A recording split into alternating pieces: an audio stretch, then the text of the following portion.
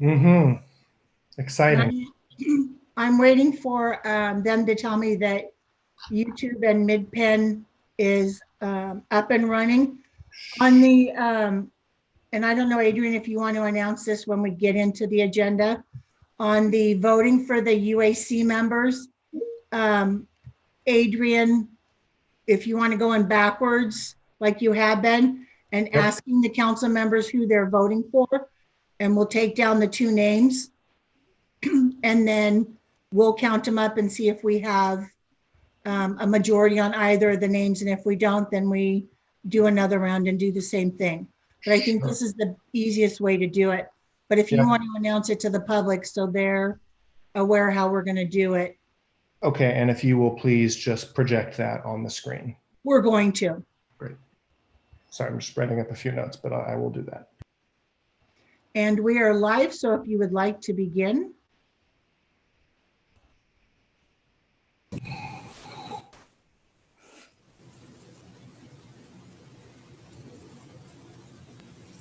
Okay, we're live and good to go. We are good to go, Mayor.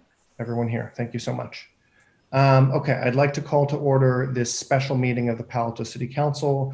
It's Tuesday, June 23rd at 5:02 p.m. This is our last meeting before the council break. If the clerk would please take the roll. Councilmember Cormack, Here. Vice Mayor Du Bois, Here. Councilmember Filseth, Here. Mayor Fine, Here. Councilmember Niss,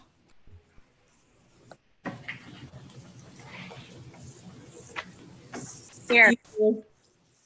Councilmember Ku, Here. and Councilmember Tanaka. Here. 7 present. Thank you so much. So we have a couple items today. We're going to start with special orders of the day, then oral communications, our consent calendar, and we have 3 action items, which we'll get to later in the evening. So let's begin with our first order of business, appointment of 2 candidates, the Utilities Advisory Commission. Just so everyone understands how this works, in council chambers, sometimes we do this by voice vote, sometimes by paper ballot. In this instance, paper ballots won't work. So we're going to do it by a voice vote in reverse council order until we have 2 candidates with a majority of support. And the clerk says that they will publish the names as we vote for them. Let's first go to members of the public. If anybody would like to speak on this special order, appointment of 2 candidates to Utilities Advisory Commission. And if the clerk would help for anybody who wishes to speak on this item. We have Rebecca Eisenberg who wishes to speak on this. Rebecca, go ahead. You have 2 minutes. I won't take that. I just want to say that I think that the incumbents have been doing a great job, and I am in favor of reappointing them to another term because they've been doing great. And that's the 2 incumbents, Lisa and Lauren. Thank you. I yield the rest of my time. Thank you, Rebecca.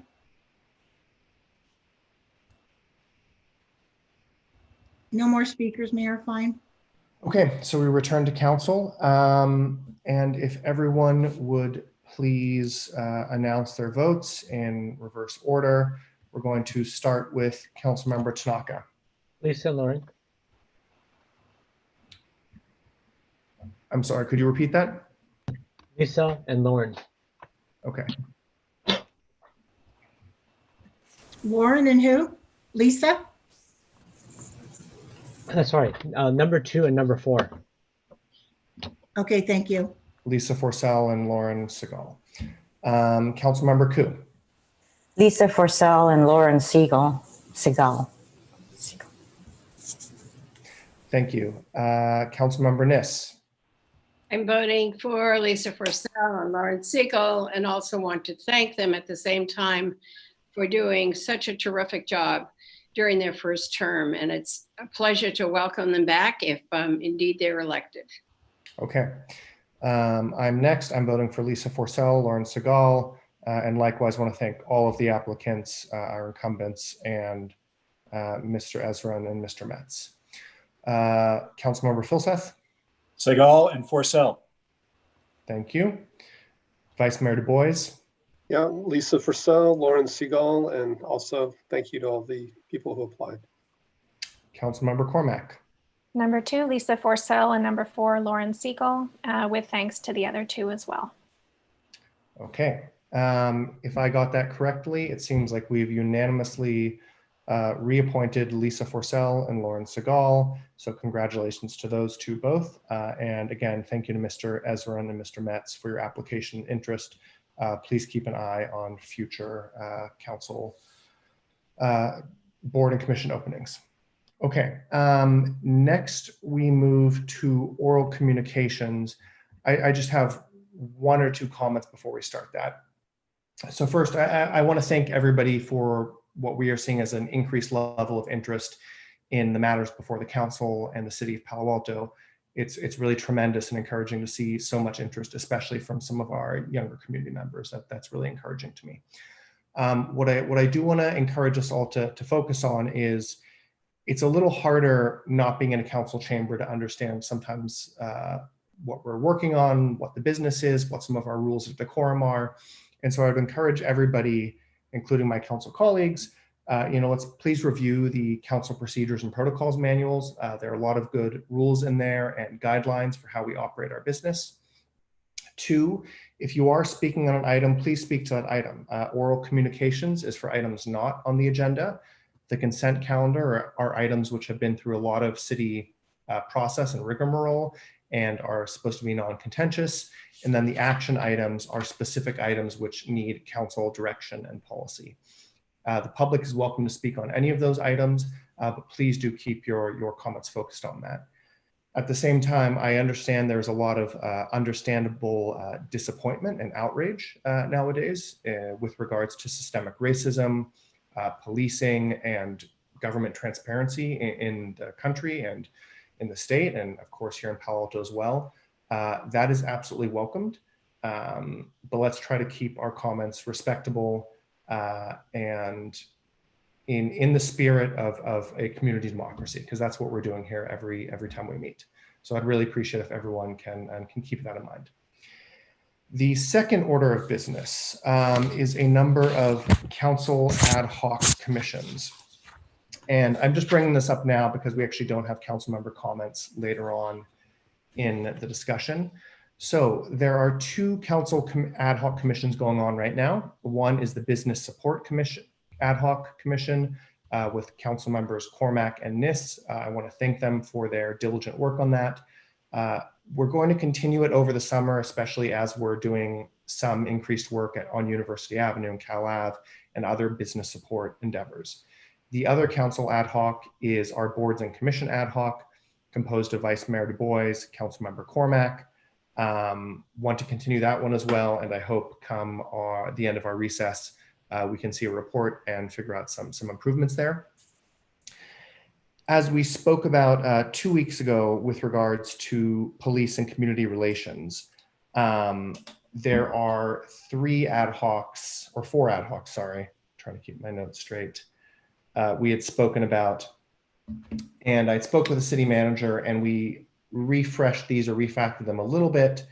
So the first is intended to focus on police policies, data, and hiring. This is what I would consider the big one.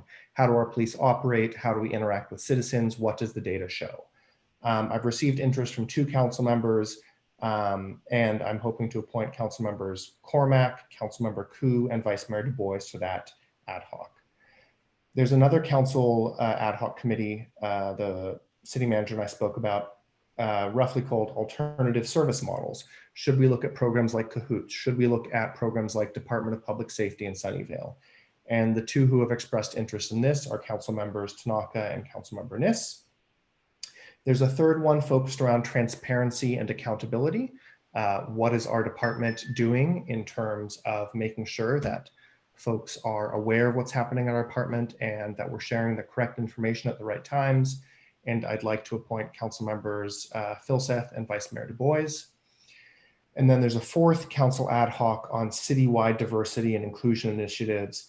And I was thinking of appointing myself, Councilmember Cormack, and Councilmember Nis. So I will send out an email later tonight or tomorrow to each of you and to the city clerk, As a quick reminder, we have committed to reporting on these items each 30 days. And of course, some of these may need to be adjusted as we go. I hope that's okay. Happy to hear any comments, but as I mentioned, I've only heard from 2 of you so far. Okay, let's please move on to oral communications, where any members of the public may speak to any item not on the agenda. And if the clerk would please help me with members of the public who wish to speak. Mayor, fine. Our first speaker is Kevin Lee.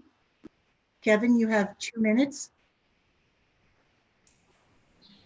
Hi, my name is Kevin. I am a Stanford student and the co-president of the Stanford Democrats. I wanted to briefly voice my support for Vote 16, which is the proposal to lower the voting age for city council elections to 16. Only a few years ago, I was in the position of being 16 and 17, of being actively engaged in my home community and in not having a voice with a vote, unlike all of the people who I had the chance to work with on the issues that affected me as a citizen. As I'm sure you all know, our generation is going to be the one that carries the burden of dealing with many of the challenges that face us today. And the young people that I've met and worked with are some of the most mature, thoughtful, and inspiring people that I have ever known. And their work on the Vote 16 platform is laudable, and I would urge you to hold a special meeting to calendar this for the ballot as soon as possible. Thanks. Thank you, Kevin.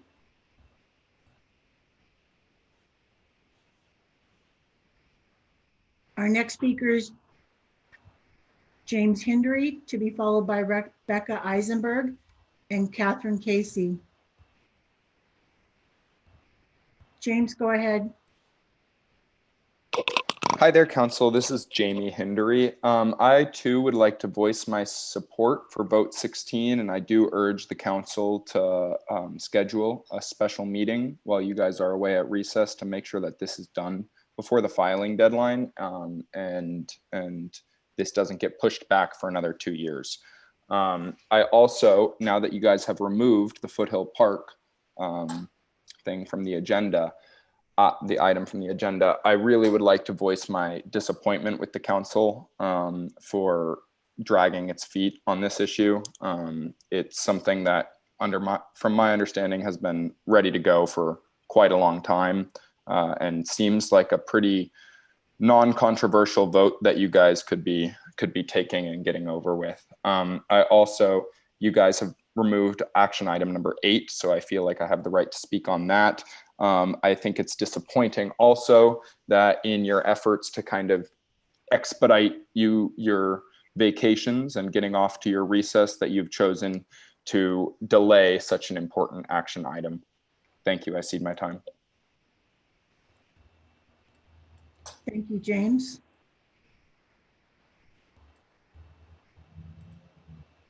Our next speaker is Rebecca Eisenberg, to be followed by Catherine Casey and Thomas Lai. Rebecca, go ahead. Thank you. Okay, so this is your last meeting before your break, and it's the last meeting where you can put items on the ballot. You don't need to have a special meeting to approve items for the ballot. You actually have a few that are teed up and ready to go. Your agenda is not finalized. You have the ability to add to your agenda right now. And I'm asking, as others have strongly asked, that you put the Vote 16 initiative. All you need to do is vote today to put it on the ballot. It doesn't matter what you think about it. You may be completely opposed to it. That's not the ask.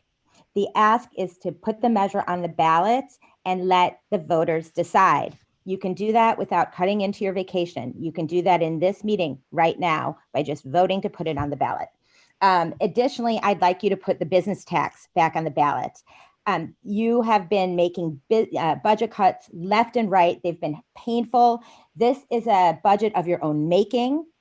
The city is hurting because of your refusal to collect revenue from our largest businesses and largest employers. We are the only city around that doesn't tax its businesses, exempt small businesses, exempt medium-sized businesses, tax only the biggest businesses. You have a draft you can approve, exempt every business below 300, 400, 500 employees and below $300 million. Get it on the ballot. We will have revenue.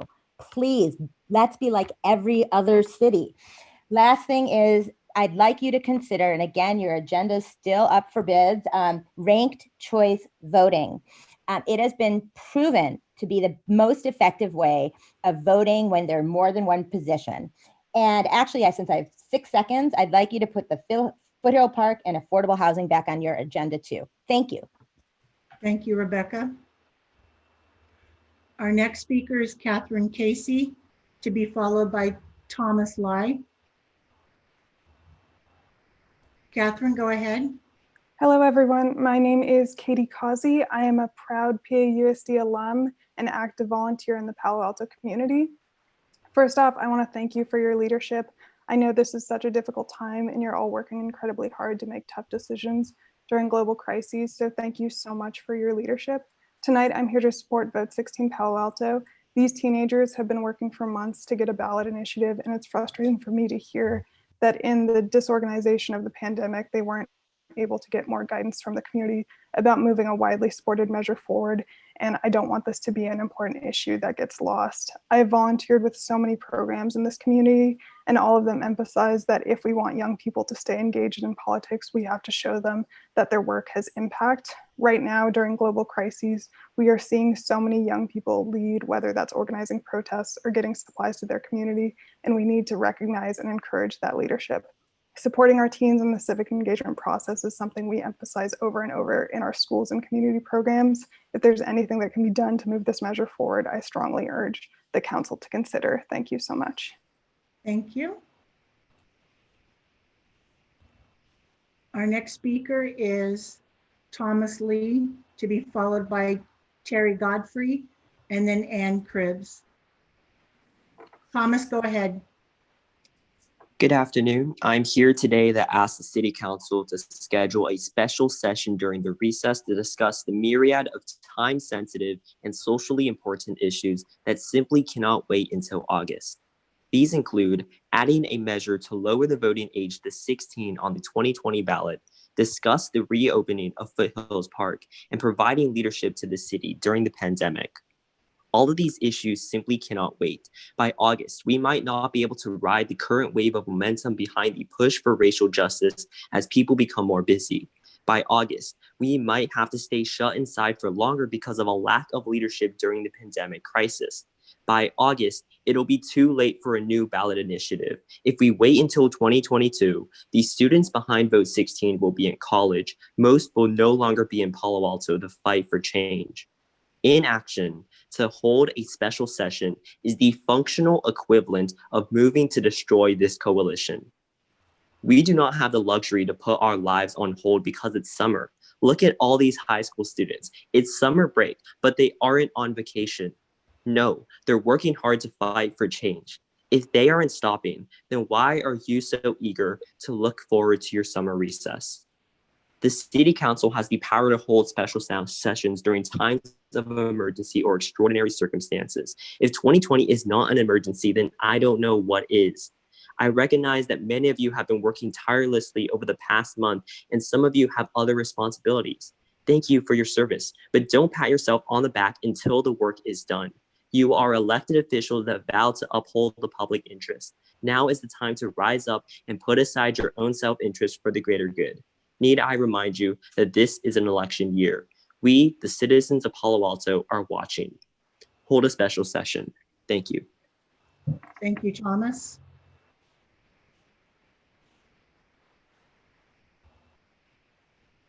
Our next speaker is Terry Godfrey.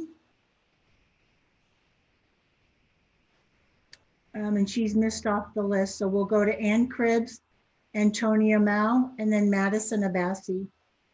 Ann, go ahead. You have 2 minutes. You have 2 minutes, Ann. Good evening, Mayor and City Council members. I'm Ann Warner Cribbs, a Palo Alto resident since 1965, and I love Foothill Park.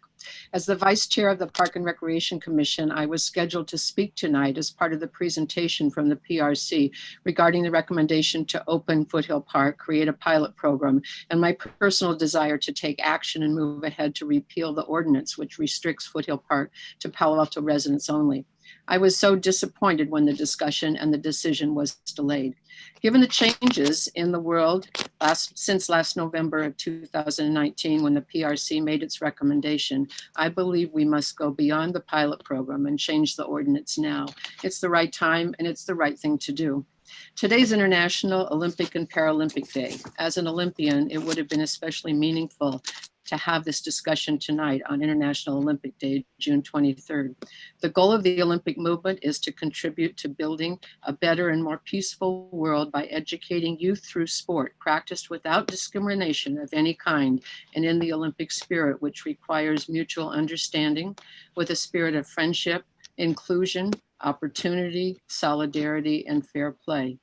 So in summary, and as the Olympic spirit suggests, the simple action is to immediately open the park to all, repeal the ordinance, welcome our neighbors, especially the children who will be responsible for the future, work together as a community to protect the incredible environment that we know and love as Foothill Park, and demonstrate Palo Alto's commitment to equality, access, openness, and resource protection. Thank you. Thank you, Ann.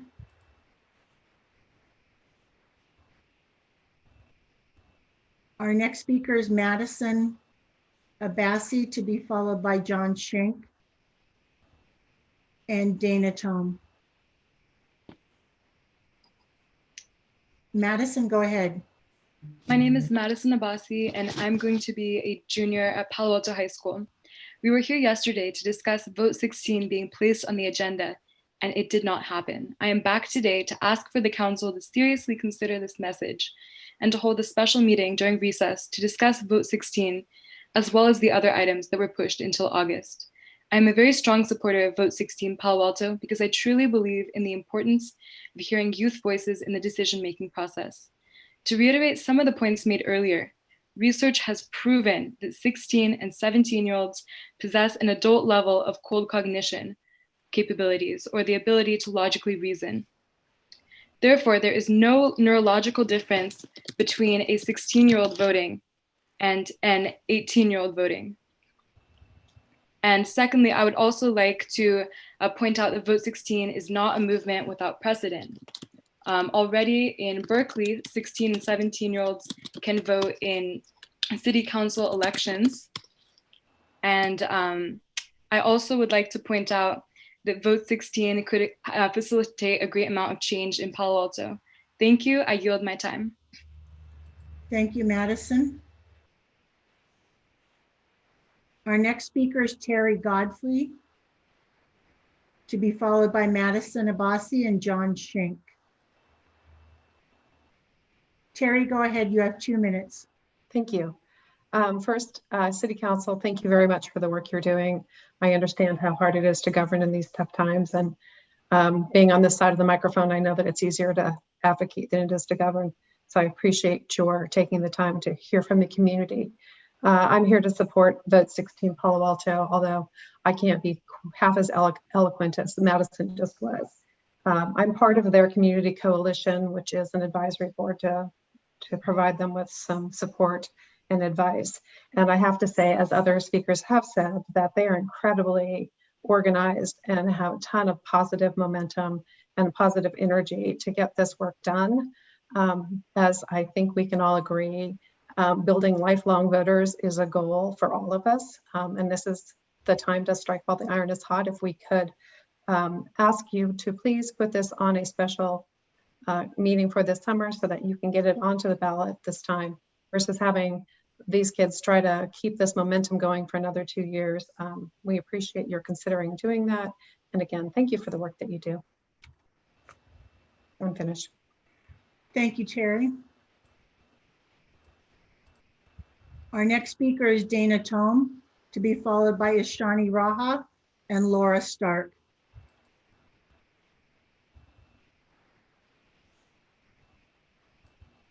Dana, you may need to unmute from your end.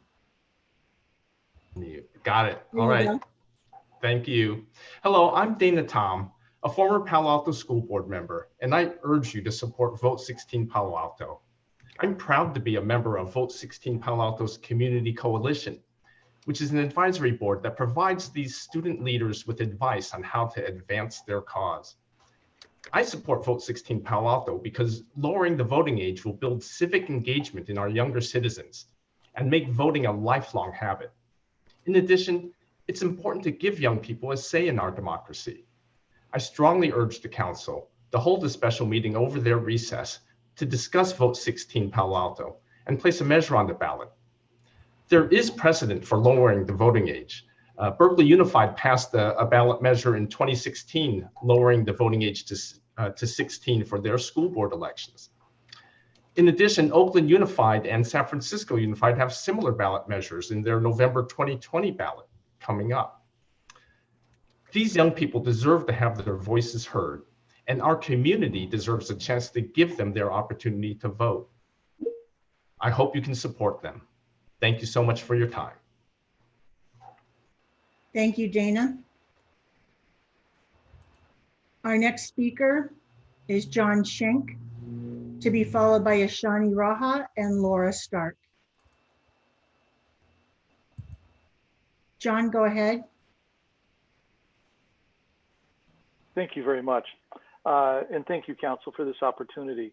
I am John Schenk with Deutsch Brothers. And while we're all doing a tremendous amount to support our small retailers and specifically our restaurants, at this time, I'm asking you to convey to staff that you prioritize these businesses over office construction encroachment permits.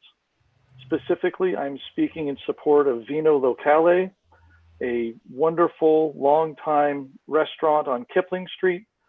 Ever since the beginning of this year, a very large construction project at 473 University has been allowed to close Kipling Street multiple times each week, block most of the street's parking, wrap red tape that says danger in all capitals between the street trees down the block, including right in front of their business, making the sidewalk about 3 feet wide and clearly not a place one wants to go to sit and have a glass of wine. They're doing all that they can. They've opened as on the first day the county allowed. And they and the other retailers on the street and in the neighborhood really do need a chance to survive. So in addition to all the other things that you're doing and we're all doing to help them, we really need staff to force the contractor to use their own property for the storage of materials, etc. Just this afternoon, I took a picture and I've shared it with staff of all their materials out in the street, and it's blocked. And you know, Vino Locale at the same time is trying to set up and attract customers to their spot. And while it's closed, it's also extremely difficult for them to convince people to drive down, sometimes through what looks like a guard, to get to their front door for a pickup, or for the Uber deliverers or the other DoorDash folks to even get there. I just think staff needs some direction on the priorities. Thank you very much. Thank you, John. Our next speaker is Ishani Raha, to be followed by Laura Stark and Michaela Say. Ishani, go ahead. You have 2 minutes. Hi, my name is Ishani Raha, and I'm a rising senior at Palo Alto High School. I support Vote 16 Palo Alto because I believe that it's essential for young people to vote in their first election, as this leads to lifelong civic engagement and voter turnout. I spoke at yesterday's council meeting as well, and I would like the council to call a special meeting over their recess to discuss Vote 16. As we have previously established, voter turnout is much higher among youth that are still living with their parents than among those who have left the house.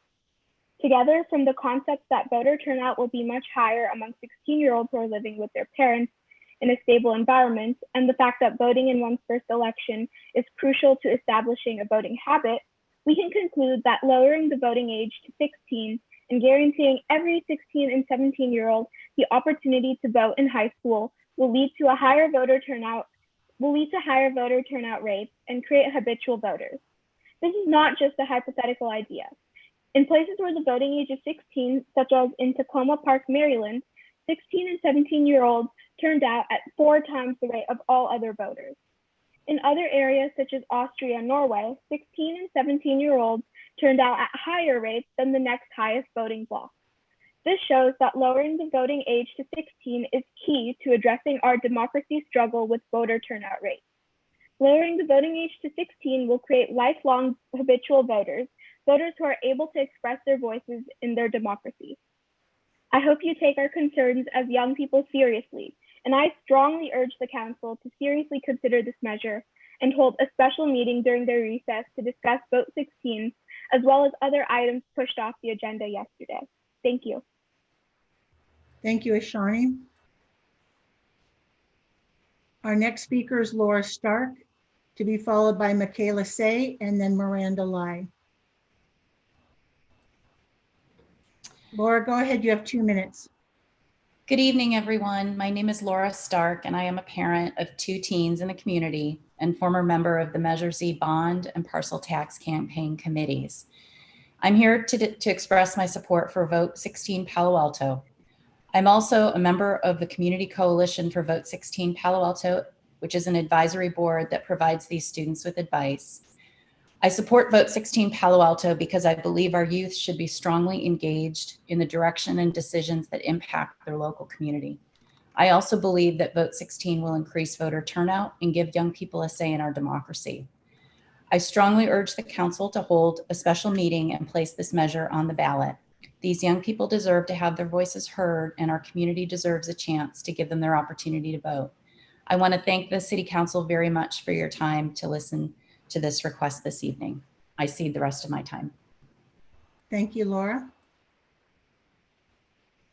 Our next speaker is Michaela Say, to be followed by Miranda Lee and Rachel Owens.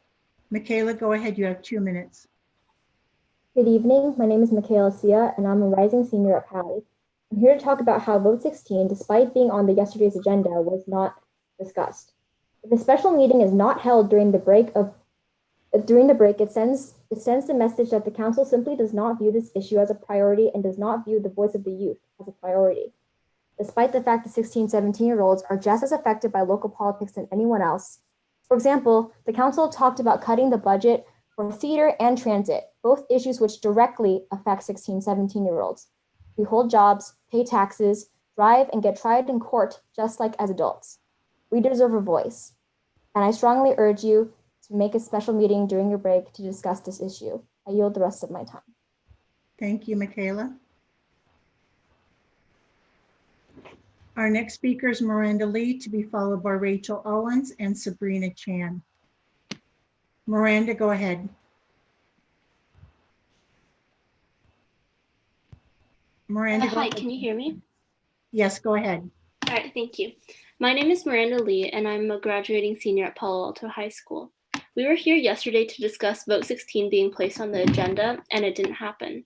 I'm back today to ask for the council to seriously consider this message and hold a special meeting during recess to discuss Vote 16 as well as other items that were pushed until August. We understand that the council has been working hard, but this doesn't justify pushing so many important agenda items, and we're asking you to do your duty as elected leaders to uphold the public interest.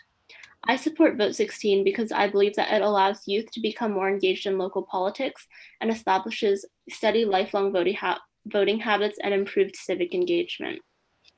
We need bold ideas to reinvigorate participation in democracy, and lowering the voting age for local elections is one of these potential solutions.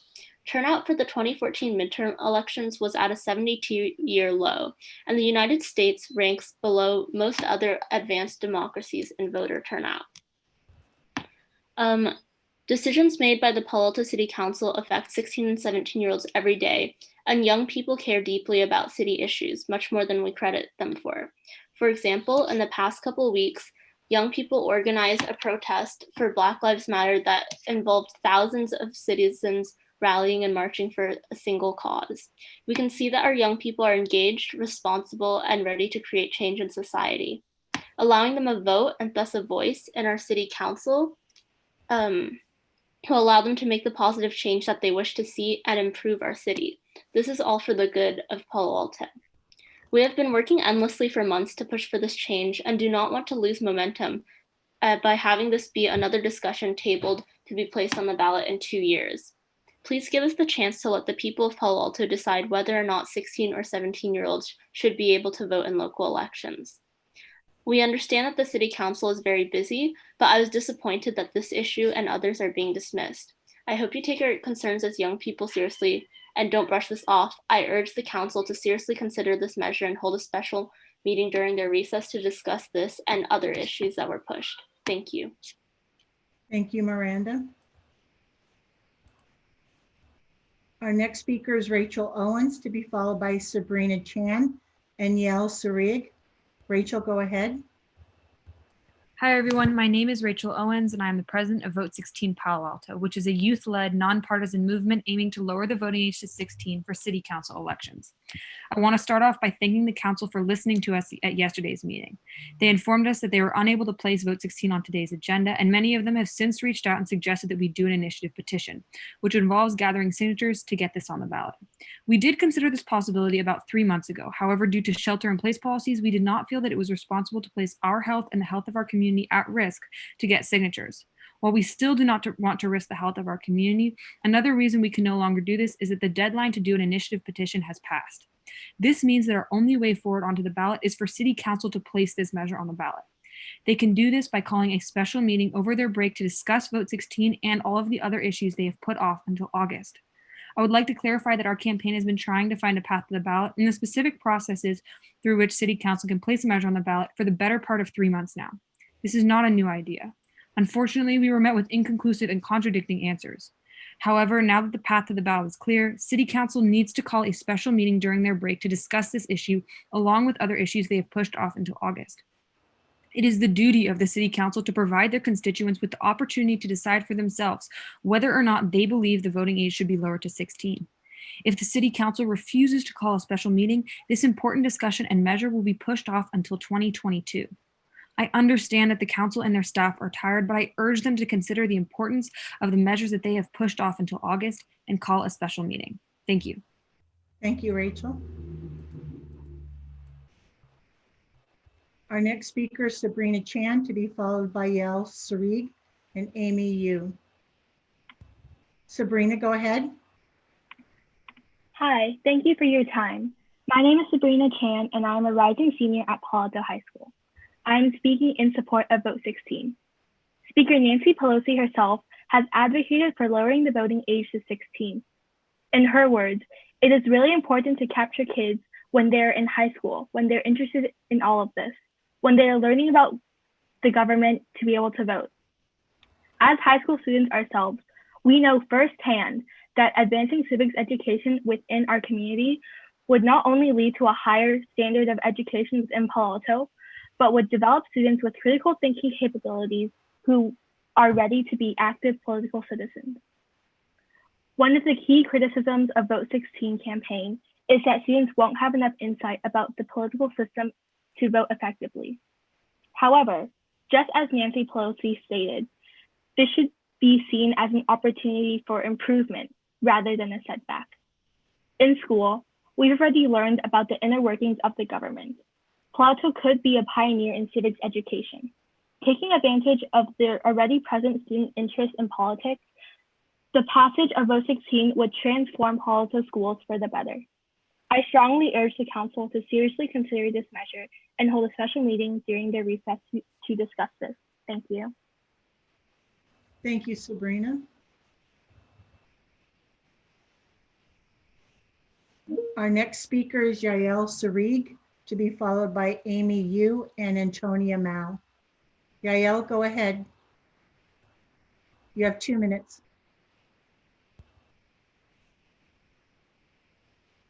Sorry, can you hear me? Yep, you've got it. Thank you. My name is Yael Sarig, and I'm a member of Vote 16 Palo Alto. I spoke yesterday, and I'll echo what the other Vote 16 supporters have voiced. I appreciate the council listening to us last night, and I still urge the council to call a special meeting during their recess to discuss Vote 16. I support Vote 16 because I've always been politically active, something that's made me aware of the various strengths and shortcomings of American politics. Vote 16 is a way to address and remedy a glaring concern in our democracy, our voting problem. The 2016 election was decided by essentially a quarter of eligible voters, continuing a long trend of lackluster civic engagement in America. Now, during the pandemic, the ripple effect that results from uninspired voting should be obvious. Frustration with our government and the way they've handled the public health crisis has been rampant. That frustration has bubbled up and boiled over in the form of nationwide protests against police brutality, against systemic racism. From the barrage of voices comes one urgent, unifying message: vote out politicians who have set the country back or who have been allowed to sit idly by while it burns. Vote in your local elections. Simply vote. Palo Alto's Vote 16 campaign is, in my eyes, a step towards creating a more politically engaged America. Rallying young, impassioned voices to vote creates habits that last throughout adulthood. We're much more than activists fighting for a voice in local elections. Vote 16 is important to me because America's future is important to me. I care about voting as a civic duty, but a staggering percentage of Americans don't. Vote 16 is perhaps a small step, but it's a step towards empowering voters. But that empowerment cannot occur within Palo Alto unless the council agrees to discuss Vote 16. Vote 16's campaign should not be forced into a 2-year delay. The council has the power to push the campaign forward or to set it back. I strongly urge the council to seriously consider this measure and hold a special meeting during their recess to discuss Vote 16, as well as other items pushed off of the agenda yesterday. Thank you. Thank you.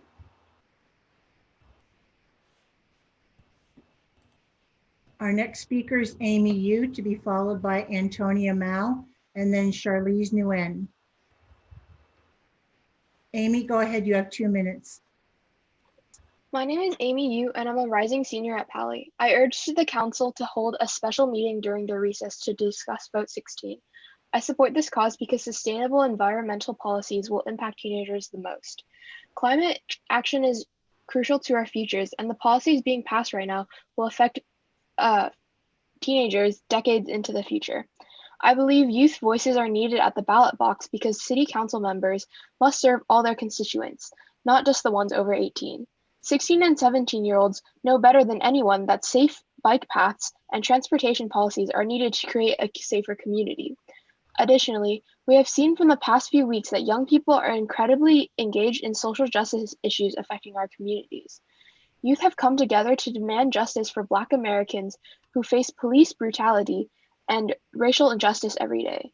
This is just one example of how youth are making an impact in our local community and deserve a voice through their vote. I hope you take our concerns as young people seriously, and again, I strongly urge City Council to hold a special meeting during their recess. Thank you, Amy. Our next speaker is Antonia Mao, to be followed by Charlize Nguyen and Jeff Paulson. Antonio, go ahead. Hi, my name is Antonia Mu, and I'm here today to support Vote 16. I urge the council to place a measure on the ballot to be voted on as soon as possible and not let this issue be delayed by 2 years. The students in Vote 16 have been working on this issue for months and have not received any real action items or a clear path to the ballot from city officials. This is why I strongly urge the council to hold a special meeting during their recess to discuss this issue. Lowering the voting age can lead to a long-term increase in voter turnout because voting is habitual and 16 is a much better time than 18 to establish the habit of voting. At 18, people are in a state of transition that makes it less likely that they will vote. At 16, people can establish the habit of voting in a stable environment. This is crucial because whether a person votes in the first election they are eligible for strongly influences whether they will continue to vote in future elections. 16 and 17-year-olds are ready to vote. Research shows that they have the requisite civic knowledge and skills and have the mental reasoning ability to make informed decisions. We need bold ideas to invigorate participation in democracy, and lowering the voting age is one of these potential solutions.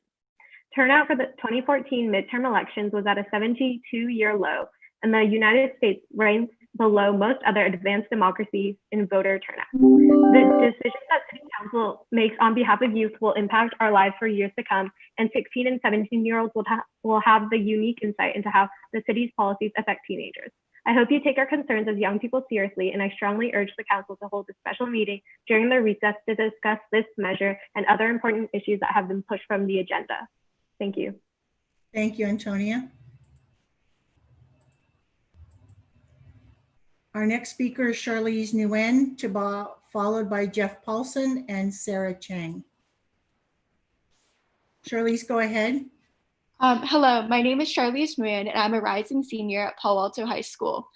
I support Vote 16 because despite our lack of representation in city government, 16 and 17-year-olds have a large stake in Palo Alto affairs. I'm a volunteer at Palo Alto Community Childcare, and I'm the president of my school's Youth Community Service Club. I'm very fortunate to have been a part of these city-funded programs, and I'm grateful that the city of Palo Alto recognizes the value of these organizations. However, when budget restrictions threaten to cut community services, such as the proposed $400,000 reduction to teen services, I do not have a vote. I'm forced to watch as city council members decide the fate of these programs that have been integral to my daily life for the past 3 years. City council members that I do not elect consistently make decisions affecting my life and the lives of my peers.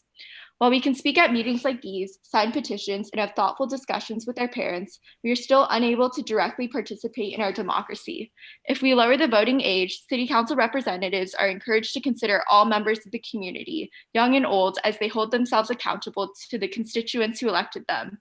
If you know American history, you know that the national voting age was lowered from 21 to 18 relatively recently. Soldiers argued that if they were old enough to be drafted into the Vietnam War to fight and die for their country, they were old enough to vote. In today's age, Palo Alto teenagers hold many responsibilities. While we are not expected to fight and die for our city, we are old enough to drive, file taxes, and in some cases, be tried in court as adults. Teenagers have the cognitive capacity, emotional intelligence, and invested interest to vote in city elections. I urge Palo Alto City Council to host a special meeting as soon as possible to discuss this issue. Thank you. Thank you, Charlize. Our next speaker is Jeff Paulson, to be followed by Sarah Chang and Jasmine Vinay. Jeff, go ahead. You have 2 minutes. Thank you for letting me speak. Thank you for letting me speak. I'll keep this brief. When my grandparents negotiated with the city council to buy the park, it was not their intention to have it be for Palo Alto's exclusive use. I understand the difficult times that occurred during the 60s that may have promulgated this policy. However, I think the policy is wrong. Many of the comments I received on Palo Alto Online had to do with money, but not many addressed the moral issue. Moral issue is difficult to measure, but I think it behooves the council to consider it. Regarding the finances, I will give you a more detailed document regarding my proposed operation for the park without an entrance station. Having worked in the park for 7 years, I think this is a viable possibility. Thank you. Thank you, Jeff. Our next speaker is Sarah Chang, to be followed by Jasmine Vinay, and our final speaker is Gaurav Tyagi. Sarah, go ahead. You have 2 minutes.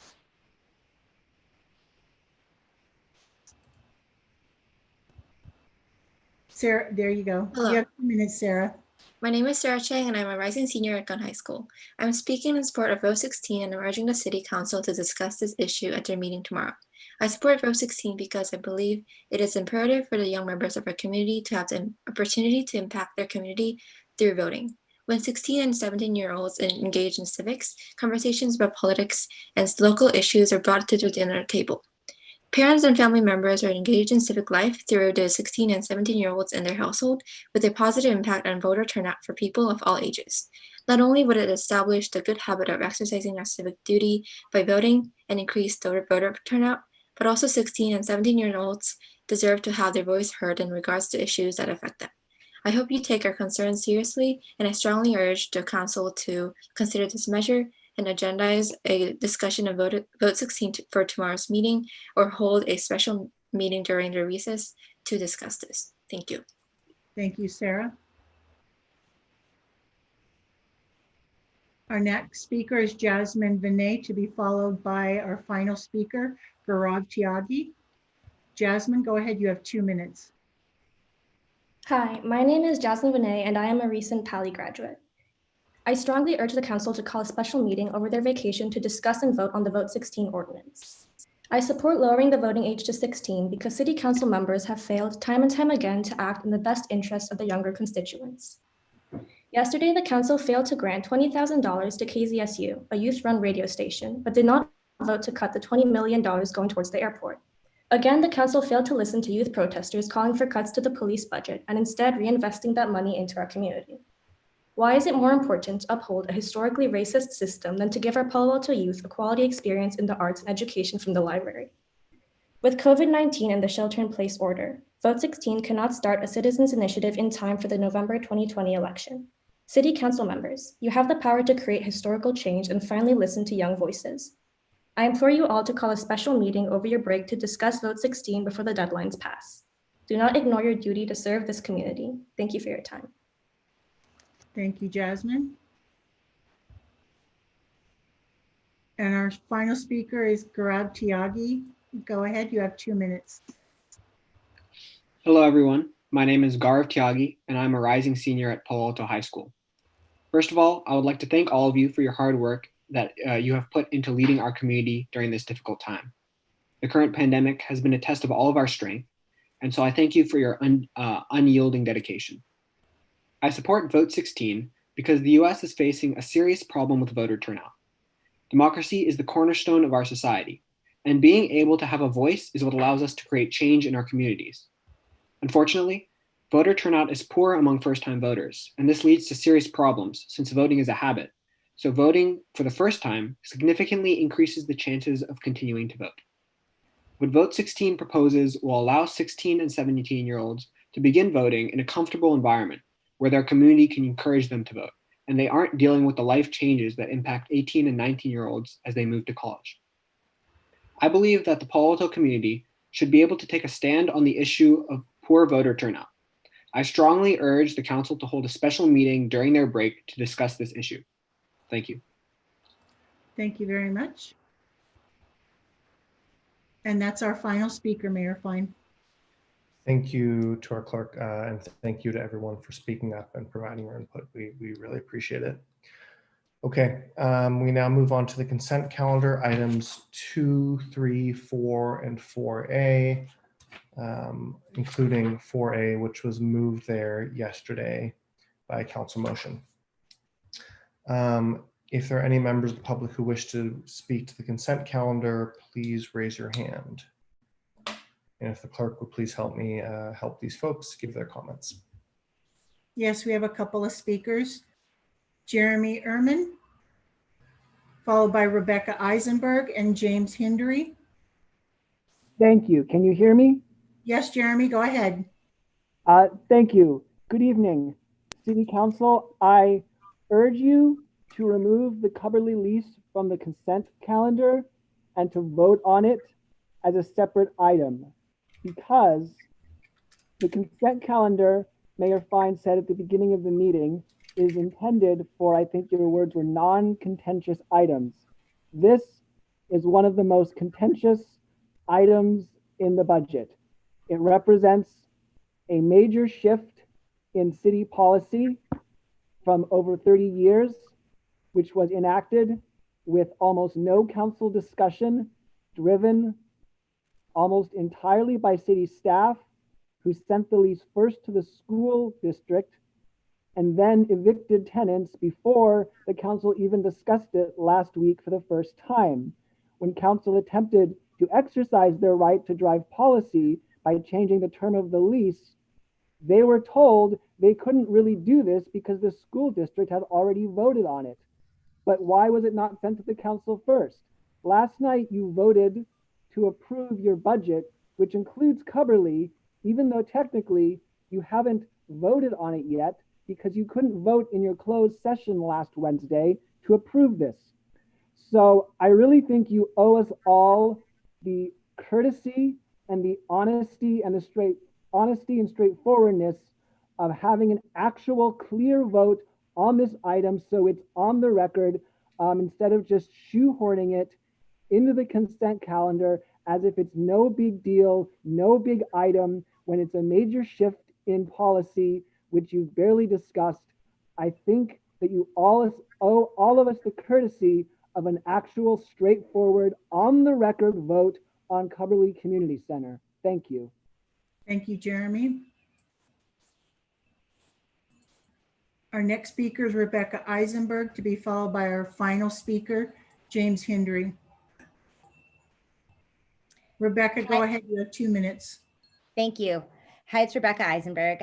I believe that the City Council has a legal obligation under the Brown Act to remove the discussion of the Cubberley lease outside of the consent agenda to the main agenda. I recognize, as I was told in an email, that Palo Alto may have its own rules of interpretation and application of the Brown Act, although I was never given a link to those rules. Nonetheless, it's pretty standard interpretation of the Brown Act that important measures have there's a 2-meeting minimum of discussion. This was brought up once, and now here it's put on the consent agenda, which, as you know, denies the public and the City Council of the regular process of discussion. I strongly believe that you not only should, but you are actually required to remove it. Then again, I do think that Palo Alto has been using its own interpretation of the Brown Act, with which I strongly disagree. Why should the Cubberley lease be removed? I think that the description of it as given by the city manager was later shown to be inaccurate. At least as far as I could hear, it was presented as something that was mutual request by both the school district and the city. However, as school board president Todd Collins confirmed when he called in, it was not mutual. It was a unilateral termination by the city, which I could have told you that earlier. So I was surprised to hear the way it was described by the public, to the public by both the city manager and the mayor. This was a unilateral. It was not this was a unilateral move. It was not a mutual move, and it is very harmful to both the school district and to the nonprofits. It is worthy of discussion before it's just summarily approved today. Thank you. Thank you, Rebecca. Our final speaker is James Hendry. James, go ahead. You have 2 minutes. Hi there, Council. This is Jamie Hindery, and I'm a preschool teacher actually at Cubberley. So this is an issue that's close to my heart.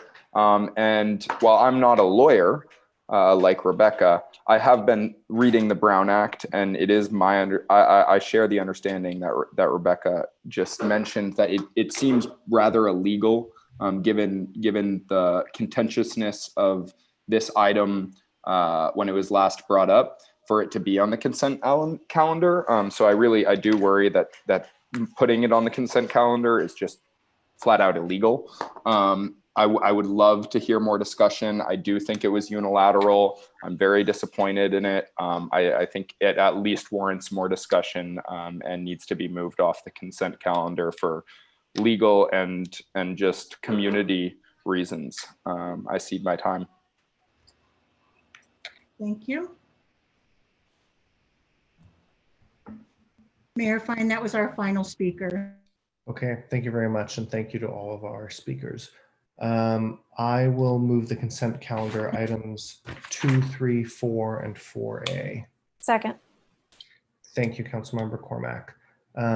Any requests to pull items or no votes on this, please raise your hand.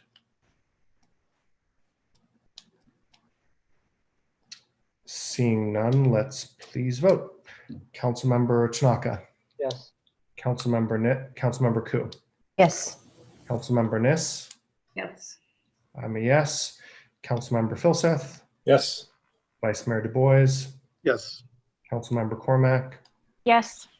Okay, that passes unanimously. Thank you, everyone. We now move on to the action items for tonight. We have item 4B, 488 University, also known as the Hotel President. Item 5 is suspension of the Business Improvement District funding. And item 7 is an urgency interim ordinance for outdoor dining, retail, and other activities. Let's please start with 4B. And let me just pull up my notes quickly.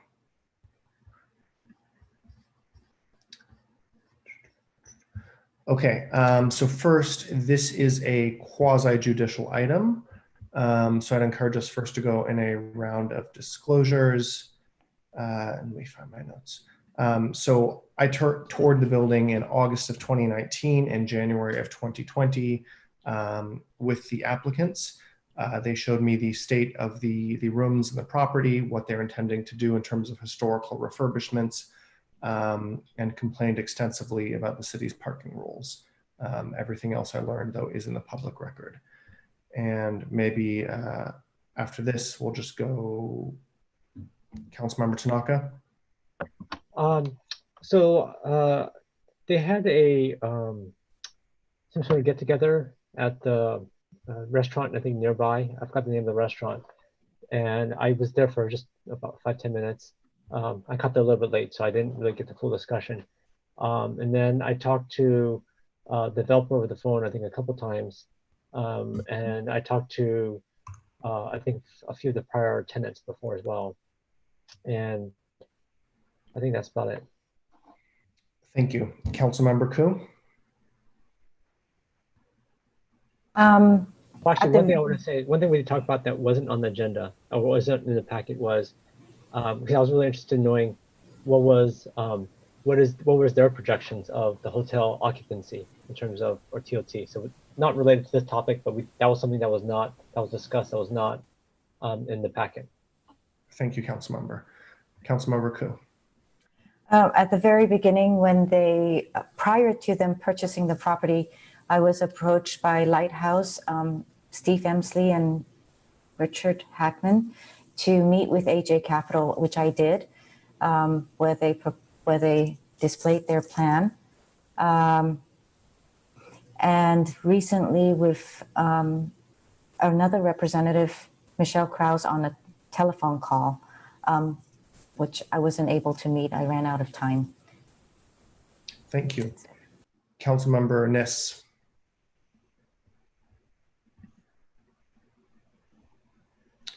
Also indicate that 2 of the visits which the mayor mentioned with those who are involved with the building on the same date, I also did. But I would also indicate that I've known this building for a very long time. I knew 2 residents who, actually 3, who lived there. One you just mentioned, Michelle Krause, and also Sid Espinoza, a former mayor, and Gary Fazzino, a former mayor, both lived there. And I have been to both of their residents while they were there. I knew a number of the people who lived in the building that I talked to from time to time. And I also am very familiar with the building as far as it having historic value and being a Burge Clark. So I had often seen it with friends or had pointed it out as a special building in our community. Thank you. Councilmember Filseth. In the last 3 weeks, I had a Zoom call with the applicant, and I've also spoken to Jeff Levinsky, and I learned nothing from either that's not in the public domain. Thank you. Vice Mayor Du Bois. Yeah, I think disclosure since the last time this came to us. I met with the applicants in December. They updated me on parking and the plans, but I think all of it's included in the current report. Thank you. And Councilmember Cormack. Nothing to disclose. I have not met with the applicant nor toured the site. Thank you. Okay. Thank you all for that. So just quickly outlining what I think is our order of business. We'll have a staff presentation, then 10 minutes for the applicant. I'm hoping the city attorney can maybe give us a little bit of context about our role in this item, acting in a quasi-judicial manner. Then I'd like to go to public comment, then come back to council for a round of questions, and then a round of questions, comments, motions. So does staff, and we may take a break somewhere in there. Does staff have a presentation for this?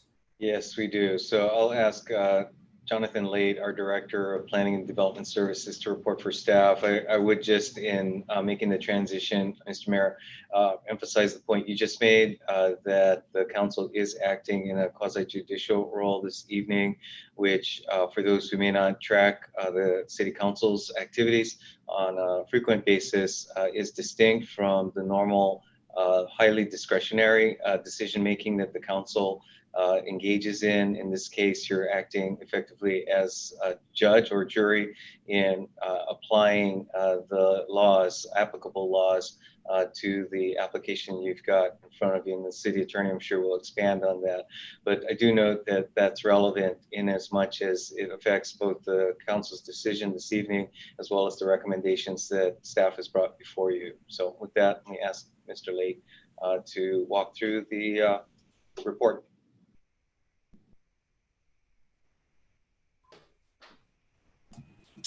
Great. Thank you, Mr. Shikata. And good evening, Mayor Fine and City Council members. I am Jonathan Late. I'm the Planning and Development Services Director.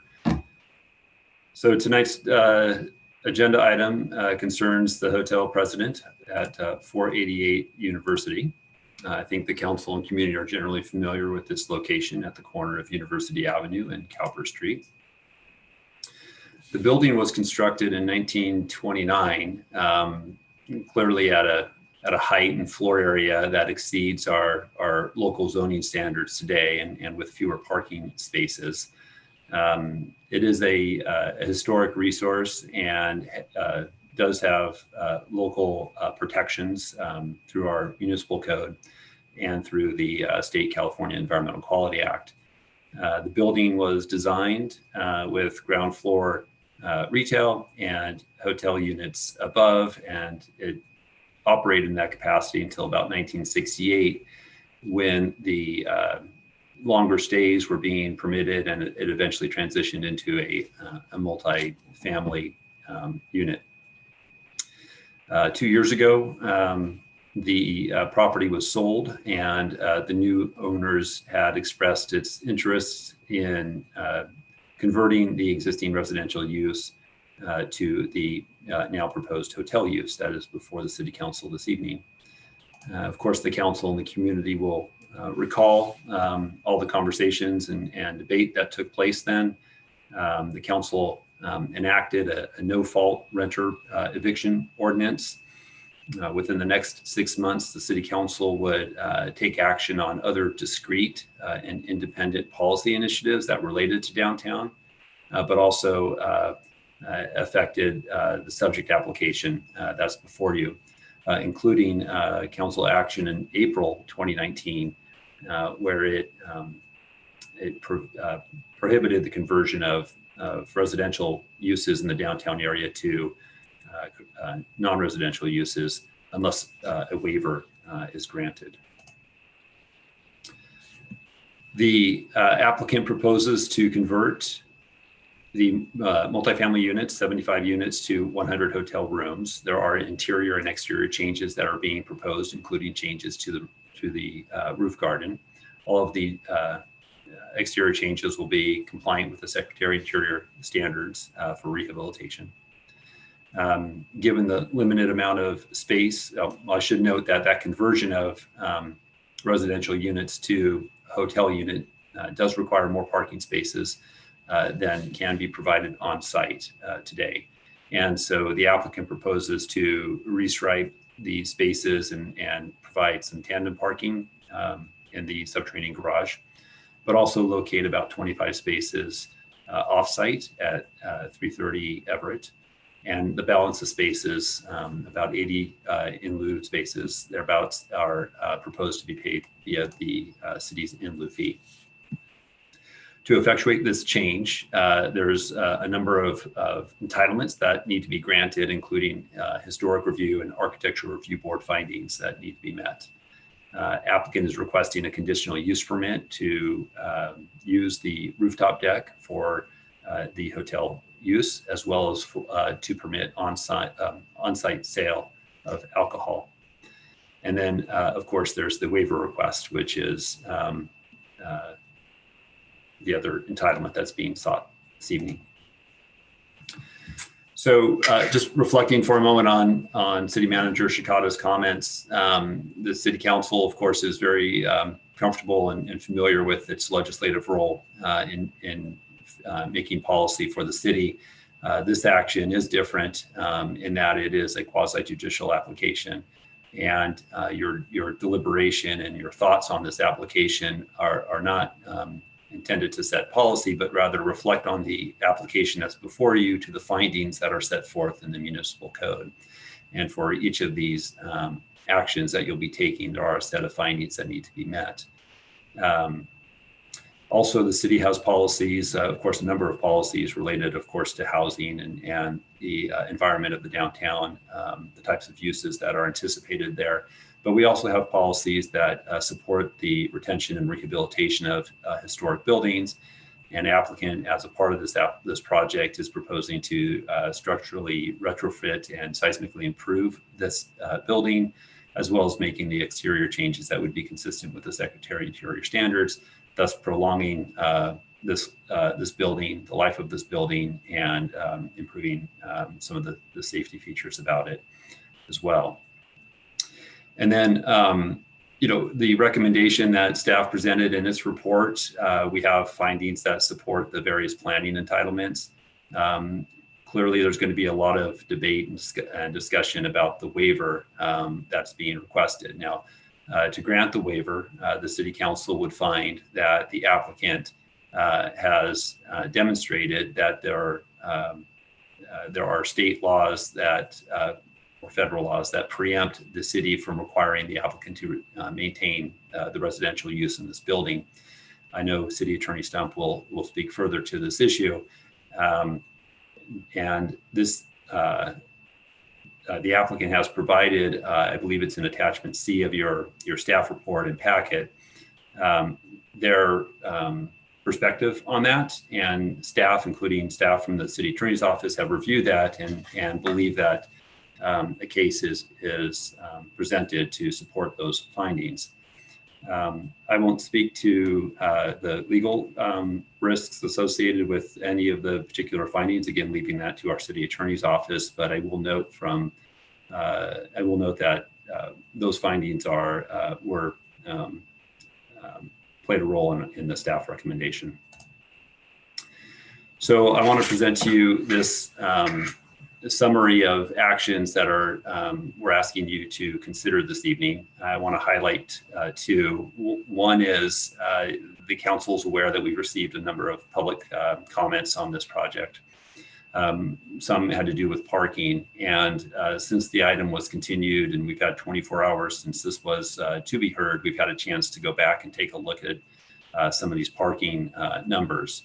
And I do need to report that there is a minor discrepancy in some of the numbers that are presented in the staff report, but it's nowhere near the magnitude that's being represented in the Palo Alto Neighbors letter. It's closer to, excuse me, it's closer to about 4 or 5 parking spaces that the project appears to be deficient in. And so should the council decide that this is a project to move forward, we would ask that you direct staff to update the in-lieu parking requirements for this project and the fees prior to issuance of a building permit.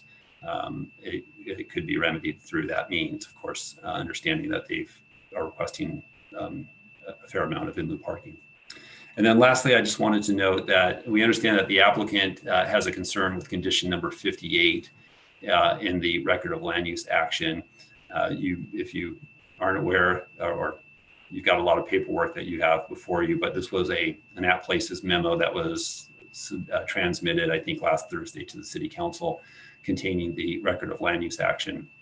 Condition number 58 on that document is a restriction of the rooftop deck for use of the hotel guests only. I know that the applicant is going to want to speak this evening to broadening that condition to allow the roof deck to be used by members of the community. So with that, I will end my presentation and happy to answer any questions at the appropriate time. Thank you. Thank you. Let's ask the clerk to please send that presentation and the record of land use action to the council once more. just so we have those documents fresh. And then next up, I believe, is the project applicant.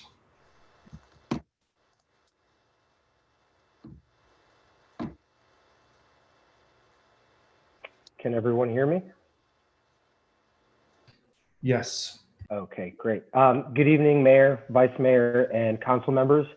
My name is Pablo David, and I will be representing AJ Capital tonight, along with my colleague, Alex Stanford. I first would like to extend a sincere thank you for allowing us to be here tonight.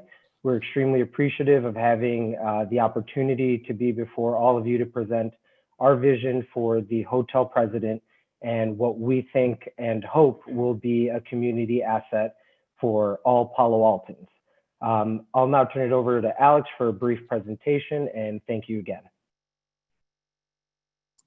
Is the presentation visible? Great, thanks, Pablo. And I'm not sure who's controlling the screen, but do you mind going to slide 2 of our presentation? Is the presentation visible to everyone? It is No. not, Claire. Okay. We're seeing your desktop. Oh, I'm sorry.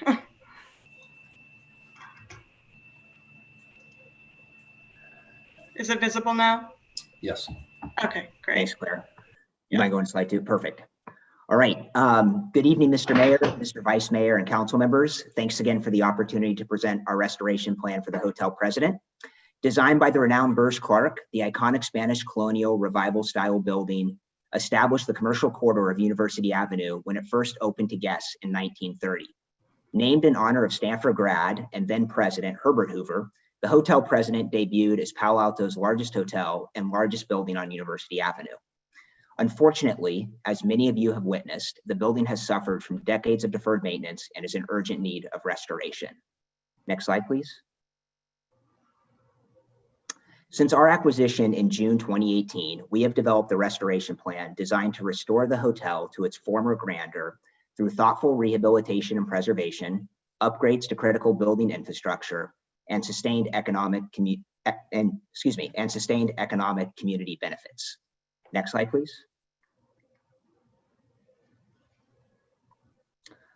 Listed in the Palo Alto Historic Inventory as a Category 2 property of major regional importance, the project preserves the building's key character-defining features, including the exterior stucco facade, front entry canopy, steel sash multi-light windows, and elevator. Restoration of the former lobby lounge and rehabilitation of the commercial storefronts and original rooftop garden are also planned. Last month, the Historic Resources Board unanimously confirmed the project is consistent with the Secretary of the Interior standards for the treatment of historic properties, and we have a progress rendering here that shows the restoration of the original lobby lounge. Next slide, please. The hotel will feature 100 guest rooms, lobby lounge, rooftop garden, and local retail stores along University. The project fully complies with the parking requirement through a combination of on-site and off-site parking spaces and in lieu fee payment to the Downtown Parking Assessment District. All parking will be valet managed, and the hotel will adhere to a TDM plan and participate in the Palo Alto TMA. Next slide, please. To ensure the hotel president remains an architectural anchor for generations, we are investing significantly in upgrades to the building's infrastructure, including an extensive seismic retrofit, installation of sprinkler and fire alarm systems, ADA improvements, and modernization to the original mechanical, electrical, and plumbing systems. Our design team has worked to integrate the code-required life safety improvements without compromising the rehabilitation and preservation of the building. Next slide, please.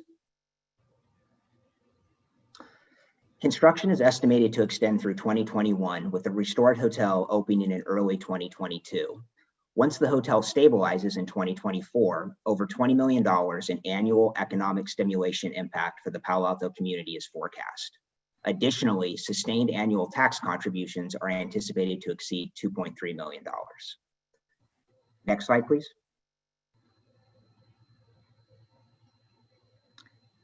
Responsibly restoring irreplaceable, cherished buildings is our passion, as you can see from a couple of past historic projects, including the Chicago Athletic Association, which we completed in 2015. And next slide, please.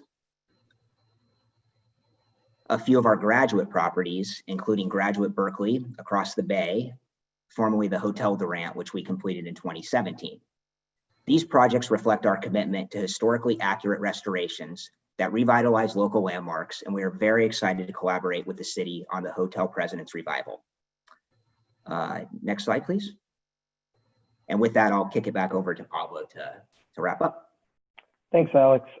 As Mr. Late indicated, we did want to highlight condition of approval number 58, limiting the rooftop use to hotel guests. We do kindly request the condition be deleted. We intend for all guests and patrons visiting the property to have access to the rooftop.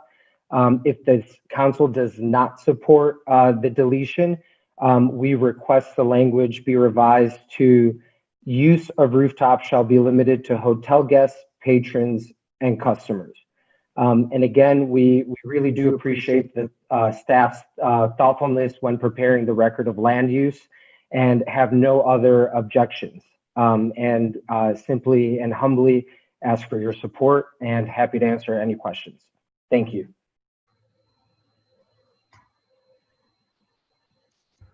Okay, thank you very much. Thank you for the presentation.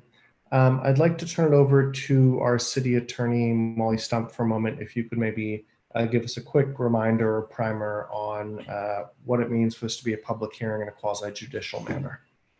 Great. Thank you, Mr. Mayor, and good evening, council and members of the public. I don't usually speak with you on development applications, but in this case, there are a number of legal requirements that strongly impact the council's consideration of this item. And so I've been asked to go over them briefly. So first, that word about the council's role, which both the city manager and planning director spoke about. Under the California Constitution, council has two roles, and the most common one is as legislators, where council is making policy, directing the city's priorities, initiating new programs, and all of this is done to further the values, desires, and best interests of the whole community. And you generally have wide latitude to choose the best outcome for the community when you're acting in your legislative role. The less common role, and the one that applies this evening, is as judges. Whenever you have a project applicant before you, whether that's an individual homeowner or a large commercial property owner, the council is required to act as a judge, which means applying the requirements of state and local law as they currently are written, not as we might like to change them in the future, and applying those rules to the application before you. Council is much more limited in the choices it can make and has to be guided by the law. Council is not free to simply select the best outcome that it believes is in the interest of the community. Mr. Mayor, with your indulgence, I'd like to just mention there has been some misinformation in the community dialogue about this series of laws that apply in this situation, and I'd like to go over them briefly if that would be all right. Please do, and thank you. Great. So as the planning director mentioned, the President Hotel building is a legal non-conforming structure. And this is described in more detail in the staff report.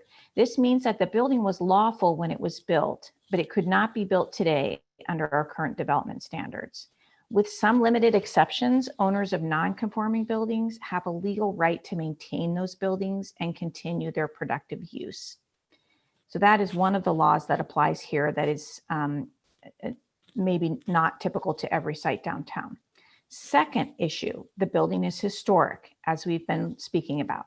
This means the owner may not eliminate the nonconformity of the building by tearing it down and constructing a new building that complies with current standards. Third issue, legal issue, is like many cities, Palo Alto restricts conversion of rental housing to condominiums. This means that the President Hotel may not be converted to ownership housing under our local rules. The fourth issue, California's Ellis Act, which was enacted by our state legislature and is binding on all cities, gives property owners the right to exit the rental housing market. Cities may not prohibit owners from exiting the rental market, and they may not place restrictions on subsequent uses of former rental property that unduly burden the exercise of that right. This is a major issue as council addresses the application before you. Finally, the last issue, legal issue, is Palo Alto has zoned this site and the surrounding sites for multiple uses, which include office, hotel, and residential. So those are available to property owners in this area. However, the zoning ordinance was amended in recent years to prohibit a non-conforming building that is in residential use from changing to another otherwise lawful use. So while the zoning requirement is a permissible regulation, it's lawful to have that regulation. It's possible that it might be unlawful as applied to a particular property. And indeed, the owner is making the argument that that is the situation that obtains with the present hotel because of this combination of laws about condo conversion, nonconformity, and a historic status. So the owners before the council today asking to waive that requirement for this as applied to this unique property. I think I'll stop there, Mr. Mayor, and I'll be available to answer questions that may come up. Okay, thank you so much, City Attorney Stump. Let's please go to members of the public who wish to speak on this topic. If you would like to speak on 488 University Avenue, please raise your hand. And if the clerk would please help our members of the public provide their comment.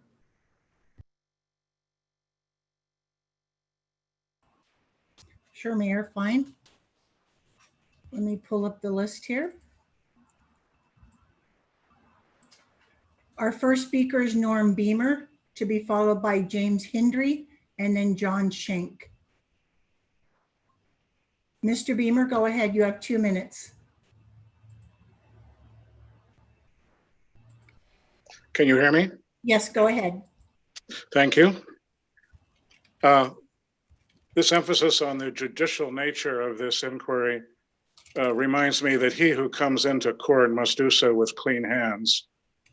These people do not have clean hands. They have ruthlessly evicted a bunch of low-income residents in order to create a luxury hotel. The emphasis by the city manager and the attorney on the judicial aspect versus legislative aspect seems to imply that you don't have any discretion whatsoever. But here the applicant is asking for a waiver and you have tremendous discretion. The Ellis Act, which is being invoked, does allow a landlord to exit the rental business, but the Ellis Act specifically says that any new use that the landlord contemplates must comply with existing zoning laws. There's been a mention that there is a grandfathering provision for the building, but there is a separate provision that requires any new use to comply with the zoning laws with respect to uses. And here the zoning law requires hotels to have a 2.0 FAR limit, floor to area ratio. The application is seeking a 5.0 or greater FAR for this hotel. The 2.0 FAR limit has existed since 1986. It's in 2 separate places in the municipal code. Since the law has gone into effect, I'm not aware that our city has ever allowed an exception to that. And so the law could not be clearer on paper and in practice. I don't understand why the city would consider granting a 5.0 FAR to this project, especially given its unpleasant history. Thank you. Thank you, Mr. Beamer. Our next speaker is James Hindry, to be followed by John Schenk and Ryan Globus. Jamie, go ahead. Thank you.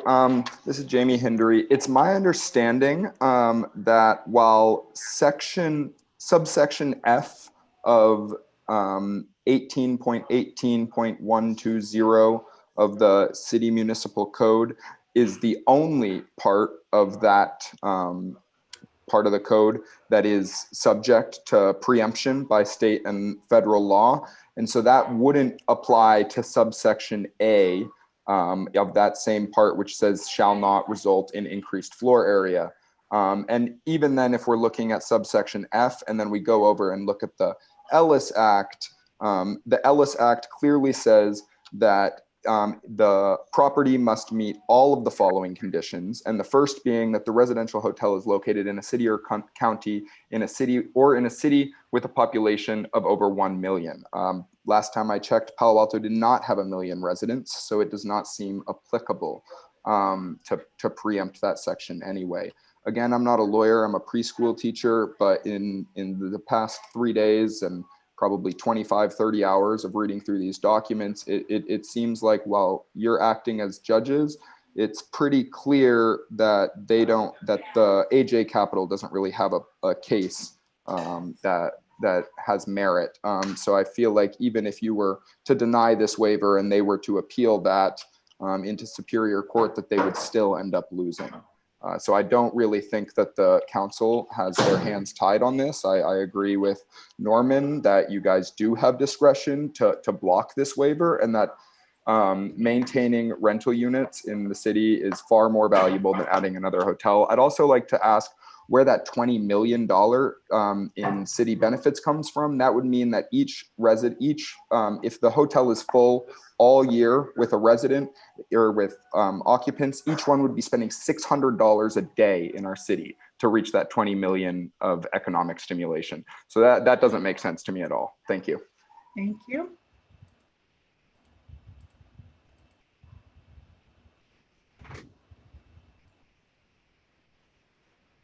Our next speaker is Ryan Globus, to be followed by Rebecca Eisenberg and Becky Sanders. Ryan, go ahead. You have 2 minutes. And I'm a resident of Palo Alto. And I understand that you are constrained in your role tonight due to the nature of this item, and that you're acting more like a judge or a jury. However, in a typical courtroom setting, there are two sides with lawyers on both sides fighting against each other. And right now we're just letting AJ Capital walk all over us, and we're not presenting another case from a lawyer ourselves. And so I ask you, I know you're constrained, but fight tooth and nail against this project. Let's take them to court. Let's make it as difficult as possible for them to rip our community apart and tear down affordable housing. So we send a signal to other developers in the future that they can't rip people from their homes in Palo Alto. Even if that doesn't work, I ask you to deny their conditional use permit. Don't let them have a rooftop garden and alcoholic sales. Let's make their life as difficult as possible in honor of the 75 families that they ripped from our community. Thank you. Thank you, Ryan. Our next speaker is Rebecca Eisenberg, to be followed by Becky Sanders and Iqbal. Rebecca, go ahead. Great, thank you. First thing I would like to do is I would like to ask for more time. And the reason for that is that this is a quasi-judicial hearing and only attorneys on behalf of, or the perspective of the developers has been represented.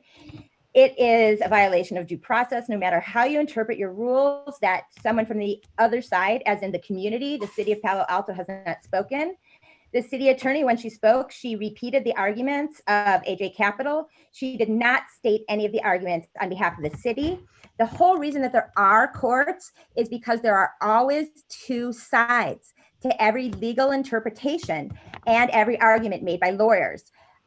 We need a lawyer on our side. And although I was approached by tenants and by neighbors to represent them because I'm running for city council, it would have caused a violation of a conflict of interest. So I did not do that. So when I speak, I'm not speaking on behalf of any potential plaintiffs against the city, or against AJ Capital, but these are arguments I wish that an attorney on behalf of the city would make. And again, if you could give me more time, that would be great. If you don't, that will only further any potential litigation against the city. First of all, this whole decision is based on several misstatements of both the law and fact. On the law, there was a statement made several times by the city manager that removing the 187 or so housing units would not be impactful from an SB 35 point of view. I have researched that. I have spoken with people involved in SB 35, and I cannot find any sort of confirmation of that. So I think you should be acting on the assumption that it will. Now, as to liability against the city, the recent case was recently waged by neighbors and by tenants in a similar situation, and the Supreme Court of California came down on behalf of the plaintiffs against the city. All of the arguments made by a developer were summarily discharged, and even the court was considering penalties. And again, these lawsuits also go against the city council as individuals often, and not just against the city. Some of those arguments have to do with decisions that are made with false interpretations of the Mrs. Eisenberg. Okay, I get it, but I think you need to speak to an attorney who represents us. Thank you.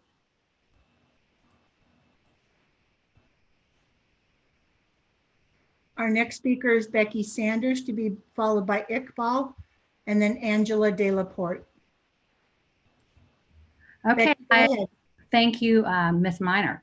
Yeah, this is Becky Saunders from Ventura. Last week or a couple weeks ago, Palo Alto neighborhood sent a quite comprehensive letter developed by our Brain Trust. We have a Brain Trust, and we did some deep diving and split up some of the research, and we believe that AJ Capital is totally in error and in the wrong, and are just bullying us and trying to make us afraid of going against what they want in case there might be a lawsuit or something. I say bring it on, because we need to show developers that they can't push us around and make us afraid.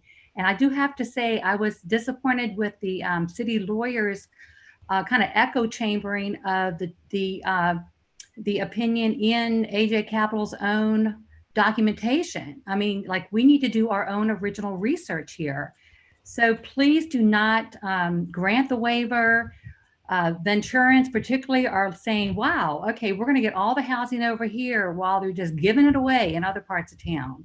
So please honor the spirit with which you all were elected and serve the interests of the people and not of the vested interests. Thank you very much.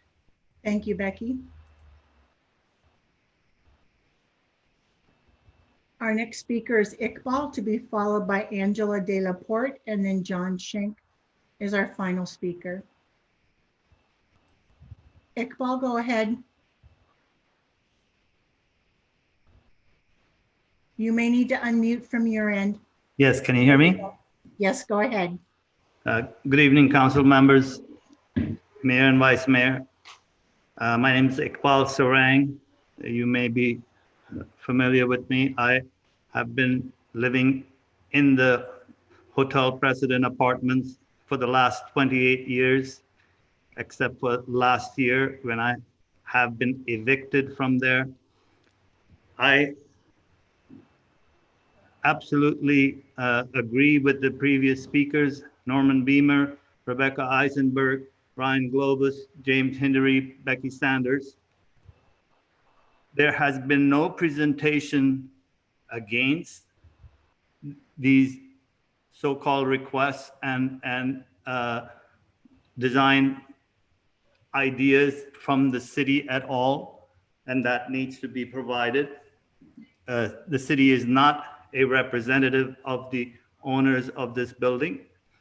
As far as granting waivers, I implore you to please not grant these waivers. These were the only saving grace that us tenants felt when you pointed out during these earlier processes of city council that this project was not going to happen.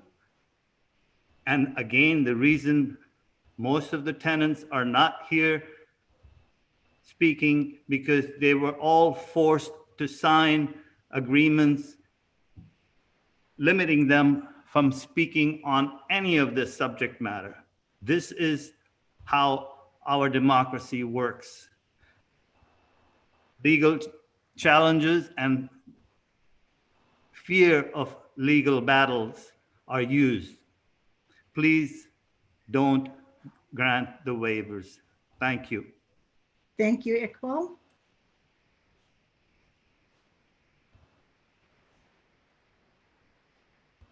Our next speaker is Angela De La Porte, to be followed by John Schenk. Angela, go ahead. Okay, hello, can you hear me? Yes, go ahead. Okay, great.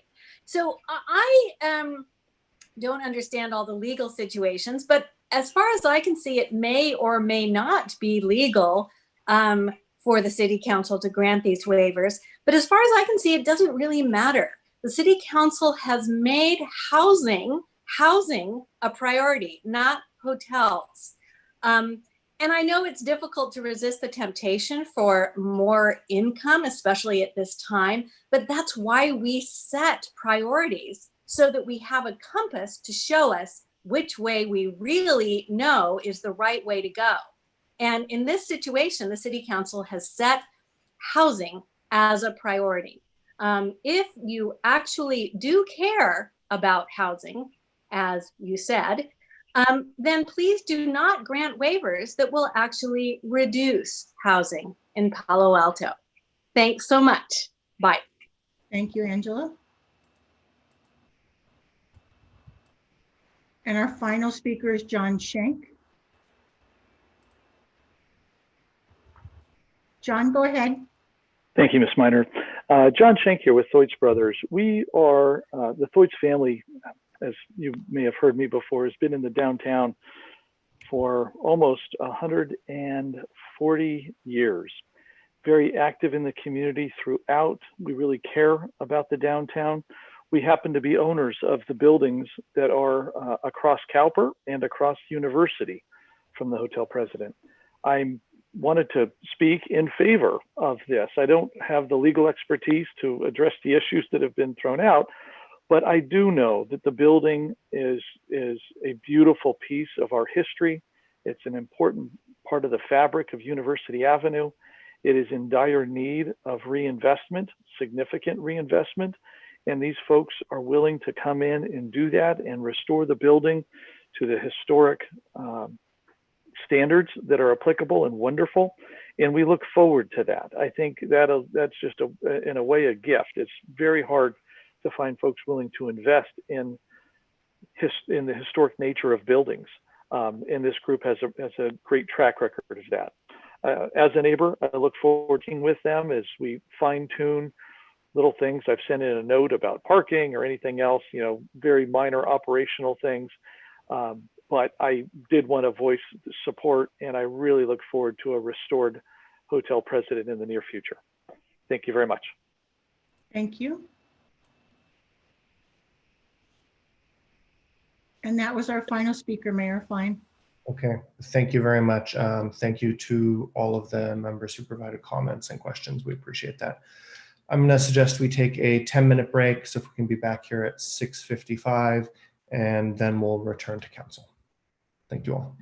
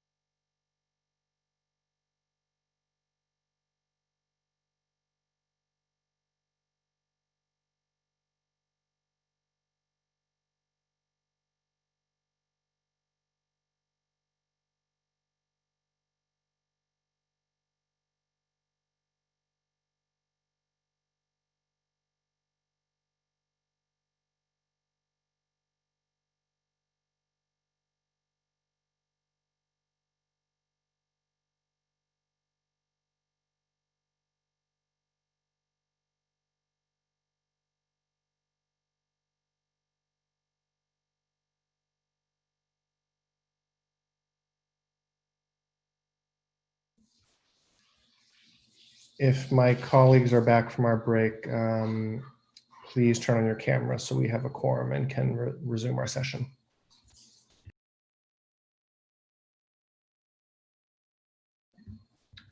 There we go, all hiding behind the camera. Okay, we now return to council. And I'm going to suggest we have a round or two of questions and then open it up for any questions, comments, and motions. So if you have questions, please do hit your raise hand button and we'll go through that.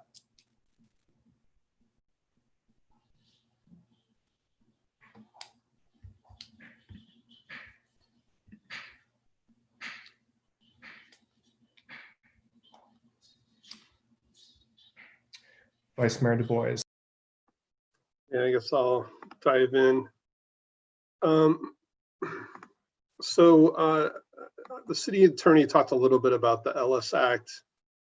We heard from several people in the public on how they think the Ellis Act applies in this case. So including a couple of attorneys. So Molly, could you go into a little more depth about how the Ellis Act applies in this case, and also kind of what the language of the law says versus how it's been interpreted by the courts? And you know, and the other one was the letter from Pan, I guess, which also had some points about the Ellis Act. Sure. Thank you for that, Mr. Vice Mayor. So the Ellis Act, the central provision of the Ellis Act is relatively short.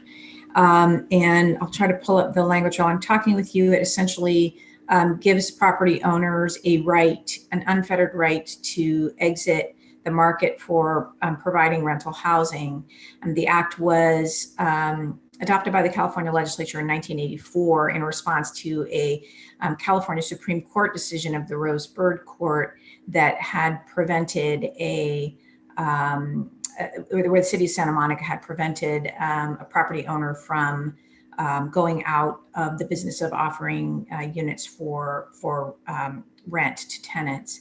And the legislature overrode that with the Ellis Act. Now, as you may know, and members of the public may or may not know, when statutes are adopted that are subject to dispute about how they should be interpreted or applied, those disputes are resolved in our system by decisions of courts. And the court decisions form a tapestry that is a part of the law with equal dignity to the statute itself. So that all needs to be read together. The Ellis Act has a language in it that upholds the right of cities to engage in traditional, customary zoning and regulatory activity, which we have wide discretion to do with respect to land uses in our community. And the Act purports to honor that and not compromise that in any way.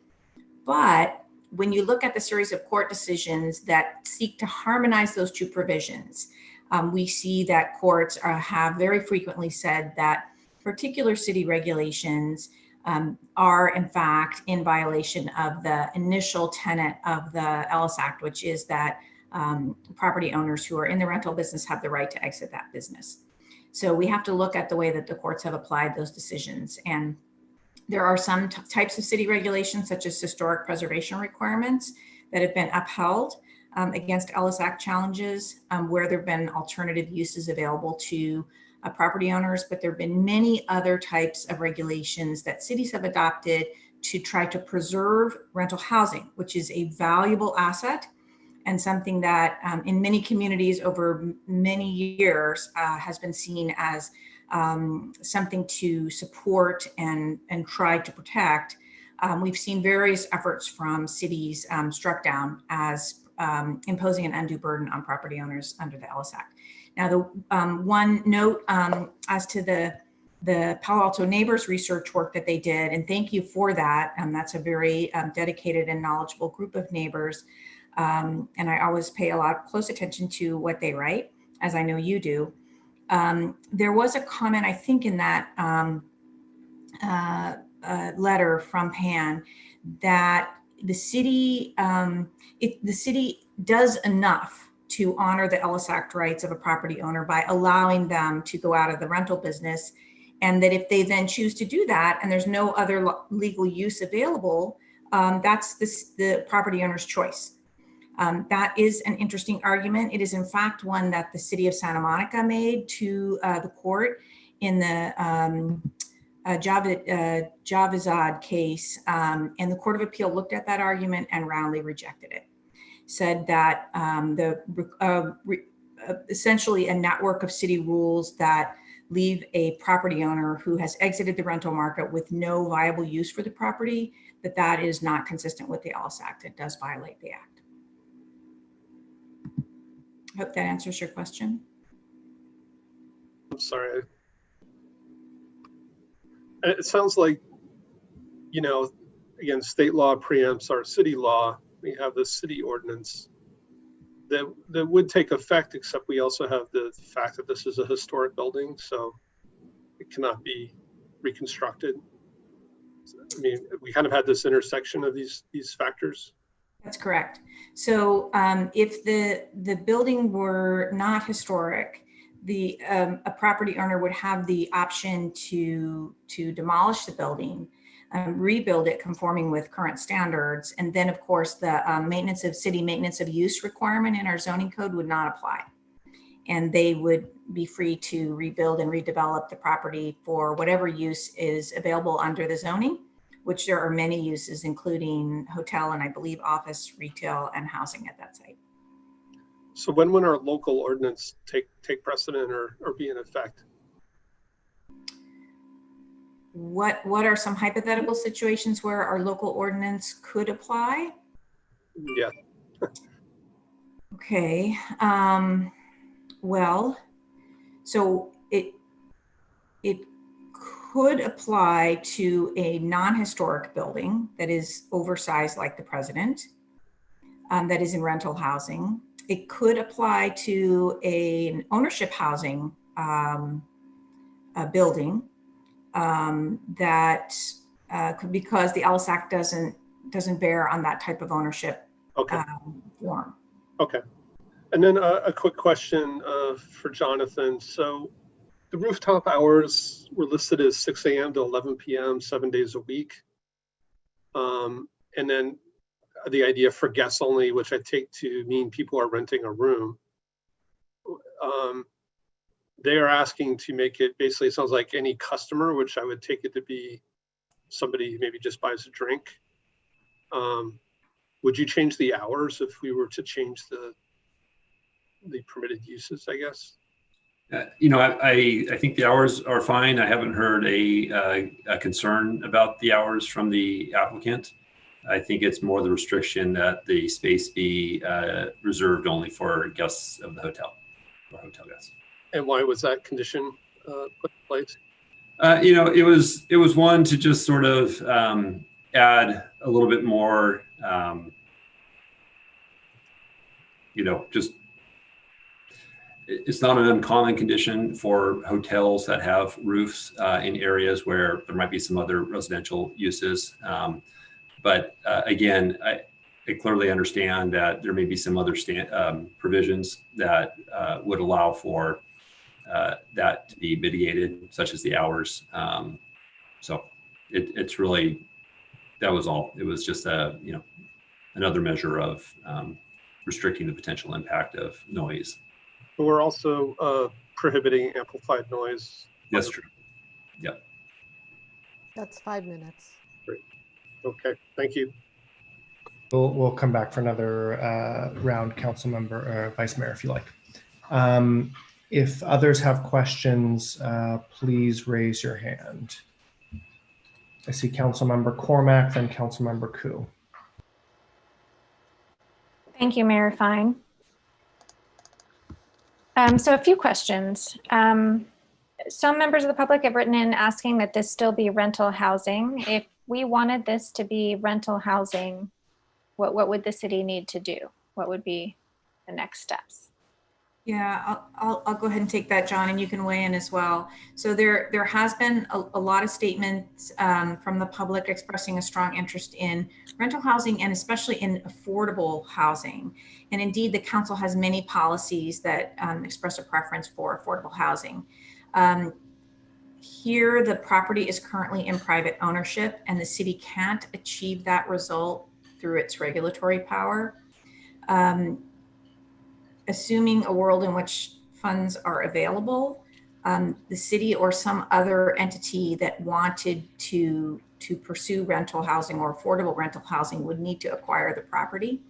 And then it's certainly consistent with the zoning and it could be developed into deed restricted affordable housing.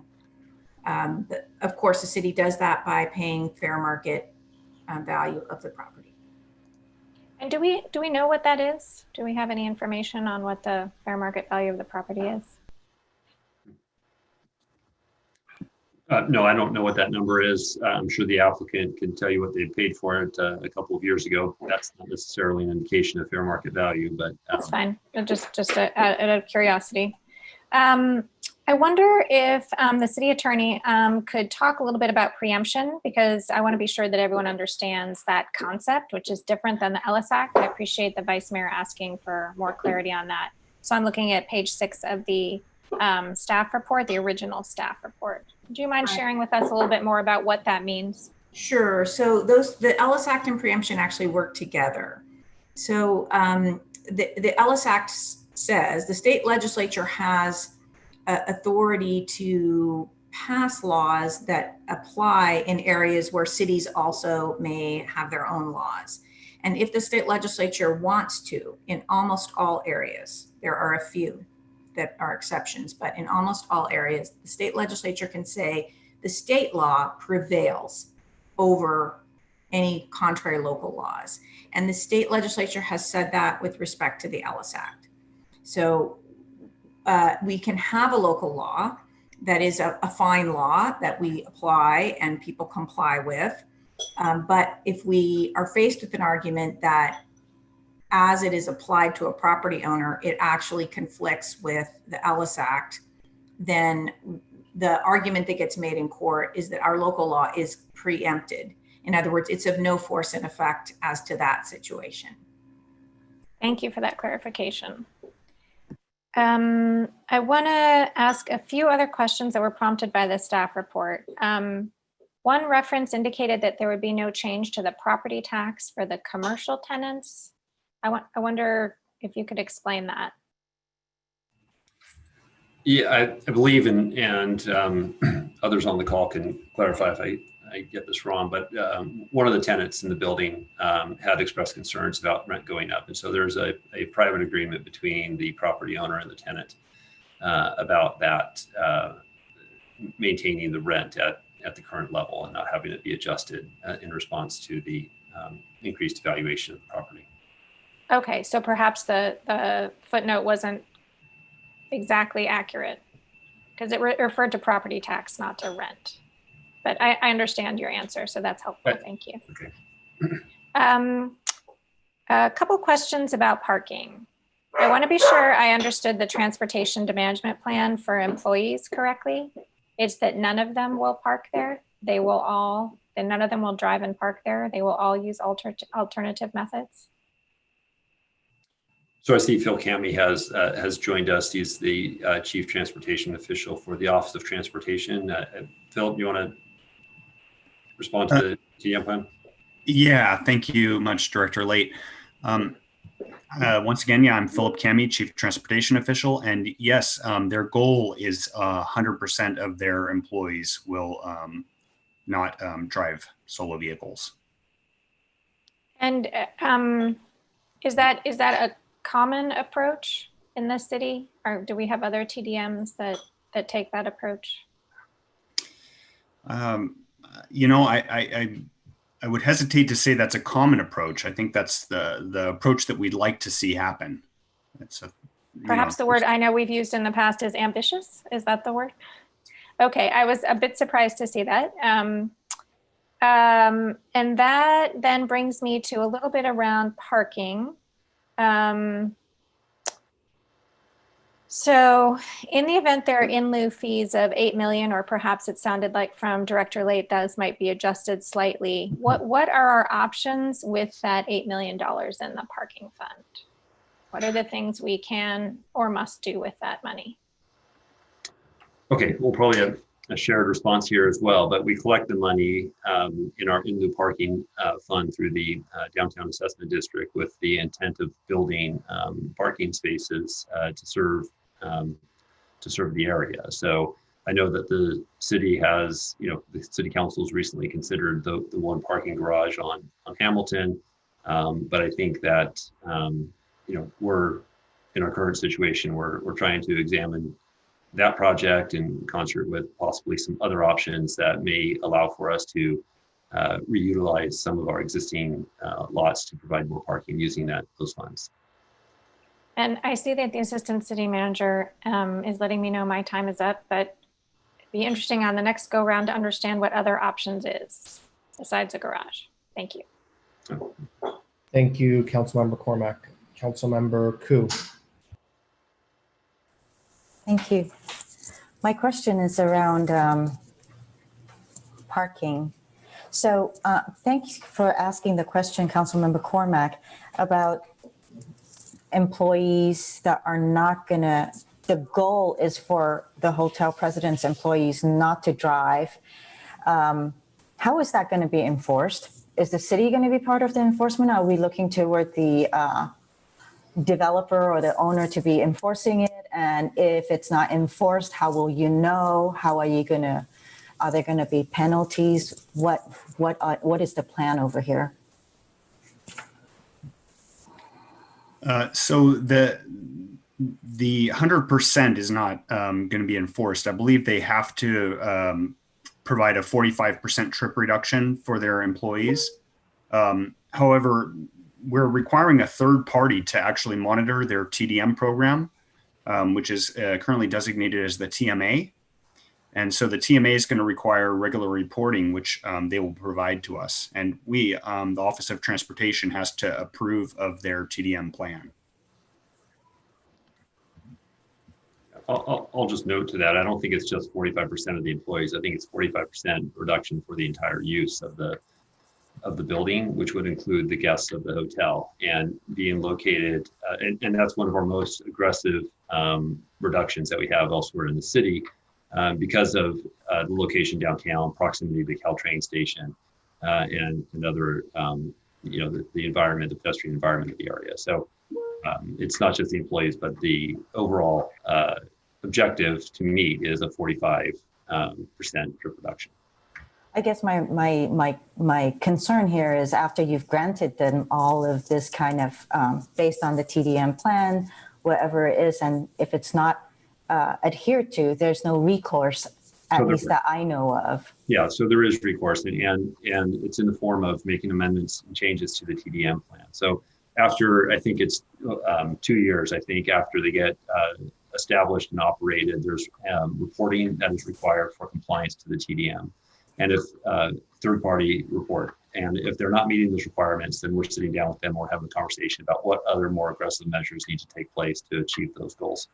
Eventually, if they're not meeting that standard, that's another conversation. But our intent is to strive toward the reduction of trips. So there is a process to go through. Right. So, that's a very cordial process, but it doesn't do the city much good or the residents here if it doesn't work. And I'd like to see a program that has more of what Stanford Hospital, when they did their rebuild, they actually put money in as a security for just in case there is violations, and the money is sitting in an escrow account with the city. Just on to my next question. So they have procured parking at 330 Everett, which is the Lytton Gardens Senior Community, which is already using some of their parking for the Epiphany Hotel. Now, you're saying in the staff report, it also indicates that while, off-site parking is allowed, here it says the proposal parking at a ratio of 0.7% parking spaces per unit is provided for the senior housing. So is that accounting for all the employees that are working over there, including the admin and so forth? Because at the other site, Webster House and Lytton Gardens, when I visit, I am told that they have parking issues. and they're imploring the city to ensure that we have parking permits available for them. Yet here on this side, it seems like they're contracting it out left and right. Okay, well, thank you. I'll start, and I don't know if Mr. Cammy wants to add to it, but Epiphany is not using this facility for its valet operations. And as far as we know, and this is going to be one of the requirements that we have in our three-party agreement, that's a condition of approval between the city, Litton Gardens, and the project applicant, is that there are no other users of that facility. It's only for Litton Gardens and for these 25 spaces for hotel president. The points, I'm sorry, go ahead. Oh, I was just going to say, so what is the backup plan? Should the facility be sold, Litton Gardens, for some reason it's going away, or converts to something else and the parking spaces are no longer available, and we've already given the hotel the go ahead to do so, then what is the backup plan on it? I think that we need to reassure a lot of the residents over there that there is a backup plan of some sort. Well, there is a three-party agreement, and hotel president would be required to provide the parking that's needed for their facility. So I don't know where those other 25 spaces would come from at the moment. We've not studied that. But the 0.75 reference would include the occupants and administrative support and all the folks that you had asked about earlier. I'll come back to my second round. Hi, Monique. Thanks, Councilmember Koo. I think we'll certainly have a second round of questions. Councilmember Nis, then Philseth.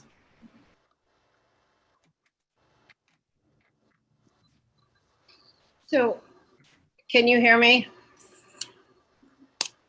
Am I muted or unmuted? We can hear you.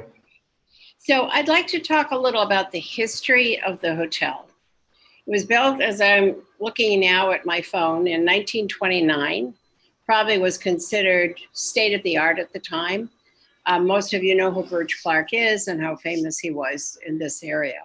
So let me, just to start this off, because I'd like to do this round on history and probably the next one as well. We stayed at the President in the spring of '52 while my parents shopped for a home in the area. Since my dad was in the hotel business and on a first name basis with the owner, I also was given a chance to occasionally work as a bellhop. The restaurant was still fully functional at the time. Upon returning a couple of years ago, it was sad for me to see the decline in the building's appearance and presence in Palo Alto's main thoroughfare. So I'd like us to not only think about all the nuts and bolts of what we're dealing with today, but also that we're dealing with a historic building in Palo Alto, a Burge Clark, and one that I think could look absolutely amazing again. It does not look amazing now. One of the things I don't know, and I want to see if anyone who's here does know, it somehow began its decline in the 60s, from what I can tell. It looks as though in the late 60s, it started to go from being a hotel into being a residence. And the last time I saw it was when we went through about a year ago. It's in very sad shape on the inside. It's of course out of code. The electrical is not in good shape and so forth. But do any of you know anything about where that, have you read somewhere where that slip began? Only thing I read is I think it ceased being a hotel in 68, I think is what the report said. Right. And so then somehow, for some reason, as a city, we also didn't look at it from a code standpoint. If Karen Holden was here, she would have said, how did that ever happen? So I'm surprised that it got to be in the shape it's in. But that leads me to the other aspect of this, which is, as many people have said, housing is our main goal. It's certainly something I've worked hard at. But beyond that, I'm trying to think whether Ed or Jonathan would be better at saying, what would it take to take this building one of the highest buildings in downtown, and make it into affordable housing as it is. We won't even discuss how we get the money, just what would it take to do that? So, I think City Attorney Stump spoke to this a moment ago in terms of if the city wanted it to, some kind of an entity would need to acquire the property and use it for that purpose, paying fair market value for the land. Right, but I'm guessing, can you guess what the market value might be? I'm talking. I can tell you what is in, I'm looking at after the Councilmember Cormack's question. I went to the county's site. I can tell you what the assessed value is. And the assessed value of the property is 66 million. Which is what was paid for it. So we would have to raise 66 million and then put it back into the condition where it could be rented or used by whomever is looking for rental property. Since we could barely put up our last affordable housing dwelling, it doesn't seem to me as though this is a very realistic way for us to proceed. So that would, at 66 plus, about what it costs per unit, do you think? At 100 units to put it back into affordable housing again? Thank you, Councilmember. I wouldn't want to hazard a guess. It's not my area of expertise. Well, if anyone wants to make a guess at it, that would be very interesting. I'm guessing we'd end up in the 130 to 150 million dollars. I just can't imagine that it would be anything less than that. Okay, thank you. I'll come back on the next round. Thank you, Councilmember. Next is Councilmember Filseth.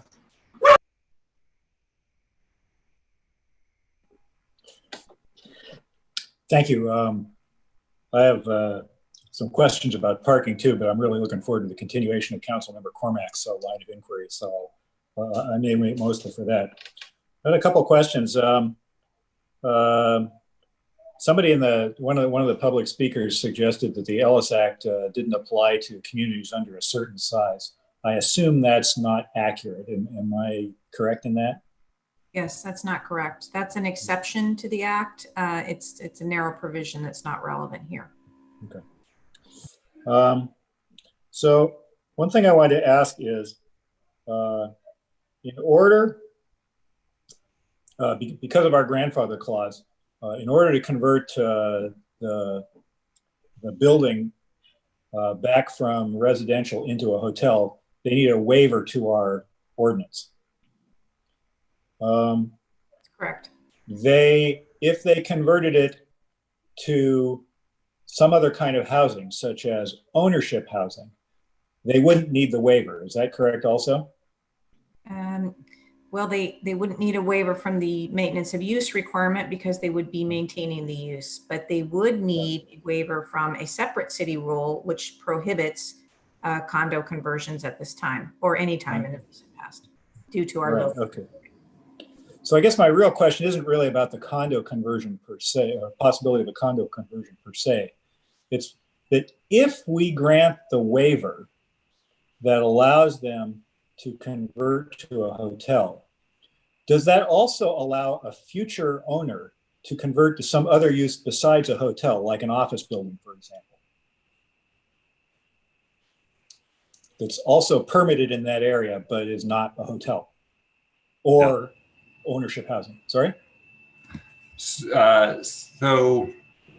Well, the zoning allows a series of uses on that site. That's a decision that the city council has previously made when it zoned the area. John, what are the permissible uses in the area?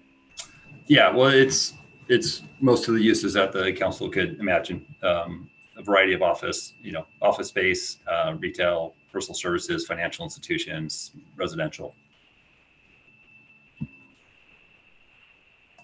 So if we grant the waiver, then it would be legal to put a software company in there, for example. The city's current rules allow office at that site. I think Councilmember Philseth is getting at, if we grant the waiver for the residential, exiting the residential portion in a non-conforming use, would that then change the situation if they wanted to build office there? The customary rules would apply. So this is as a practical matter, it's hard to imagine that the building redevelops quickly from one use to a completely different use. And the council has its legislative authority going forward to make adjustments to the zoning throughout the downtown area if it wishes to see a different mix of uses. But assuming that the current zoning remains, then other uses would be available to an owner as they are to other owners of properties in that area. John, do you have anything to add? Yeah, well, I'm looking at the record of land use action, and I guess what I'm wondering is there a way to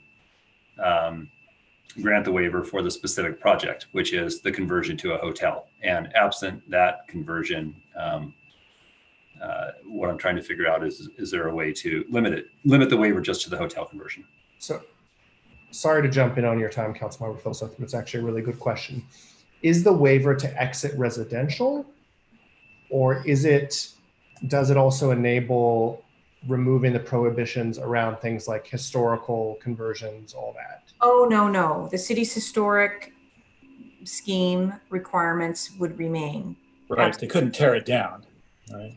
Or make changes that are not permissible under the historic preservation rules. Right. But conceivably could be used for some function that was, much more parking intensive, for example. So the parking's going to be the same at 1 to 250 in the downtown area, regardless of the use. Okay.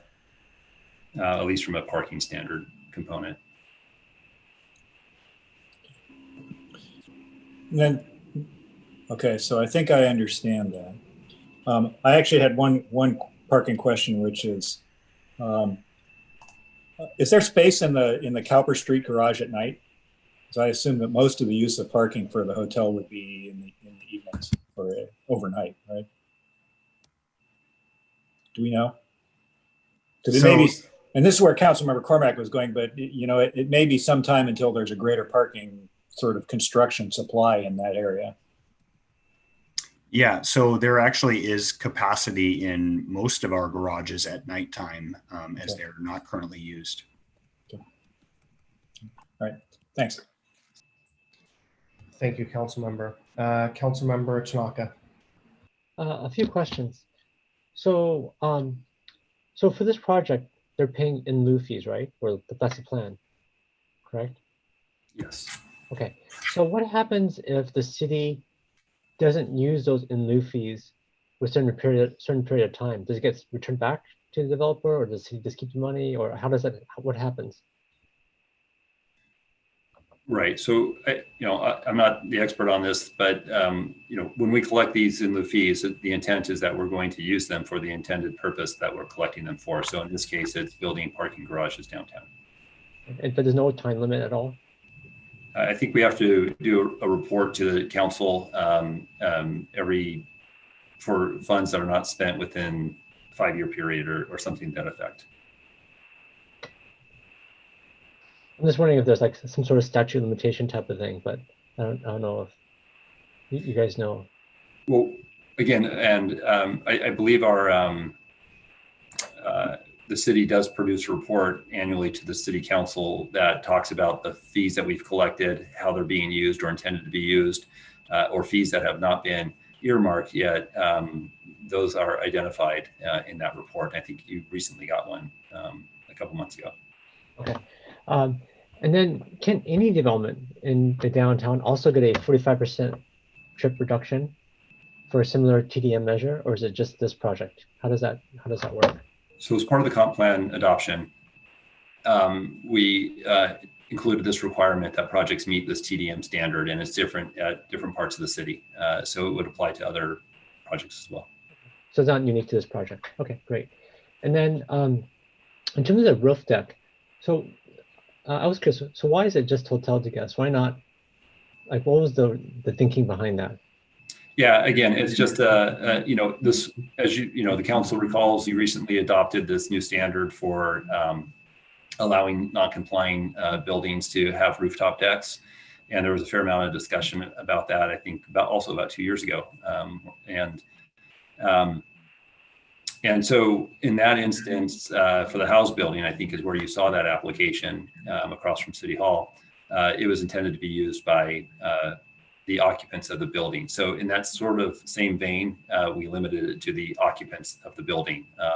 But again, there's no hard and fast rule on this. If the council believes that there's sufficient safeguards in terms of noise and other potential nuisances from rooftop activity, by all means you can eliminate or modify that standard. So are there a lot of like residential units around that would be affected by this rooftop deck? There are some residential. I don't have it looks like Claire's shown up. She may have some proximity. Do you know the nearest residential? Yeah, it's on Kipling, and I want to say it's about 800 feet, and it's behind the office buildings or the commercial buildings that are along University on the opposite side of University. So it wouldn't be that close. Again, it was just thought that in the same vein, we wanted to try and limit the users, but we think that a revision to that to just limit it to the users of the building or something. Well, I mean, I guess I was just thinking about it as like almost like a public benefit where like somebody go into a park, right? Or you could walk into any lobby of a hotel, even a resident, right? Could walk in who's not a hotel guest, could go up to the rooftop deck, and there could be like yet another park, right? That's open to the public versus it's kind of the public is shut out. And I think if we're going to have it, to me, it would seem to make sense that everyone should be able to go there versus. So I guess I'm trying to understand. It seems like this would exclude the public and people that live here from being able to use that thing unless because they would not be hotel guests. So it seems like and also all the current residents are really far away, like 800 feet and behind office buildings, which I guess you can't even see. So to me, I guess if we're talking about like, and I know this is not a PC, so it's not the concept of public benefits, but to me, it's like why would you want to exclude members of the community from being able to go up there and enjoy it as well, right? Yeah. So yeah, just quickly to that point, to be mindful of your time. If you and 3 other council members have a similar perspective, it's just if you're moving forward toward adoption of this in the end, you would just ask that be stricken from the conditions of approval. I don't have a real opinion. I just was trying to understand the rationale because it was kind of a weird one, right? Okay, last question here is for at least the staff recommendation, the parking valet plan is not actually being approved as part of the staff recommendation, correct? Or am I missing something? You're right. That's still going to need to be vetted out by Mr. Cami and his staff to finalize. Okay, so that's kind of excluded from what we're talking about right now then. Yeah, that's an operational detail that we'll sort out. Great, thank you. Just to be clear, the parking adjustment would be approved, but the details of the parking adjustment, there are several conditions of approval that speak to the valet management plan and the TDM plan. Okay, great, thank you. Thanks, Councilmember Tanaka. I have a couple questions. So one, in the staff report, it lists GCPA, but we've traditionally talked about AJ Capital. Can you tell me the difference? Yeah, Claire, do you have a remark on that? Sorry, can you say that one more time? The ownership is of the site. Is it not AJ GCPA Capital versus AJ Capital? What's the difference? I think it would be better if the applicant spoke to that. I'm not sure. Could the applicant quickly let us know what the 2 organizations are? Yeah, Mayor Fine. GPCA is just our owner entity for the property. AJ Capital is, we own that entity. Okay, thank you. Yeah. A couple of my colleagues asked about condition 58, the rooftop use condition. Thank you, Councilmember Tanaka. Councilmember Filseth was on an interesting line of questioning about conversion to office if the waiver is granted. Would it be permissible for the council to add another condition to prohibit future conversions to office? And this is to staff. We're pondering that in the chat in the background, to be honest. This is the first this idea has come up. Okay. I'm not sure about that. Okay. If and when staff has an answer, I think we'd be interested in hearing. This property is also in the ground floor combining district, the pedestrian combining district. Any implications there for those two? No. On this property? None? Okay. The project will return to the HRB before building permits are issued. Is that correct? No, so it would return to the HRB subcommittee as a condition of approval, same way that we do with the Architecture Review Board. It wouldn't return to the full Historic Resources Board.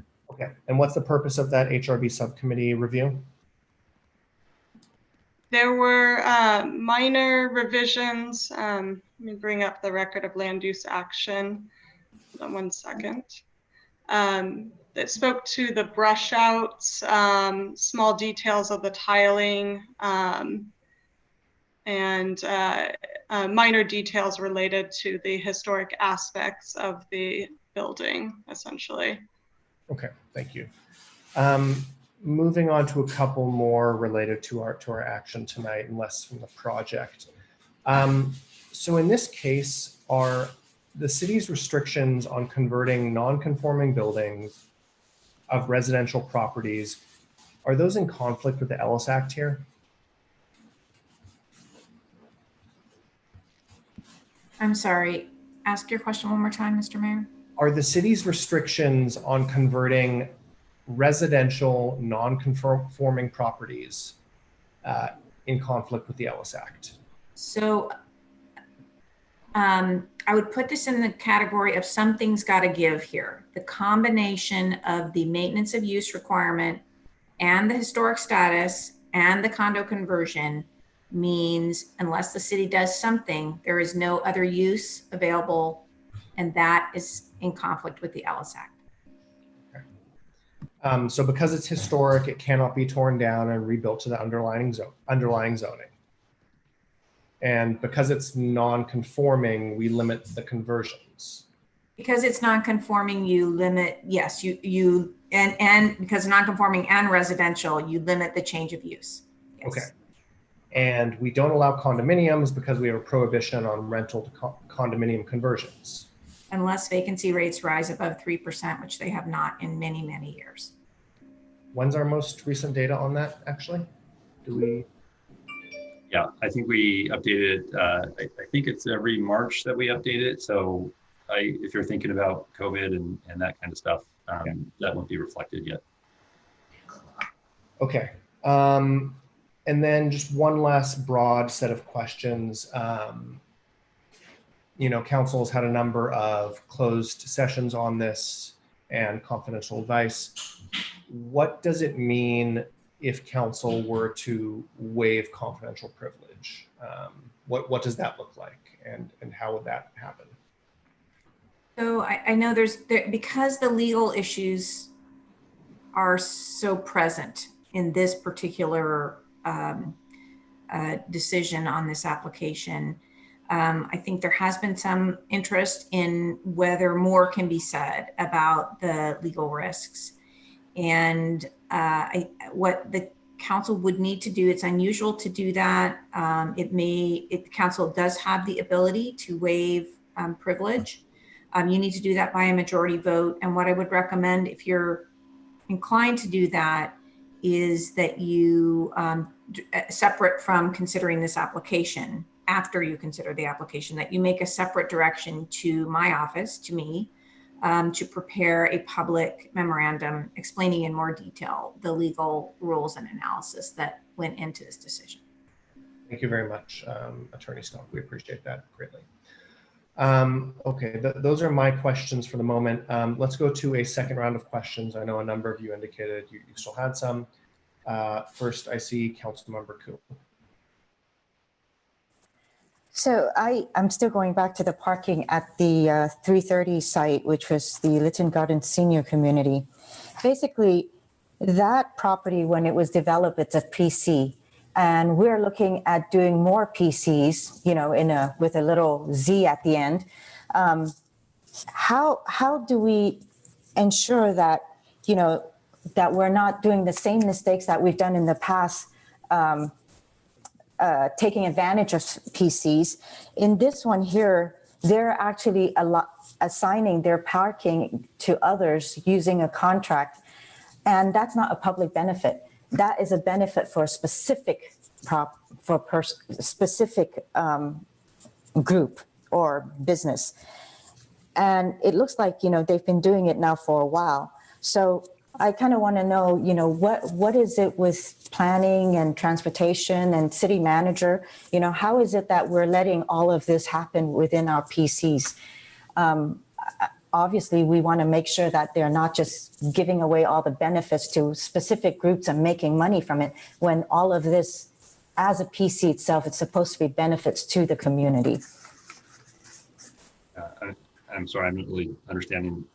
I'm just saying that how is it that we're allowing offsite parking at a PC site, a PC zoned site, when it is actually, when anything that has benefits is supposed to be benefit the community, not just one particular themselves, the organization themselves, to suddenly have profits coming out of that, what was granted to them as a city for the well-being of the entire city. Right. So I think, and we can pull up the documents that approved the Lytton Gardens development. I think that, you know, I think that needs to be looked at very carefully, and the question has to be asked if we're now going beyond a public benefit. It's no longer a public benefit, and it was something that was granted to them, to this organization that is giving away their parking lot. And it's not to the general public of Palo Alto, it's to one entity and to their own pockets. Second thing is what the city attorney said about the three things that when she answered the mayor. And Molly, if you could say them again, the fact that it is it's a historic building, so it can't be demolished and rebuilt as conforming. And so it has to remain, essentially, it's stuck remaining in non-conforming.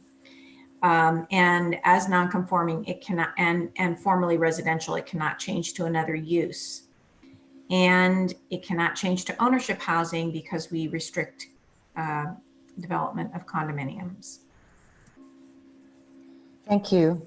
So I would also say that these are perhaps facts that the developer knew of, especially when they purchased this property, especially because the consultants that they hired were prior city employees at pretty high level too.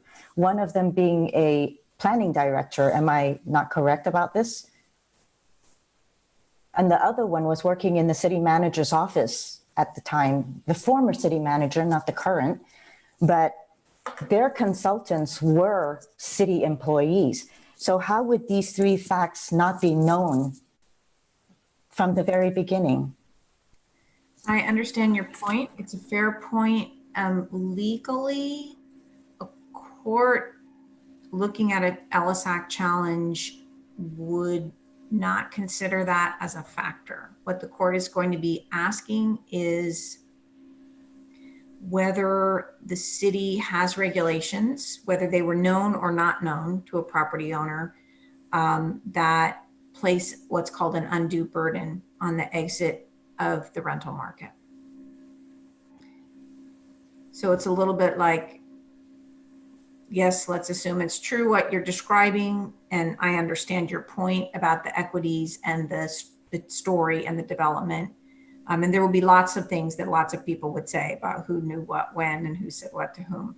but mostly this is a legal issue about whether the city's rule impermissibly burdens the right that the state legislature has given property owners to exit the rental market. In real estate, we also know that the fact finding is upon the buyer of the property. Excuse me. I needed calming. But like I said, in real estate, fact finding is upon the buyer. And so I find it difficult to see that the city is supposed to provide it. And I see the time manager is back. I might be back. Understood. Thank you, Councilmember Koo. Councilmember Niss.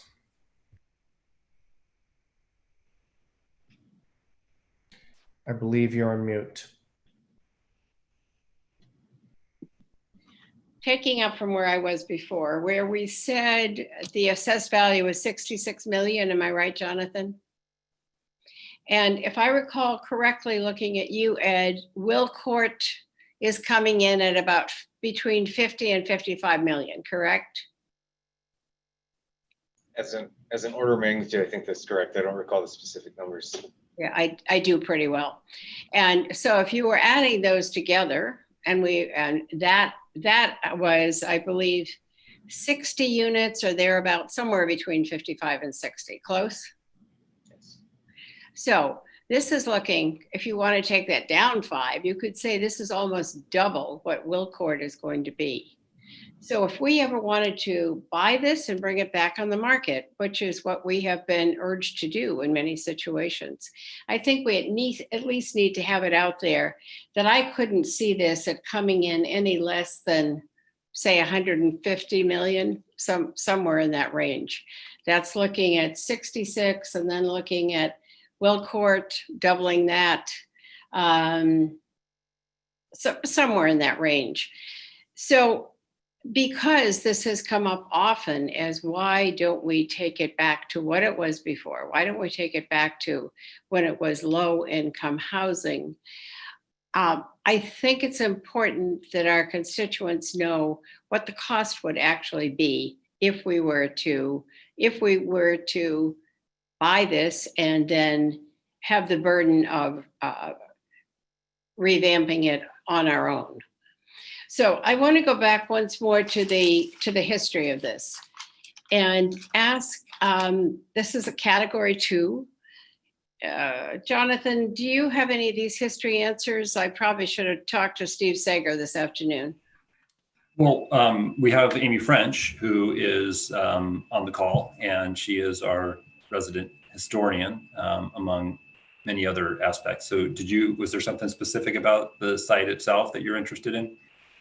Yes, and I also want to know, with our historic rules, what else, what could we do other than leave it as it currently is under our historic rules? And I think Amy probably does know that answer. Well, yeah, I mean, but there's not much you can do to the building right now. I mean, you couldn't tear it down. You'd have to get a, right.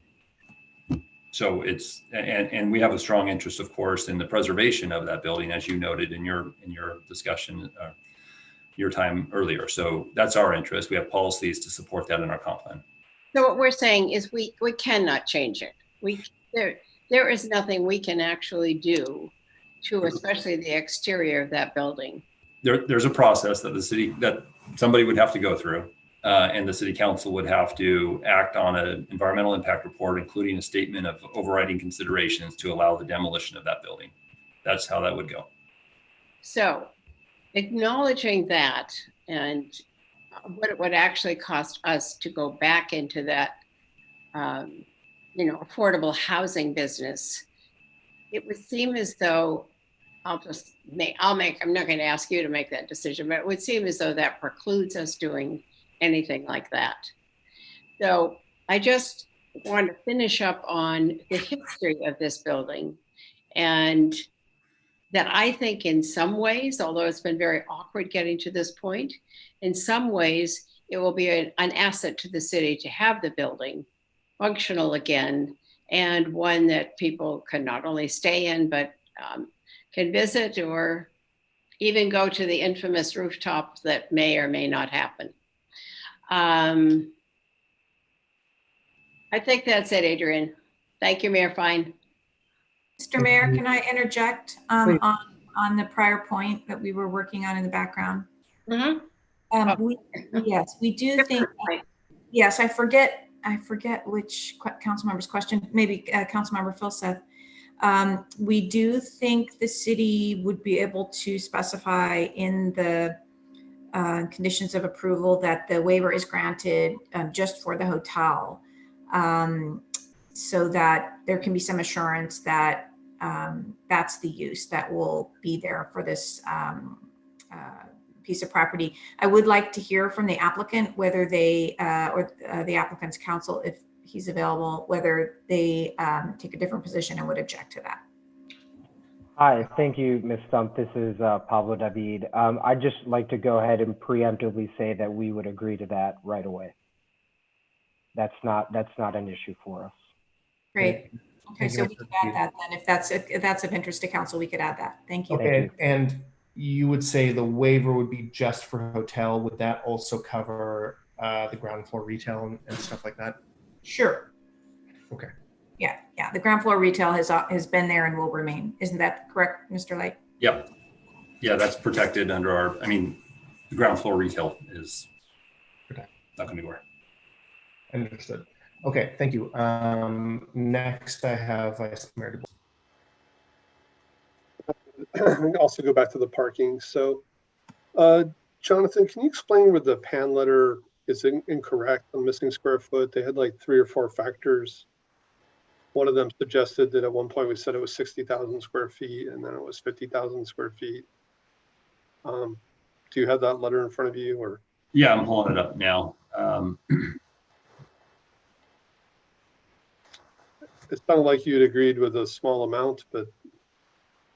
Let me take a look here.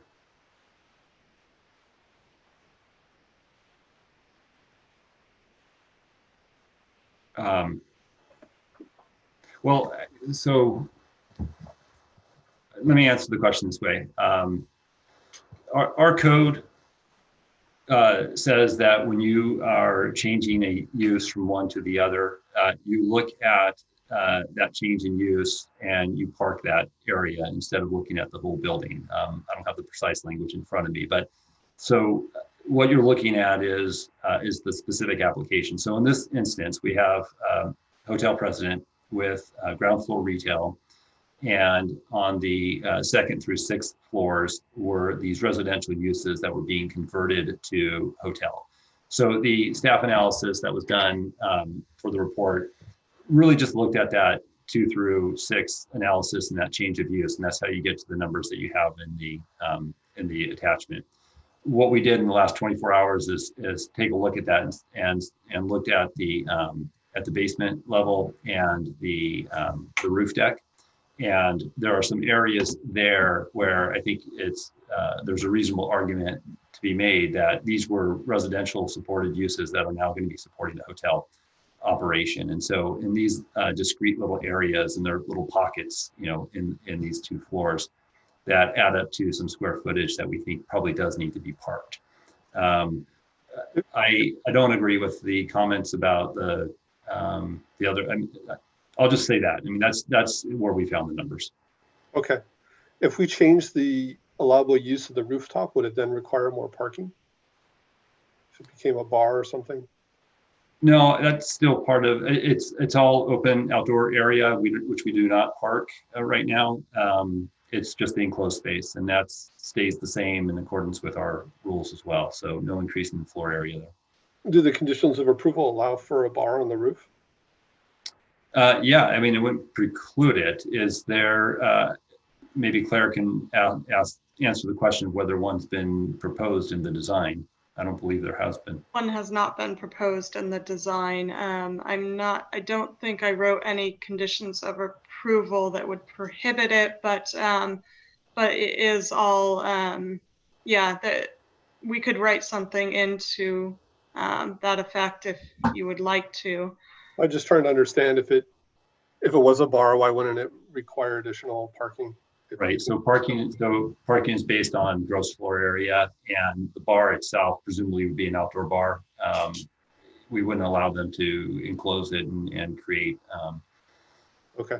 So wouldn't it be considered like an additional retail location on the route? And then I wanted to understand how the hotel would function. So, is there a location for a loading zone, and how would the valet parking work? Would it be blocking street traffic, or would it remove a parking space to allow for valet? Right. So we'll invite Mr. Cami back to speak to the valet plan. Loading operation happens as it does downtown, sometimes in uncomfortable ways, but we do have some loading zones in the area that they would use. Often deliveries would take place early or late in the evening. Relative to so there's no dedicated loading zone for the specific change in use. Mr. Cami, you want to speak to the valet? Yes, thank you. So the initial proposal for the valet loading zone was their driveway into the garage. However, we have followed up with them, and they also added an alleyway that's just right around the corner there as another alternative area where they can do valeting, as well as in the garage, within the actual garage underground. But that said, if as we review this along with their TDM plan, we don't find it to be adequate, there are other options that we can look at, and the chief transportation official, per their COA, does have the authority to make reasonable adjustments, including new conditions, to ensure that the valet and remote parking operations are consistent with the city parking strategies and not detrimental to the general welfare. Okay. So Philip, while you're speaking, what is our recourse if they don't abide by the TDM?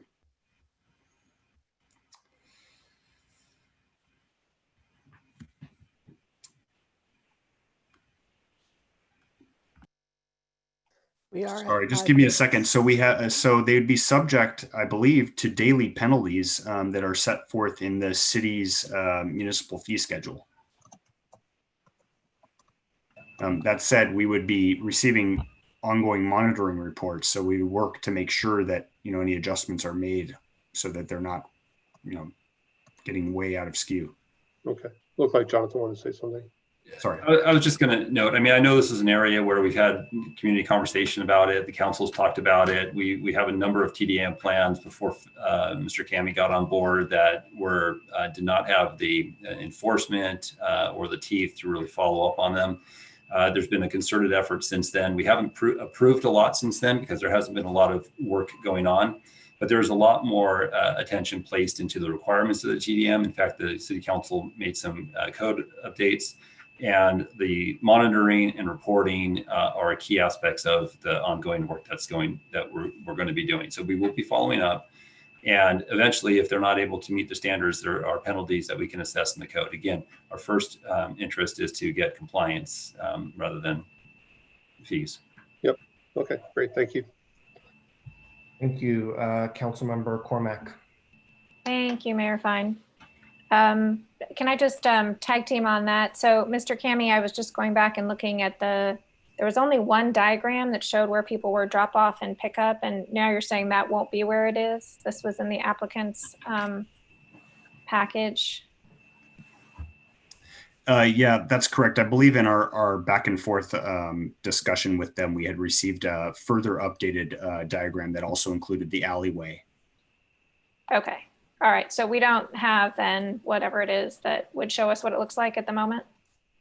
I do actually have it, I believe, is the most updated in the plan sets. Okay. Yeah, I can share the screen.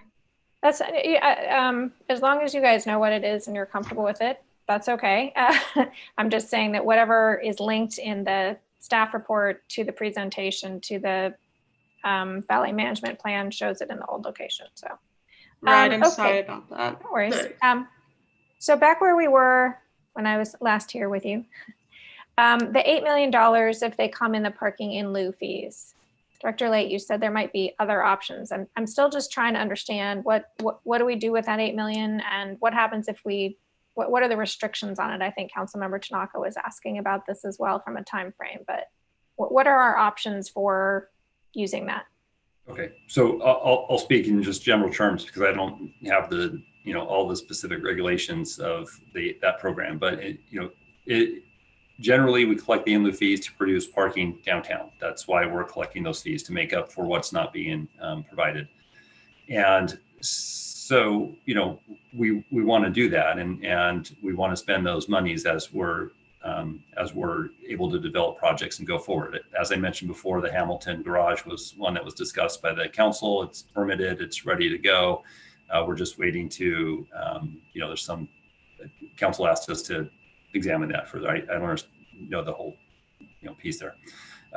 But as far as alternatives, we don't have alternatives other than the parking. We still need to provide parking, but I'll tell you, one thing that I think has been discussed with the council, at least, on some level, is an interest in taking these surface parking lots that we have downtown and making subterranean garages there with the in-lieu funds, and then entering into some kind of a partnership for affordable housing, or some kind of a senior housing, or some kind of a housing project on top of that, so that we have our, we're getting the net gain on parking using these funds, which are typically more expensive to build with in a subterranean way, but also adding to our housing needs. So that's, in my mind, that's an area of interest that I have in working with our Public Works Department, of course, with Mr. Shikata and others that would touch this. That's an area where I think is, with council support, something that we could go forward and explore. Okay, but still we need to use it to build parking, is Yeah. what you're saying. There isn't any other No. option. Okay, thank you. So now let's fly back up to the rooftop garden. And I think Director Lade is probably going to have a little flashback here. Deja vu. So is this a garden or not? It's super unclear. Like, It's a roof deck. yes or no? It's a roof deck with landscaping and perhaps some other amenities that the applicant will be bringing into it. But it's a roof deck. Okay, but there is landscaping? Yeah, at least there used to be, or there is on the building, and I would have to bring Claire in to tell us a little bit more about the details of that plan, or maybe I can even just take a look at it here. Yeah, the landscaping isn't shown on the plan set, but it is assumed that landscaping is planned, and that would need to be shown on the building permit submittal, the details of that. Okay, because I mean, what the finding says, I'm sorry, there's no page numbers on this, but this was item 33 from last night, finding 5. No plantings shown as part of the rooftop plans, but planters are shown. So yeah, I'm just gonna have the same comment I had last time. Like, it'd be great to have some greenery up there. So we're, is it there or not? That's basically my question. Right, and I think it's more of an aesthetic consideration for the folks that are there. That's the kind of detail that I think the property owner and applicant would be vetting out. And unless the council had some specific, we're hearing your interest for some landscaping up there, it would clearly be some kind of potted plants at this point. Okay, and yeah. Sorry, Councilmember McCormick, I'm just wanted to add, yes, there is landscape up there, and the historic use of the rooftop was a garden, and that's mentioned in the historic resource evaluation, and our intent is to restore that amenity both for the guests and for the larger Palo Alto community. Great, thank you so much. And I see that the assistant city manager has arrived right on time. Thank you, Councilmember Cormack. Before I go, I guess, for a third round of questions to Council Members Koo and Nis, do Council Members Tanaka or Filseth have questions remaining? Can I ask a quick one? Please. On the parking restrictions, parking in our city, the way we think about it has evolved in the last 2 or 3 years to the point where we're trying to think of other kinds of, other strategies that would maybe make more efficient use of the existing parking that we have, wayfinding, for example, and some of these other high-tech mechanisms, right? Are we proscribed from using parking in lieu fees for that kind of thing as well? Does it have to be physical construction? Or can we use it for stuff that basically makes more efficient use of what we already got? Yeah, I'm sorry, Councilmember Philseth, I don't have that detail, but understand your interest in that. Sorry, and I would echo that. I'm very interested in learning about that from a parking management perspective. So that is something we will look into. Councilmember Philseth, does that answer your question? Yeah, that was my question. Sorry. Okay. Councilmember Tanaka. A few quick questions here.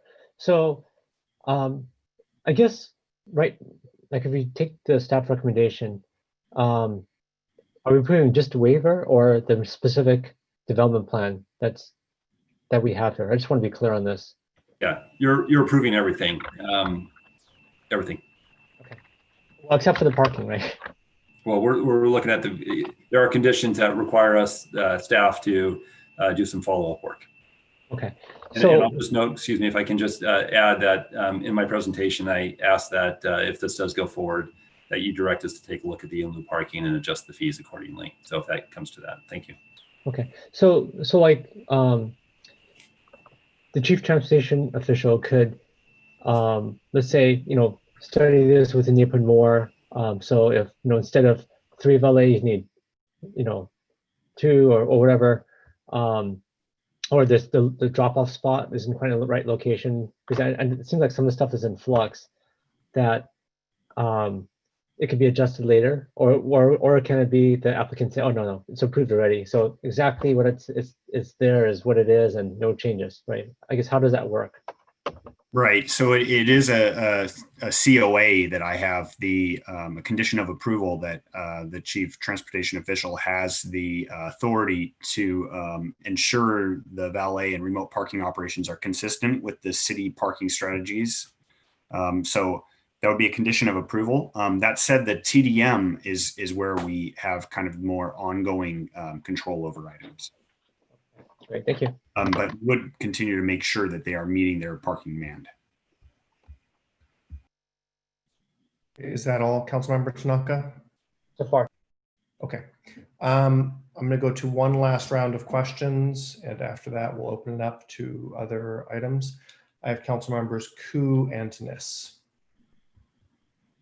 So in line of what Councilmember Philseth was asking, the parking in lieu fees, that condition, is it only, can it be changed so that it's not only for parking, building parking, but can be used towards like shuttles or wayfinding signs or something to relieve parking? Or can us as council members change the parking in lieu fees condition to, or use to be something else to add?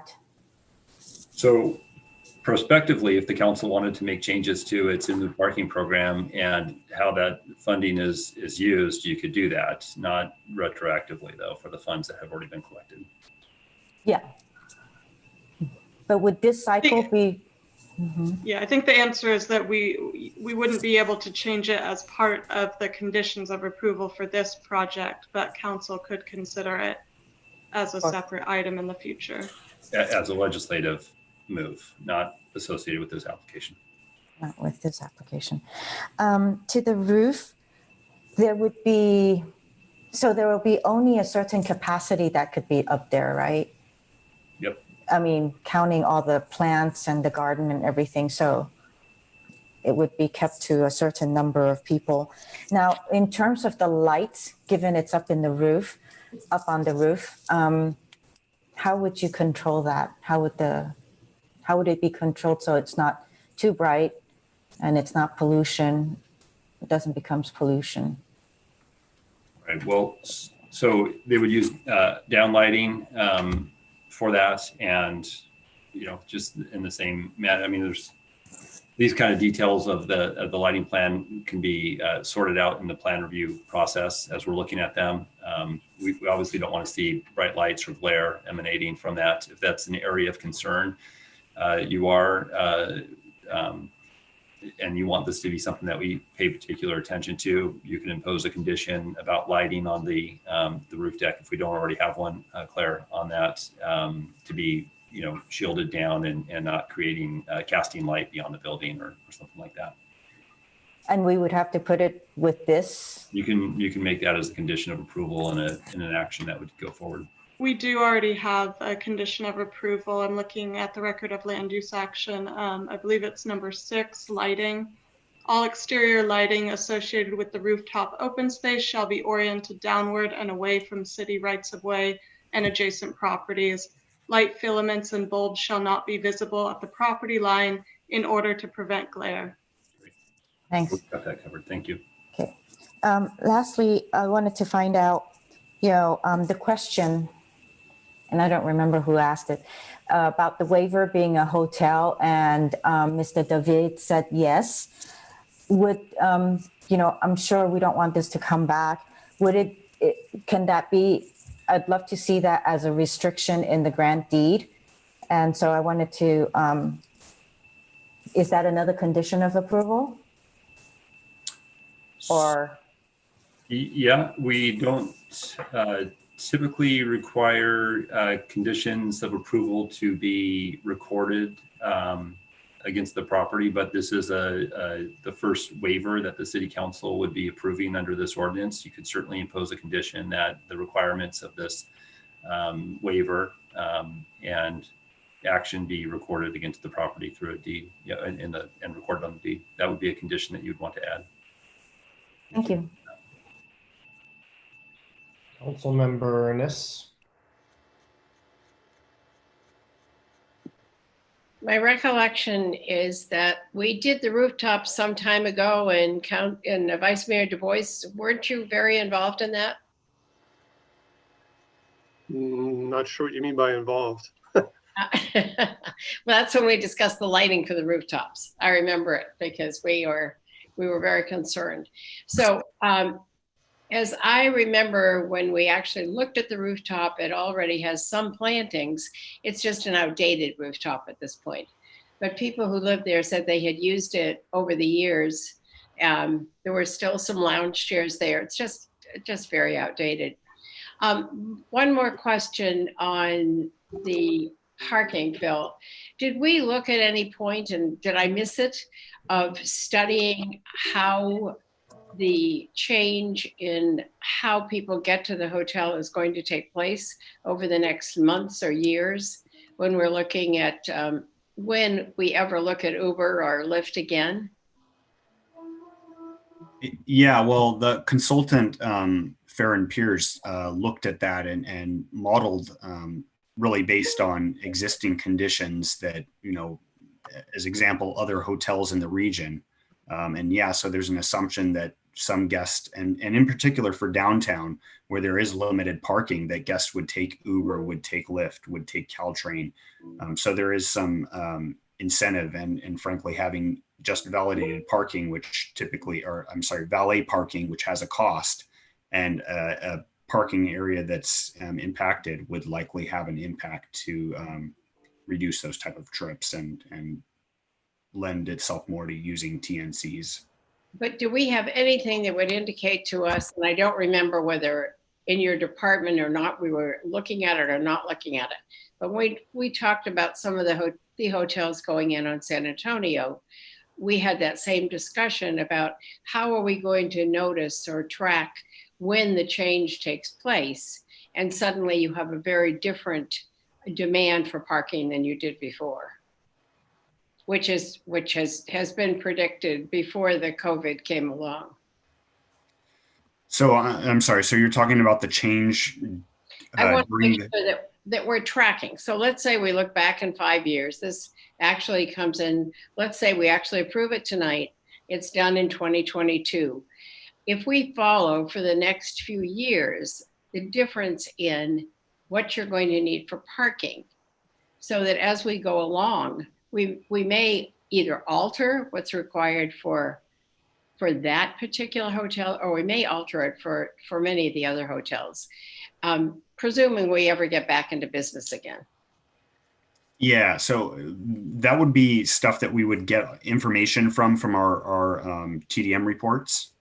I'm not sure that we would fully capture all of the information that you're looking for, but I think generally we would get a sense of that from our TDM reports. Okay, I'm not going to push that any further, but I think that is one that I hope we will keep looking at, because most people now, I'm guessing, probably aren't renting a car. They probably are getting an Uber or a Lyft. Thank you. Vice Mayor Du Bois. Yeah, I just want to say, this has been a multi-year challenge before us. The loss of the residents of affordable housing is extremely regrettable. And I need to keep reminding myself that tonight we are considering property rights in a quasi-judicial role, not making policy. I do agree with Councilmember Niss that on the historic front, I think the preservation of historic building is something that I appreciate. I also think that AJ, while they had a very extremely rocky start with the community, I think they honestly want to be a member of the community. So I urge them to keep up that attitude and approach. I mean, if you look at the plans linked to the staff report, you can see how the roof will be redone. I do have concerns about the rooftop hours, 7 days a week. 800 feet is not really that far for sound. And we have residential neighborhoods about 2 blocks away. I have been kind of going over the conditions of approval again as we've been talking, and I do think it looks pretty good. I mean, staff is limiting noise to 6 dB above ambient noise. And there's a prohibiting amplified music on the roof. I do wonder, is there a reason it says amplified music and we can't make that just amplified sound?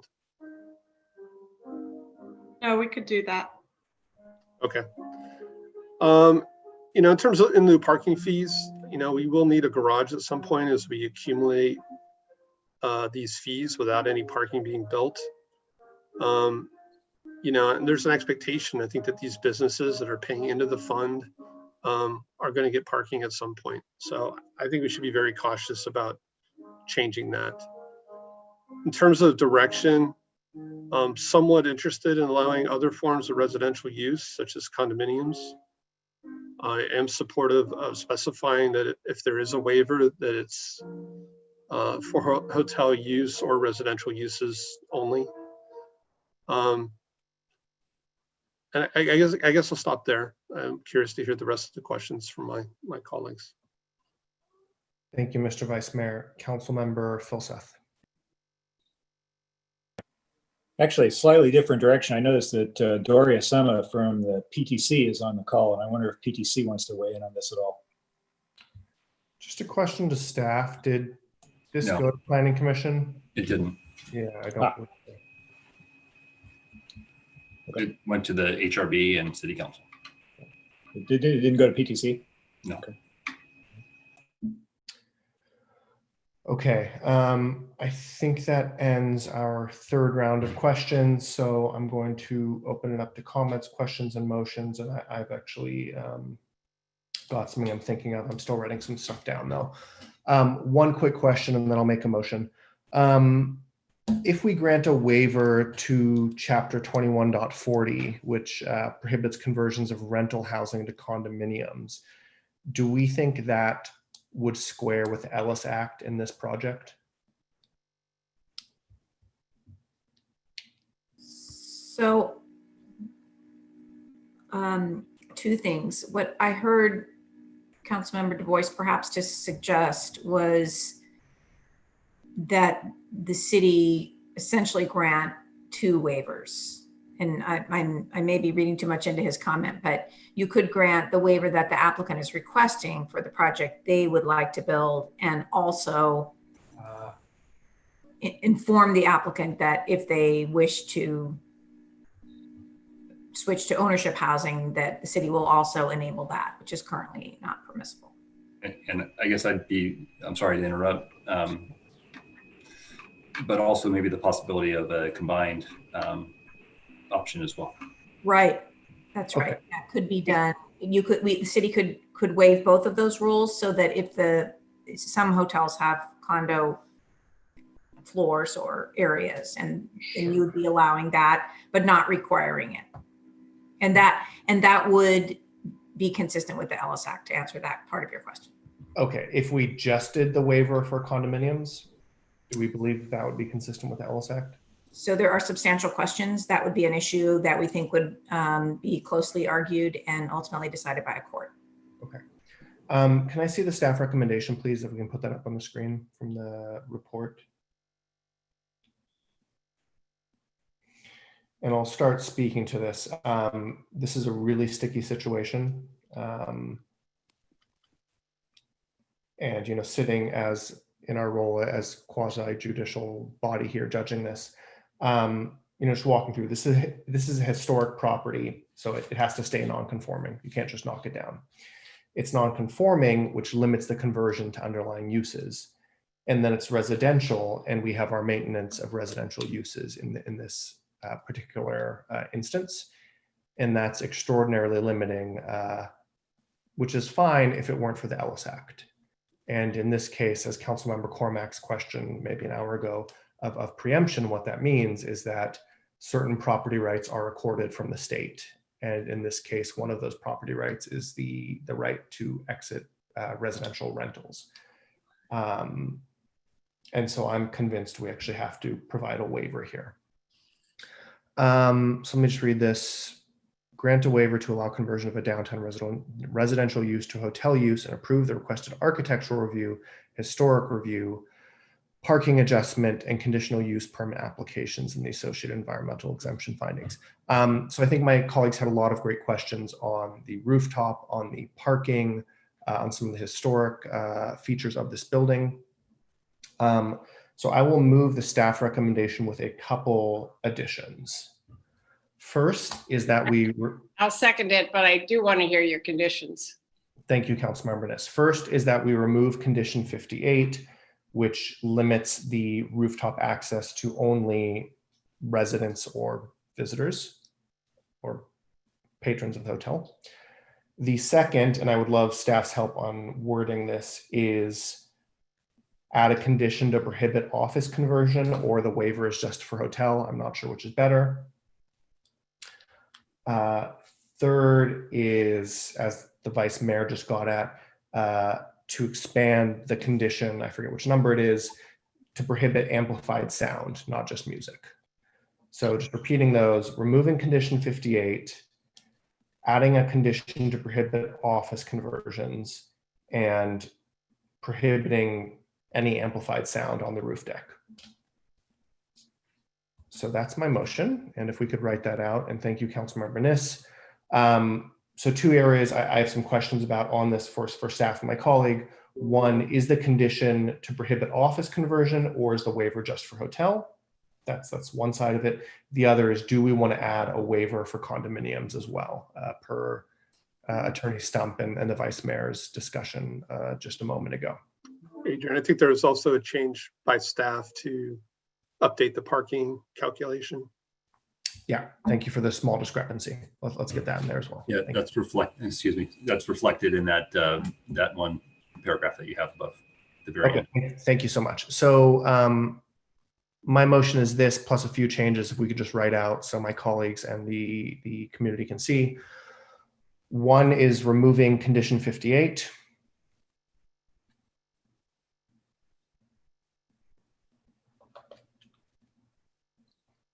Oh, there we go.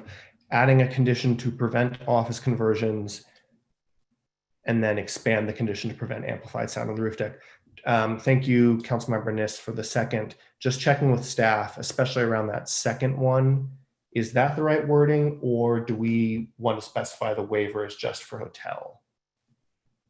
So maybe while you're deliberating, we can work on some fine tuning that language to reflect what you're trying to get at. Okay, that's acceptable to me. I think I've spoken to this. I think, frankly, we have had a really odd situation in this project, this building. Some of the matches and overlaps with our zoning code and other prohibitions, and state law is forcing our hand in my view here. Councilmember Niss, if you wish to speak to your second. Yes, I'm going to speak to it somewhat differently though, and thank you, Vice Mayor, because I thought many of those same things. We do regret that this has taken 75 low-income units away. I am glad to know that Wolcott is going to go through though with their almost 60 units, and that's with a good deal of city money behind it. But whenever something like this happens, it is regrettable. In any other situation where we have not been able to keep low-income housing. Usually we don't talk about our background, but I grew up in a family that loved old houses, and my dad frequently recycled things from old houses and also was very involved in recycling materials. So when I see something like this, I remember how important it was to do preservation. And this is going to be, I think, terrific preservation from all the conversations that I've had and those that we've talked to. And that's why I was glad that the Vice Mayor mentioned that this has become a more cooperative, more pleasurable type of interaction with the company as we have gone along, and that has made a big difference. Just a little bit more. This is a Birch Clerk, as I mentioned before. It was one of his most significant buildings. It was known as a very significant building at the time when it was built. And with the exception of the Cardinal, there's probably no other building like this, hotel like this in the city that I can think of. And as we know, this building couldn't be duplicated today. So I think that when it finally is done, we will actually be proud of it, even though it has taken us, I think it's 3 years now for us to actually come to grips with what was going on. I think I've heard some very positive comments about it. I'm hoping this goes forward. And, I hope we're all there and we can celebrate on the rooftop in 2022.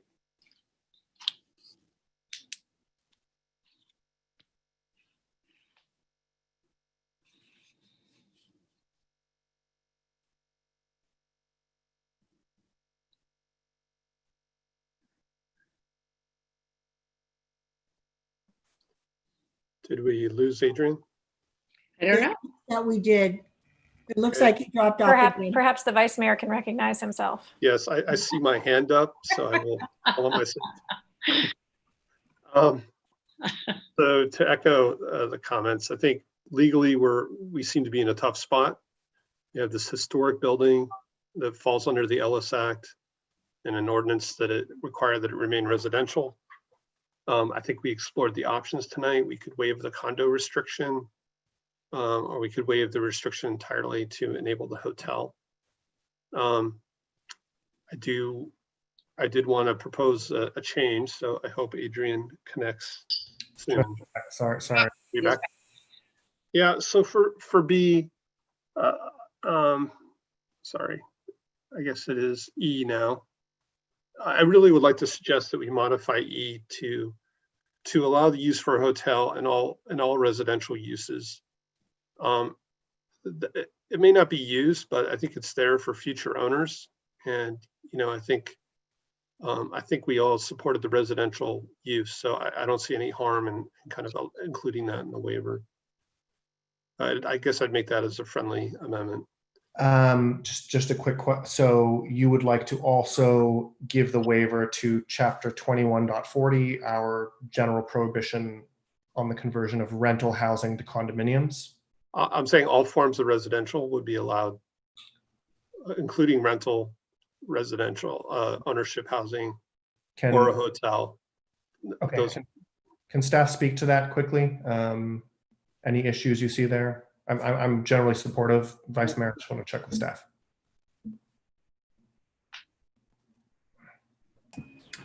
Yeah, thank you. No, I mean, I'll defer to Molly, of course, but I don't see any concern with that. And I just, one thing that popped in my mind as you were saying that is the idea of short-term rentals. And I don't know if that's what you're saying with that, but that's something that is a housing type that is neither hotel nor, the ownership housing that you're talking about. But I don't want to complicate things, but that's something that popped in my mind as you said that.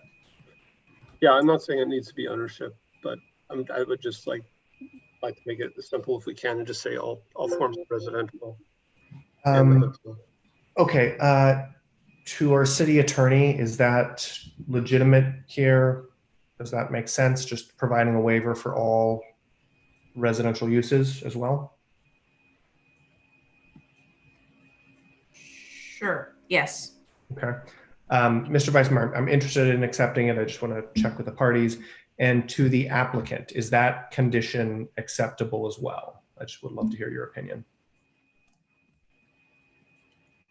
Hi, thank you, Mayor. Yeah, we have no issues with the proposed condition. Okay. Mr. Vice Mayor, I will accept that to allow all residential uses. Is that? And the hotel use, right? I think so. Yeah. The hotel use is in A, and add a condition to prevent office conversions and providing a waiver for all residential uses. Does that suit your language? Yeah, that's great. Thank you. What and about is that acceptable to Councilmember Niss? Fine. Okay. Mr. Vice Mayor, the floor is still yours. Yeah, just to wrap up, the core issue here is really, I think, the rights of cities to determine land use and private property rights. And again, for the public, tonight we're being asked to sit here as judges to interpret the ordinances under the state law. And this is not a policy I think we desire, but given the magnitude of the dollars here and the legal risks, this is not a case of my judgment that is one that we'd want to test our policies on. My values are I'd like to see housing here and elsewhere downtown. And I think to do that, I think what we heard tonight was we would need to change the zoning to something like retail and residential if we really want to be able to enforce that. So it's unfortunate for our housing supply. And I do remember the faces and the words of the many residents that came to us during this process, the people that live there. And again, unfortunately, without changes to our zoning, I find that I'm going to have to move in favor of the applicant tonight. Thank you, Mr. Vice Mayor. Councilmember Cormack. Thank you, Mayor Fine. And I appreciate the Vice Mayor's partial summary this time and partial on the prior one. It is indeed an unfortunate situation, and it's taken the community and the staff and the applicant and ourselves some time to get to this point in time. I do appreciate the city attorneys connecting the dots on these three things that happen to come together. And the fact that we are not able to use our discretion this evening to choose an outcome that might be what our community wants.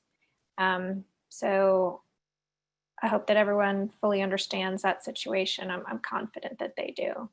And with that, I'll be supporting the motion. Councilmember Koo. So I would like to ask for the maker and the seconder to consider a friendly amendment to E for the word prevent to be prohibit. Mayor, I'm sorry. I only want to help facilitate the discussion, not make it longer. So I had sent the clerk's office a suggested refinement that would combine letters A and E and includes the word prohibit. I believe it includes the word prohibit. So maybe we can get the clerk to at least present that. Sure. Councilmember Koo, I'm open to it. I would like to see the director's language if it satisfied? Me too. Thank what you, you're asking? Jonathan. Yeah. So just reading it to anybody listening, direct staff to update findings and impose conditions as appropriate, granting a waiver to allow the conversion from rental housing to a hotel use or residential uses, and prohibiting the conversion to an office use or other non-residential use. There's a couple extra words in there. We have conversion twice in the middle, right, and into an office. I think that's about right. There's one extra thing here, prohibiting the conversion into an office or other non-residential use. Isn't that kind of against the first piece of allowing the conversion to a hotel? The idea is that the hotel is allowed, but not other commercial uses. It should say maybe other non-residential or non-hotel use.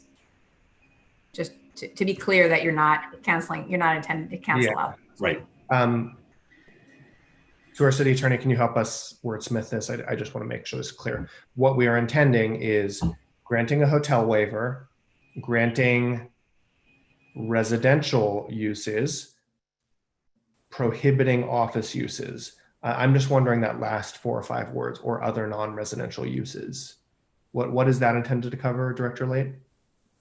It seemed to be, sorry if I expanded that beyond the council's interest there. It seemed to be that the waiver was being granted for the hotel and residential uses, and so that any other use is not what I understood what to be the intent.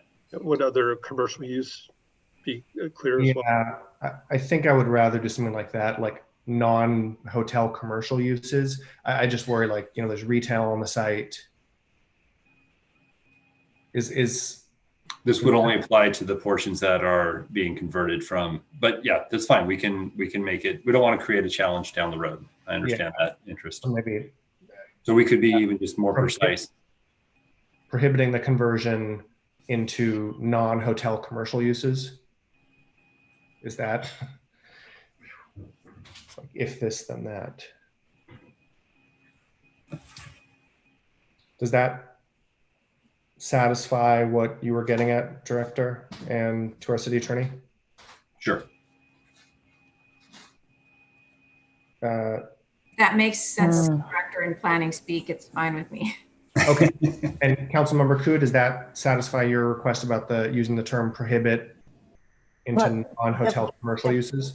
Yeah, the prohibit was for the office. So while I get non-hotel commercial uses, I would still like to see the word office in there.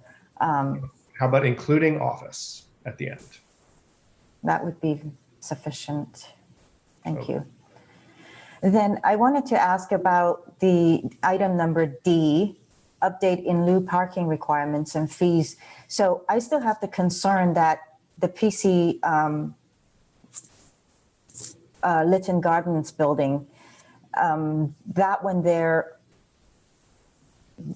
would you be checking to ensure that that is something that as a PC, them granting parking spaces is not violating their PC public benefit?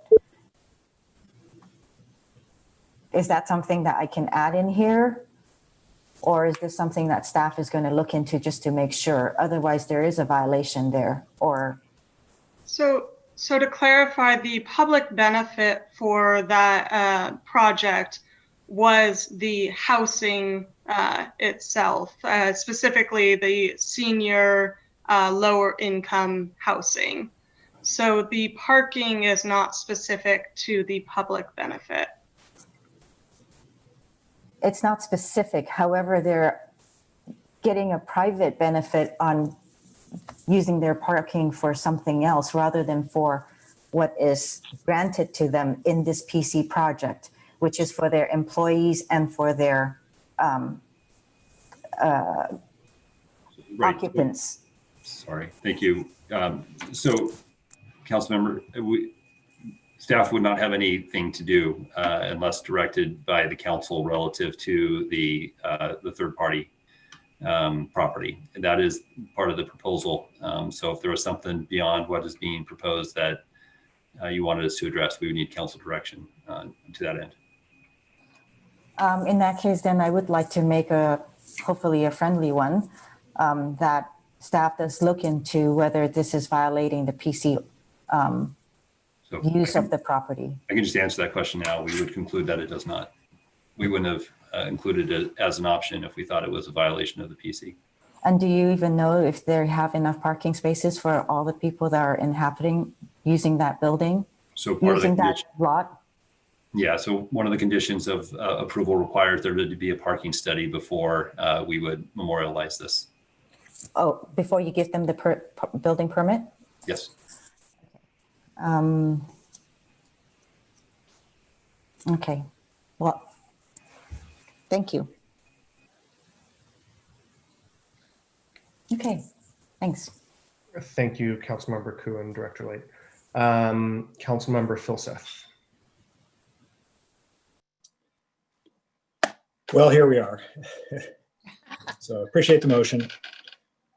You know, as we've said, we have lots of hotels in town and not enough lower cost housing.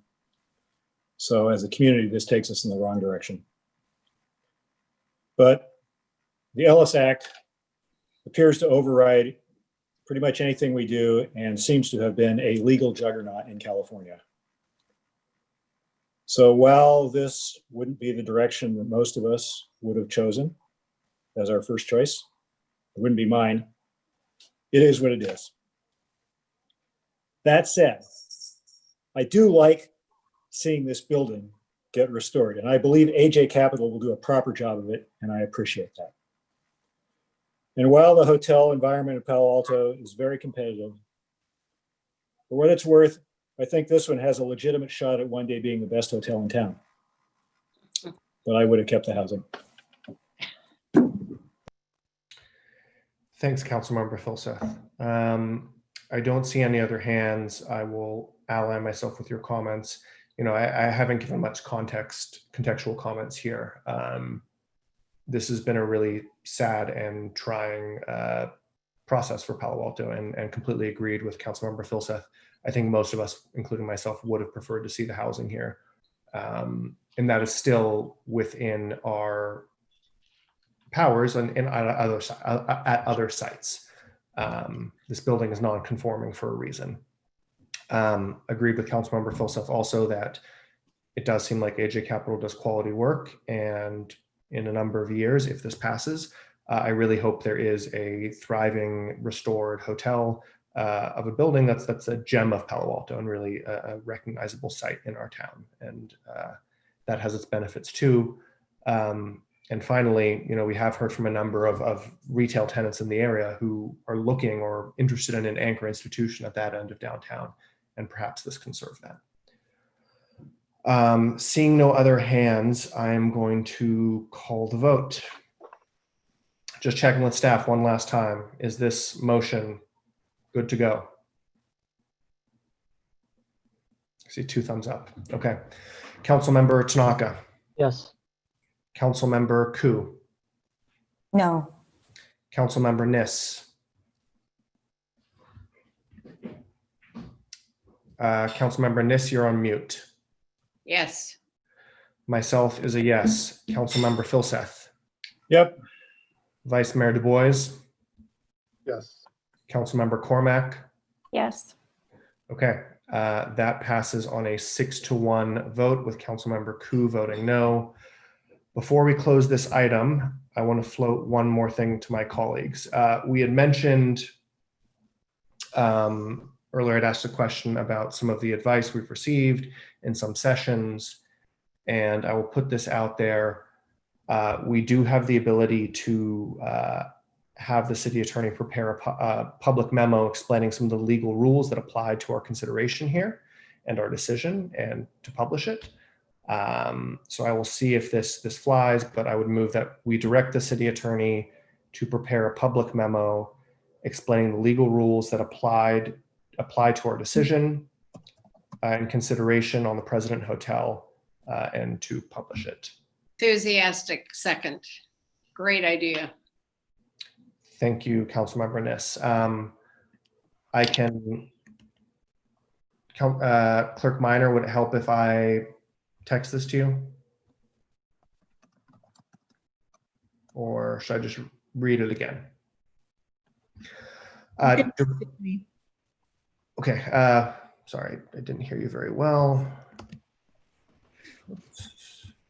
Image copy.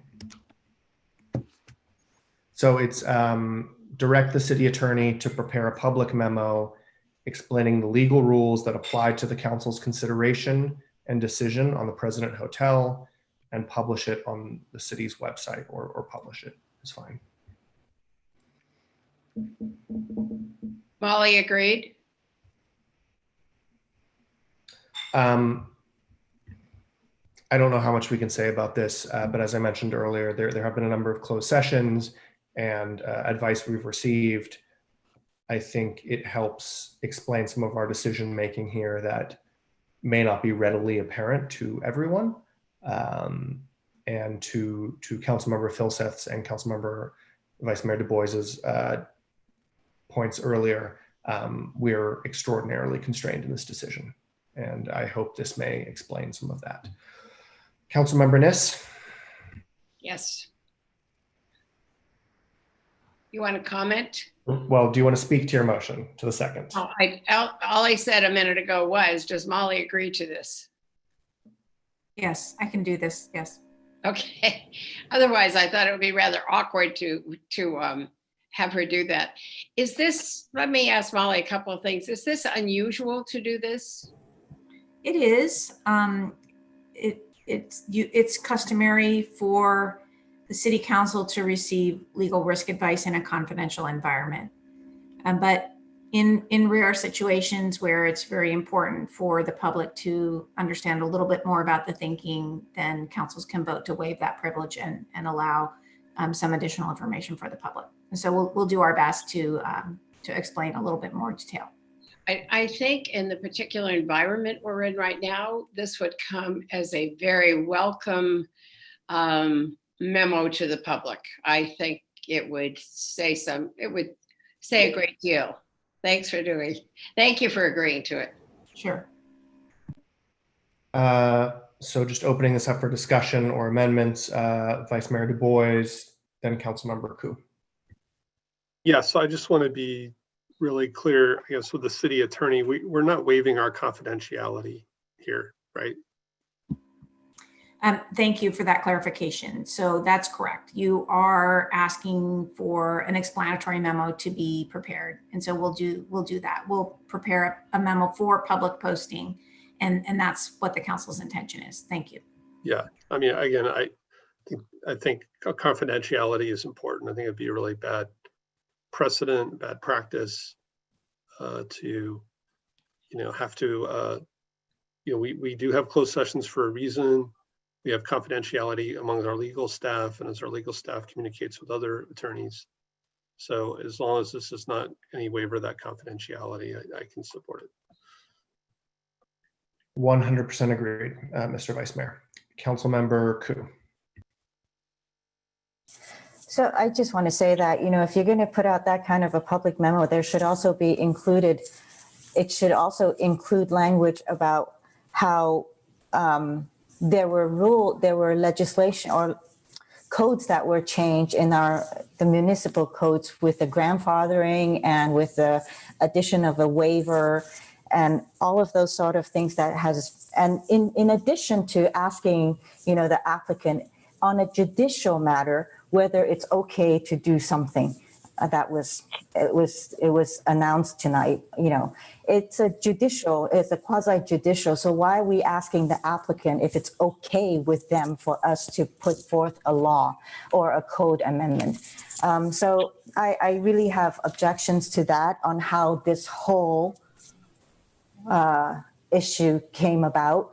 And, this whole last week, our budget drove policy decisions. And now today, we're here being driven by supposedly law. I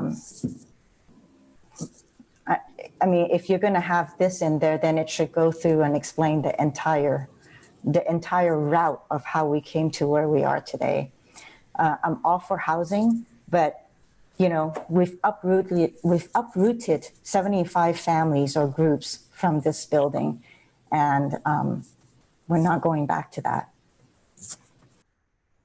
Councilmember Ku, we'll do our best to provide relevant background. Just one comment. The reason that we asked the applicant on the record to agree is to cut off their ability to challenge us later.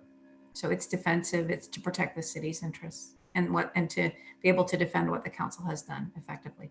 Thanks. Councilmember Filseth. Hey, thanks. Wait a second, I had my video off, sorry. Yeah, just to be, basically my question's the same as Councilmember Boyce, but just to be relentlessly thorough on this. What I think I understand is that we don't have to disclose anything that isn't actually in this memo. Is that correct?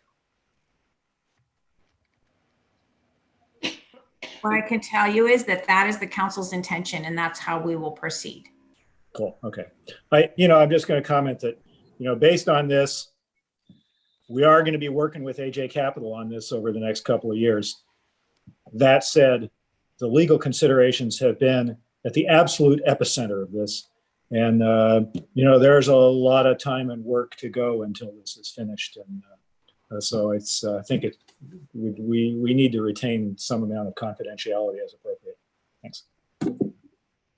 Understood. Councilmember Cormack. Thank you, Mayor Fine. The situation continues to be unusual, and I think this motion is part of that. I think it's appropriate.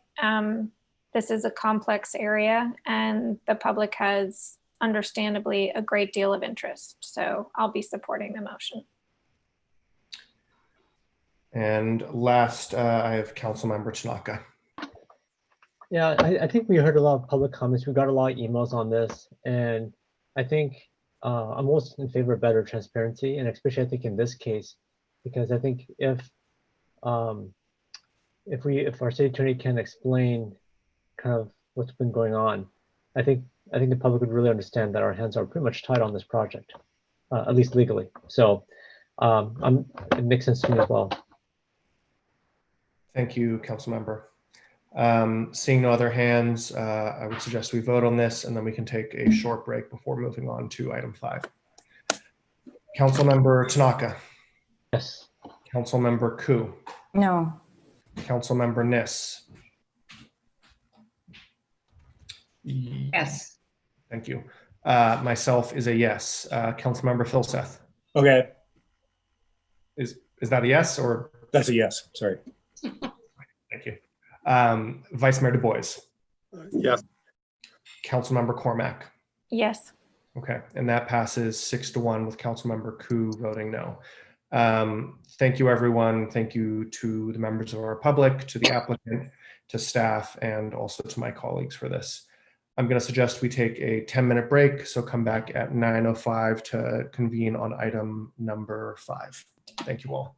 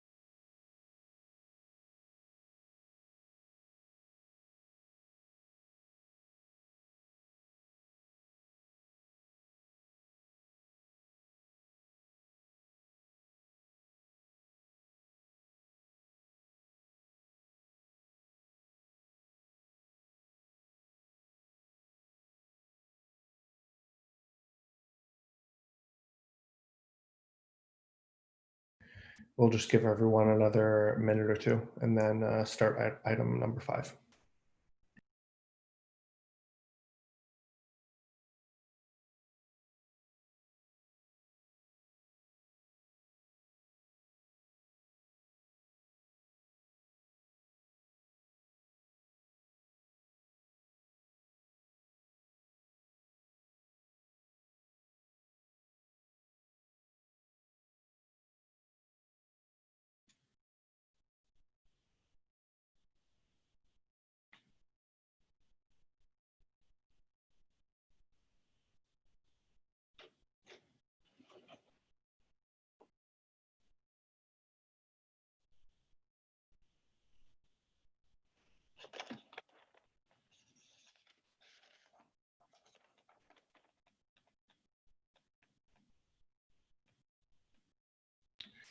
Okay, it is 9:07. I see at least 4 council members, so we have a quorum.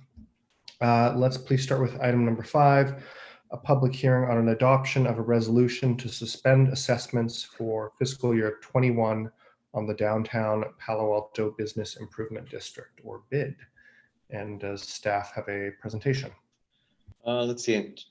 For staff, actually not a presentation, just standing by. This is basically a repeat of action that council taken recently for fiscal year 20. This extends it through fiscal year 21 to suspend the assessments.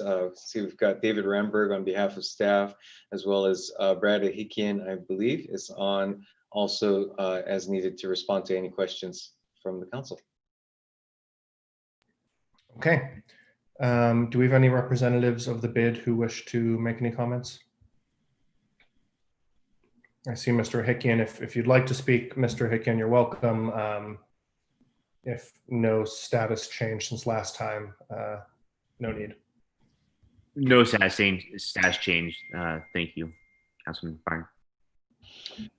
Okay, let's go to members of the public who wish to speak on this issue. Just a reminder, this is suspending assessments for FY21 on the downtown Palo Alto Business Improvement District. If you'd like to speak to this item, please raise your hand.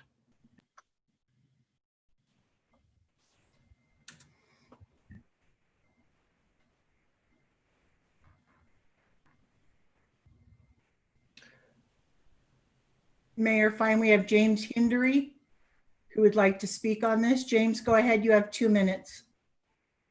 I acknowledge that this is against procedure, so I'm going to be brief, but I'm disappointed that vote 16 hasn't been agendized. Thank you.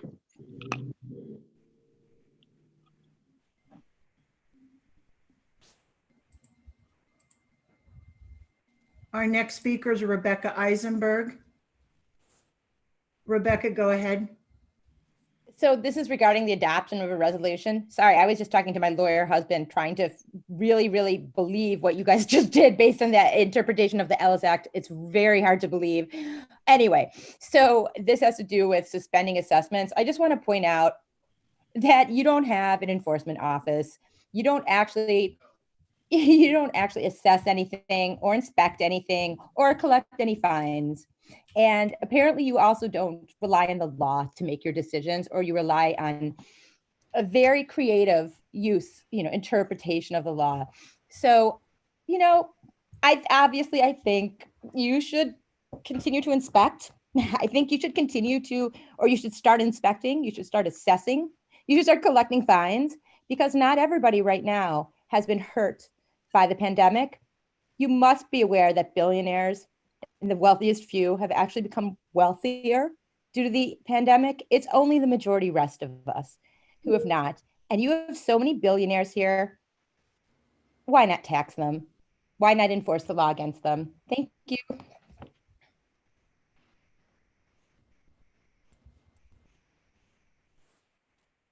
Thank you. And that's our last speaker, Mayor Fine.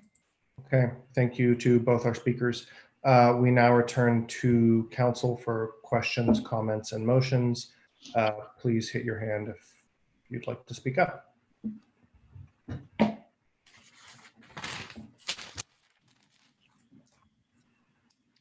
Councilmember Koo. Thank you. On packet page 46, second paragraph at the end, it says that staff will collaborate with PADBPA to determine next steps and the future. I was going to just ask if it would be possible for that to come to a study session with council as well, just so that we kind of have a more understanding of what the businesses would like to see and do and how we can enhance that a little bit more. If that were the will of the council, we could certainly do that. We did plan to get with Brad here soon. He has expressed a similar desire with his group, and we would be party to that. And if there's an outcome that council would like us to bring back, we could do that with proper direction. Thank you. Okay, thank you for that. So it's something to consider. Then I was kind of reading a little bit further on. So we're rescinding the assessment revenue for FY 2020. We already said we would, and I'm okay with that. But I see that there is that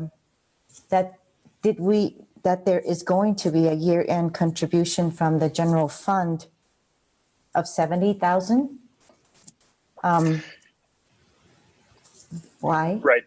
That's what we wrote. We're still refining that number. We're waiting for some final tally from the Business Improvement District on some expenses that they incurred in fiscal year 20 for Lytton Plaza in particular.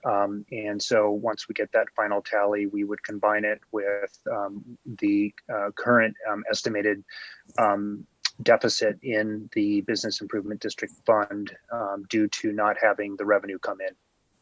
So even though that amount has been used to benefit that bid, we're still going to have to come out of pocket for it even more? I thought whatever we collected that hasn't been used, then we would refund it. But it just seems like, I mean, we're not in the greatest financial situation either. So, I mean, this is 70,000, but I don't see why we're coming out of pocket for it.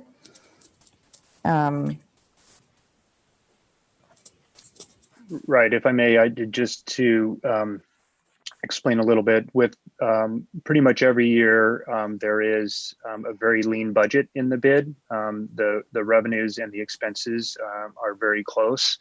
And we have in the last couple of years been, if I remember correctly, been in a deficit, meaning that the revenues have not been sufficient to cover the expenses. So we've carried a little bit. And now that situation gets dramatically different with zero revenues coming in fiscal year 20. So it is acknowledged that there will be a general fund contribution needed, but that might be in the spirit of what council's action has been, which is to return the assessment in an effort to help businesses during the COVID-19 emergency. So I'm hearing that even on normal years, they usually see a deficit then. It's been I think a 14-year span. So I wouldn't want to make that statement for all of those years. I was more speaking in the last couple of years. Okay. Well, in particular, if I could, Councilmember, related to the implementation of the business registry that's been on expense that relates to this contract as well. So that's the basis on which the council has previously approved covering those expenses. Okay, thank you. Thank you, Councilmember Koo. Please raise your hand if you'd like to speak on this.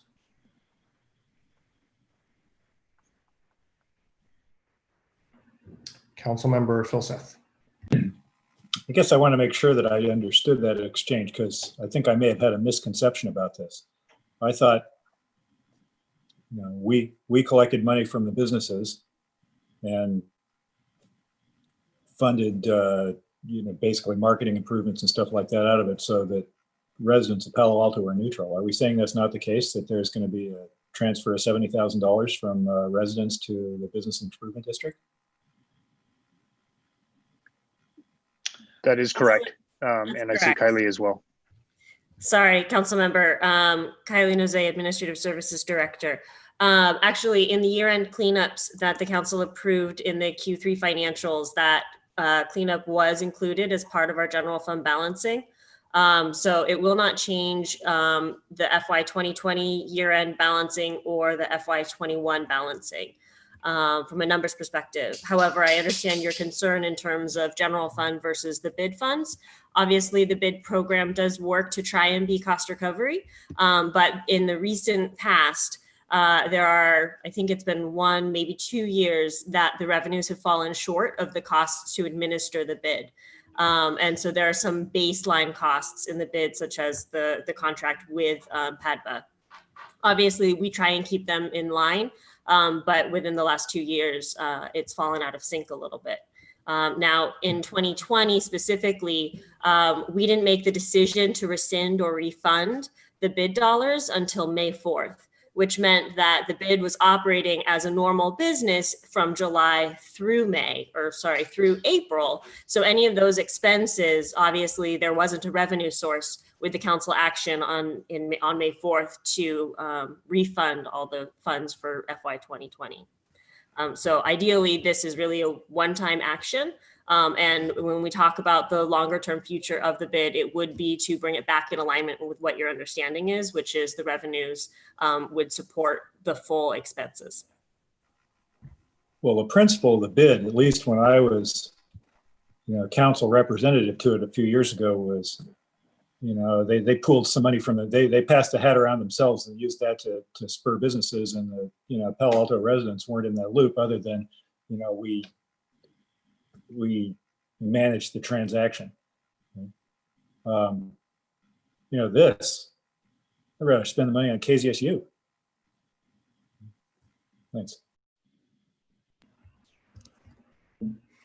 Any other comments, questions, or motions? Councilmember Cormack. All right, let's keep going on this. Did I hear you say, Director Noce, because we already decided to return the money, that was essentially when we incurred this cost? That's correct. Okay, thank you. So, Councilmember Niss.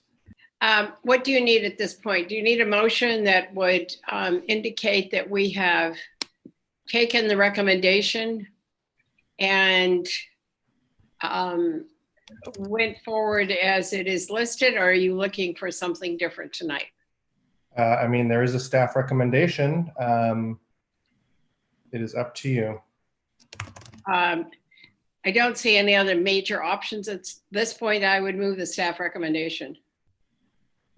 So Councilmember Niss is moving the staff recommendation. Is there was that you, Mr. Vice Mayor? Yes. Okay, thank you. Do you want to speak to your motion, Councilmember Niss? Yeah, I think the conversation we've had already does speak to it. I'm a little surprised at the, as Eric said, we might have done something different with the money. Vice Mayor Du Bois? Yeah, I agree with everything that's been said, but I think here we are. Any other comments on this motion? Okay, let's please vote. Councilmember Tanaka. Yes. Councilmember Koo. No. Councilmember Niss. Yes. Myself is a yes. Councilmember Filseth. No. Getting some interesting no votes tonight. Vice Mayor Du Bois. Yes. Councilmember Niss. Councilmember Cormack. I knew you meant me. Yes. Thank you. So that passes on a 5-2 vote with Councilmembers Filseth and Koo vehemently voting no. Okay, that concludes item number 5. Item number 6 was moved out, 8 was moved out, and 9 was moved onto consent calendar. So all that remains is item number 7. adoption of an urgency interim ordinance temporarily allowing expansion of outdoor dining, retail, and other activities on public and private properties. Does staff have a report for this? Yes, we do. We've got our Public Works Director, Brad Eggleston, and Assistant Director of Planning Development Services, Rachel Tanner, will be reporting for staff. Rachel, it looks like you're queued up, ready to go. Yep, I am going to share my screen. And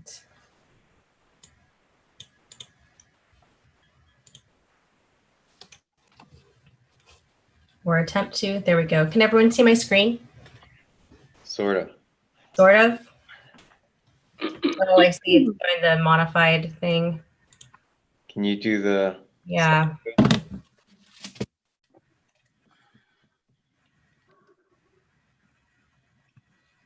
Perfect. Is that improved? Yes. Great. Thank you very much. Good evening, Mayor Fine, council members. I was before you just a few weeks ago on June 8th for the study session on this topic. At that time, we were talking about ideas to help facilitate outdoor dining and outdoor retail, which were allowed beginning on June 5th under the updated shelter-in-place order issued by Santa Clara County. And so we are here tonight to bring forward those ideas of how we might help facilitate those based on our discussion on June 8th. We do anticipate that there may be some future relaxation of the shelter-in-place ordinance or shelter-in-place order. We're not sure when it will come. The county's indicated that they will not make any updates until as the soonest would be this Friday, June 26th. Waiting to see how things have changed given the relaxed order that has already been in place and the protests that have been happening to see if we do start drifting up or if our numbers still look good to have future relaxation. So some of the measures you'll see presented today contemplate future relaxation that could happen while council is on its break in July. So tonight I'll be talking about an interim urgency ordinance and a resolution that is before you for your consideration and adoption. And so the ordinance covers 7 topics and the resolution has 2 topics that you see here on the slide. And I'll go over each of those in a little bit of detail. Before I jump into the details of each of those topics, I want to talk about that both the ordinance and the resolution are temporary in nature, and that is their intention. So the ordinance is effective immediately upon adoption, as long as we have at least 4/5 of the council members present today support the interim urgency ordinance, and would last either as long as the local emergency order is in effect or till December 31st, whichever is latest, unless it's modified, repealed, or extended by the city council. The resolution would also become effective immediately and just needs a straight majority to pass, and it will remain in effect until December 31st, 2020, unless it is extended by the city council. When we talk about the ordinance, we're really kind of thinking about things that are normally permitted activities within the city, but instead of having those activities occur indoors, they're occurring outdoors. And again, as a reminder, the reason they're occurring outdoors is both because the county has indicated that the transmission of the virus, the risk of transmission rather, is decreased outdoors, and so has encouraged some of these activities to occur outdoors, or we believe they may encourage those activities and allow them to occur outdoors. So example of dining, for example, it's allowed outdoors only at this point and not allowed indoors at all. And so the whole purpose is to help facilitate these activities to ensure that our business districts can remain strong, Palo Altans can get what they need here in the city, and that we really have a vibrant community during and, of course, once the crisis is concluded. When it comes to outdoor dining and retail, there are 7 parts of the ordinance. The first looks at outdoor dining on sidewalks and closed streets. And really these are activities, except for the closed streets, that are permitted usually through our encroachment permit and through council action on the ordinance. You would temporarily waive the permit fees and temporarily waive architectural review for the issuance of the encroachment permits, and also allow them to be issued for closed portions of public streets. For outdoor retail display and sales activities, this would allow those retailers who do get encroachment permit to display their wares on the sidewalk or in closed portions of public streets. Similarly with private parking lots and other private parking areas, this would allow the conversion of up to 50% of the parking spaces in a private parking lot to be converted for outdoor dining or outdoor retail.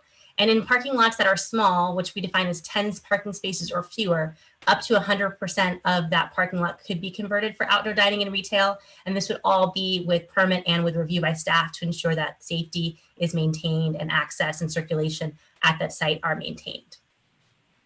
In addition, the ordinance would allow alcohol consumption, which would be permitted in these expanded outdoor seating areas. So if a restaurant, for example, applies to have sidewalk dining, it would allow those restaurants who have valid ABC licenses issued by the state and also have valid local CUPs. So essentially they're already permitted locally to legally serve alcohol for on-site consumption. They would be allowed to serve beverages in those expanded seating areas. And if you guys have questions regarding how this relates to some of the issues with the ABC right now in terms of what they are or aren't permitting, I'm happy to answer that perhaps in the Q&A portion and go a little bit deeper into this provision. Number 5 would also allow the consumption of alcohol with a meal in Lytton and Cogswell Plaza. And I do want to note there was an error in the staff report that also noted King Plaza, but the ordinance really affects only Lytton and Cogswell Plaza. And this essentially would allow someone to order a meal with an alcoholic beverage from, let's say, a downtown restaurant and go to one of those plazas to enjoy that meal there in the plaza. They may find it has more space, or perhaps they're meeting up with a friend. And again, the purpose is just to allow that so that they would not have any trouble in doing so. And we have seen that our plazas have been busy places, which is again a great place for people to get out and enjoy the downtown. The ordinance also allows dining and alcohol consumption in city parking lots. So this would not just be that people could do it right now, today or tomorrow, go out and have a beer in the city parking lot. But what this does is contemplating allowing the city manager to develop a program with appropriate protocols and guidelines and rules to permit this. And so it could be that there may be a need that we have to close the city parking lot to offer some type of event, perhaps that we need to do in the coming months. Or it could be that there are some folks whose businesses are adjacent to a city parking lot, and perhaps we could work out a program where those folks who don't front on a city street, don't have access to a sidewalk, and whose most adjacent open area is a city parking lot, perhaps we can come to agreement to allow a portion of those spaces to be used.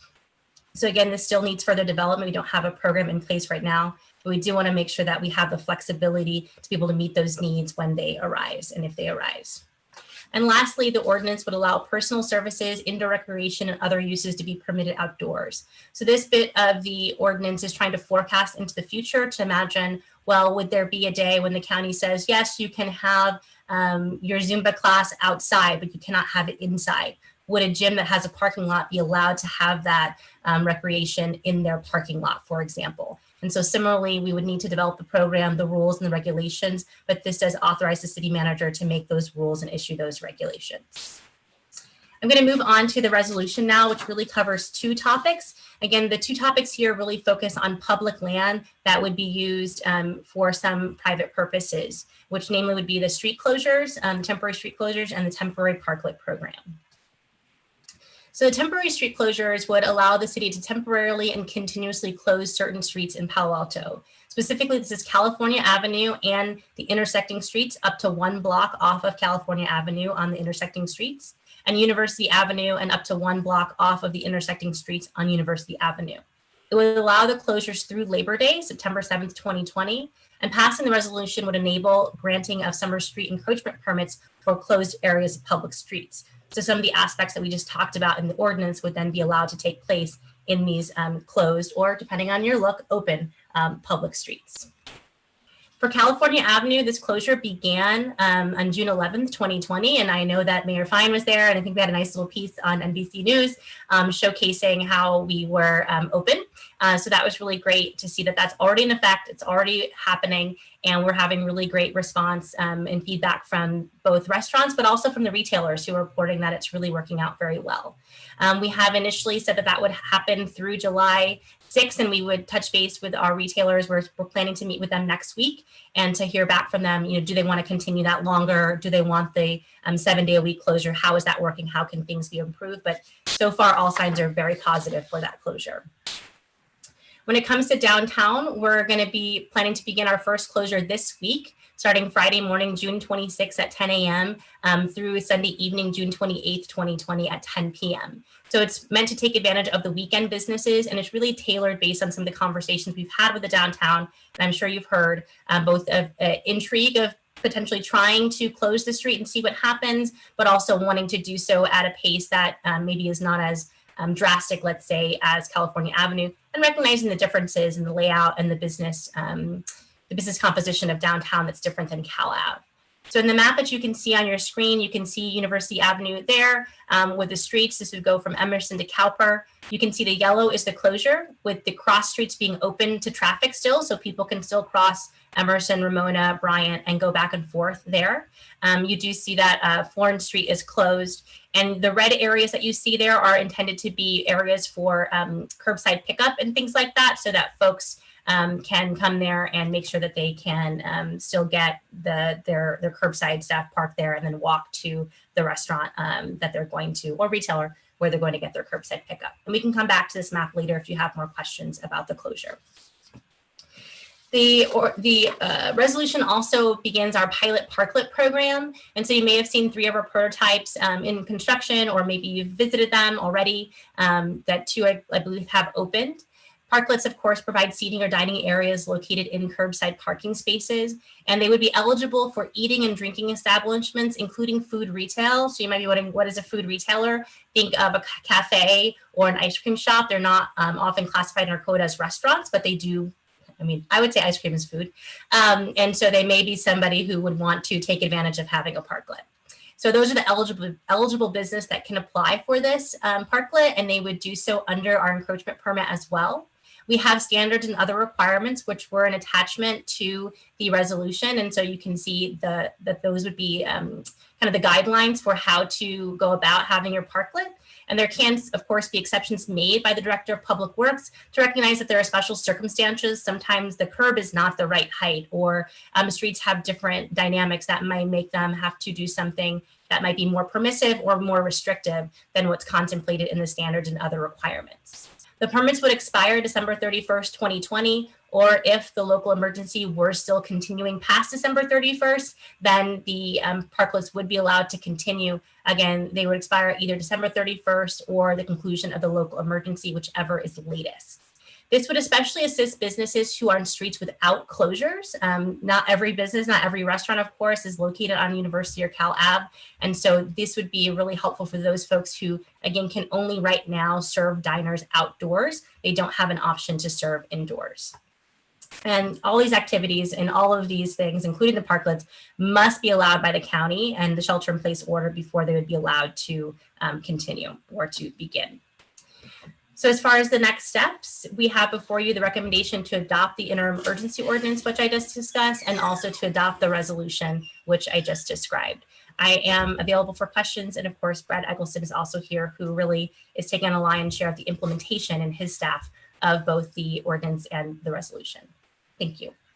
So if I could, Mr. Mayor, before we turn to questions and other perhaps testimony, I do want to just acknowledge the nimbleness with which staff has been able to jump on this. This really reflects the council's early direction during the shelter in place to get positioned and support the recovery of businesses, recognizing that the council was hearing directly from businesses how dire their economic circumstances were. And so you set us off on a series of conversations we called the business roundtables that led to your decisions related to small business grants, which we have implemented, in addition to as was noted, really wanting to move quickly in order to support the reopening of businesses as the shelter in place rolled back. So with Ms. Tanner's leadership in particular, our cross-departmental team has really taken to heart the direction to move quickly. I believe, and I suspect, we're now moving into the phase where the devil's in the details.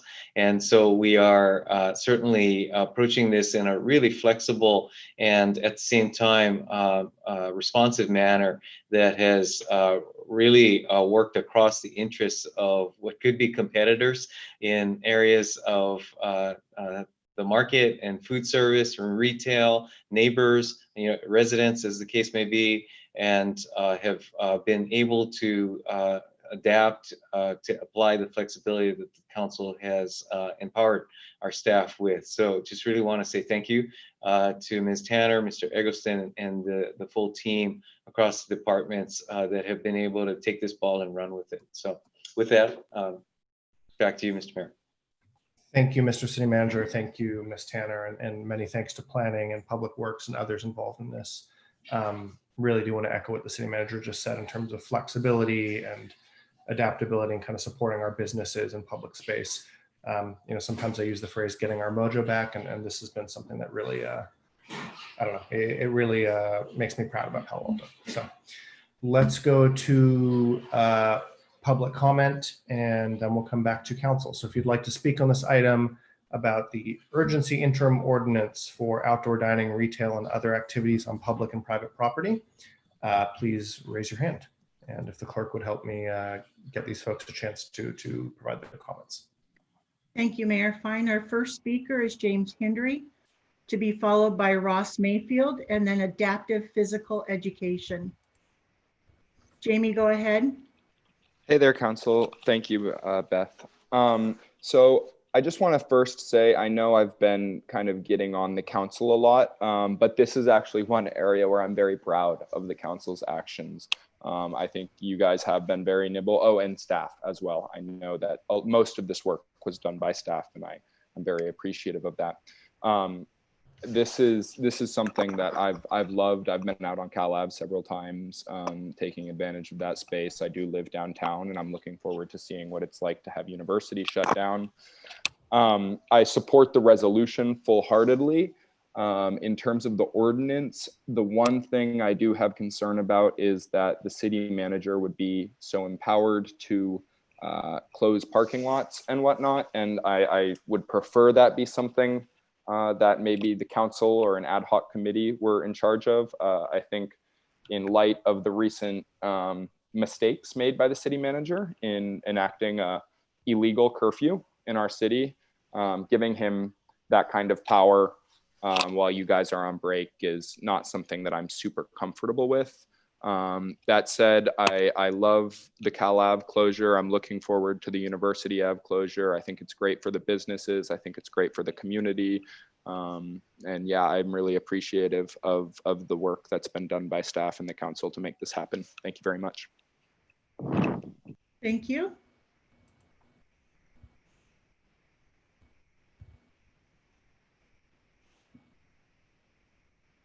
Our next speaker was supposed to be Ross Mayfield.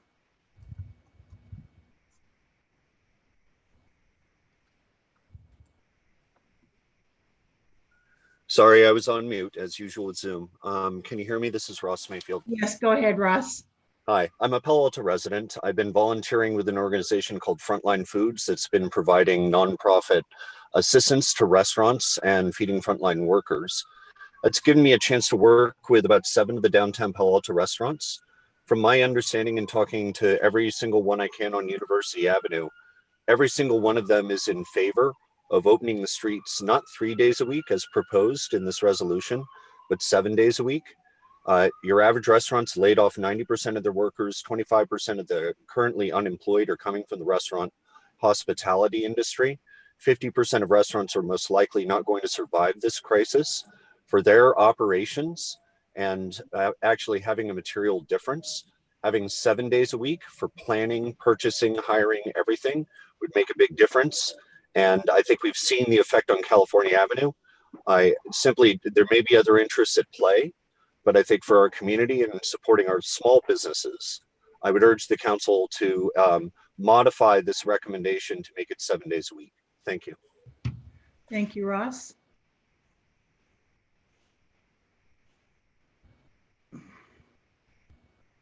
Our next speaker is adaptive physical education.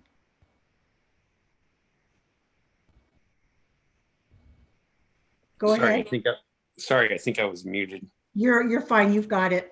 Oh, okay. So my name's Scott Lohman. I'm a personal trainer and a fitness instructor.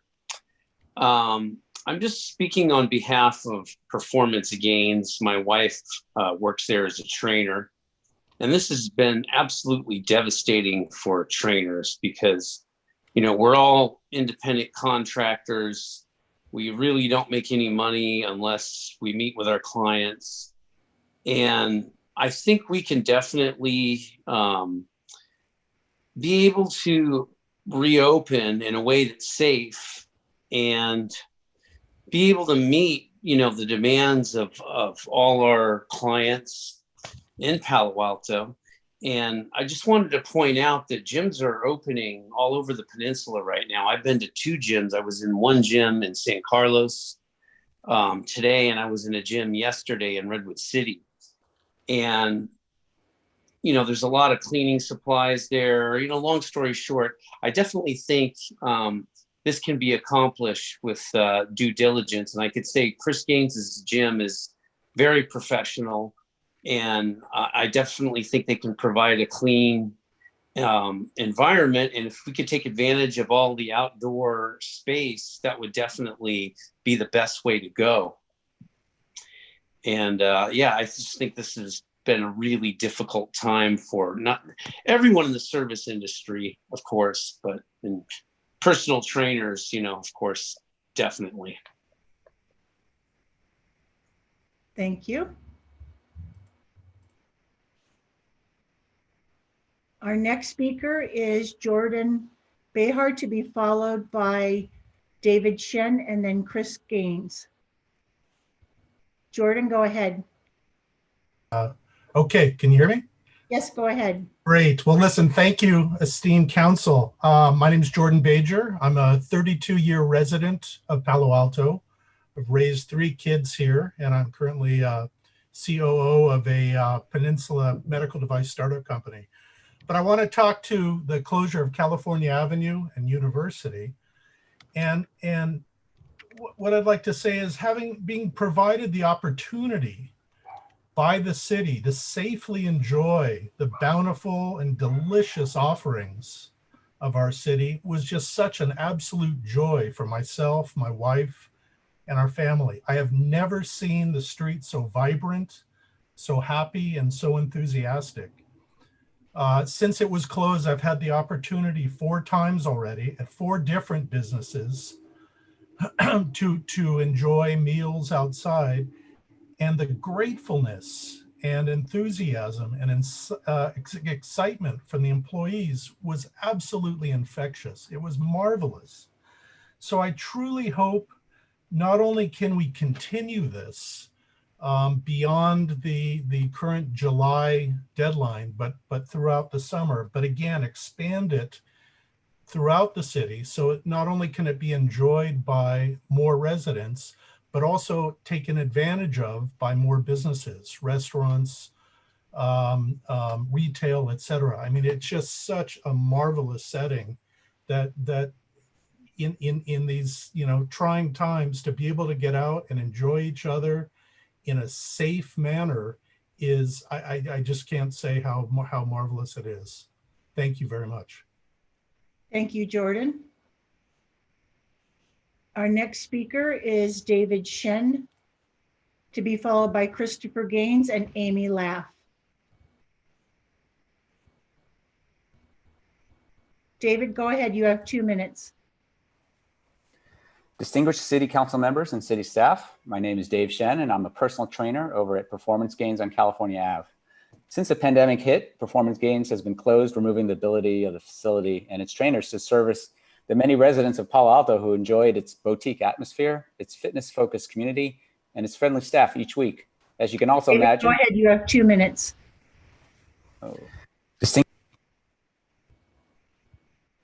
Oh, can you hear me okay? We heard you. Continue. Oh, okay. You heard my initial thing? Yes, we did. Oh, okay. Yes. Sorry, you confused me. So I'm encouraged that this is about to change, and thankful that you all have proposed to close off California Ave in order to let its businesses move their operations outdoors. The specifics have been called out more for restaurants, but I would be grateful if we could allow Performance Gains to use the street and sidewalk to enable its members to train again. These could be things like holding training in the street and on the sidewalk, and in ways that ensure social distancing and minimizing the risk of COVID transmission. It could be the temporary relocation of exercise equipment there to be used outside. It could mean that canopies and shade structures could be erected to keep clients cool during workouts. My hope is that the city will allow Performance Gains to do this so that business can resume, and its Palo Alto membership can once again pursue their health and fitness goals in their familiar and well-liked place. It would allow Performance Gains to generate revenue again and reduce the risk that it would not survive this economic crisis. And it would allow trainers like me to continue to work for our families and our own livelihood. I look forward to seeing this ordinance passed and Performance Gains open again, along with its neighboring businesses on California Ave, and see this as one great step to our return to a state of normalcy. Thank you for your time. Thank you, David.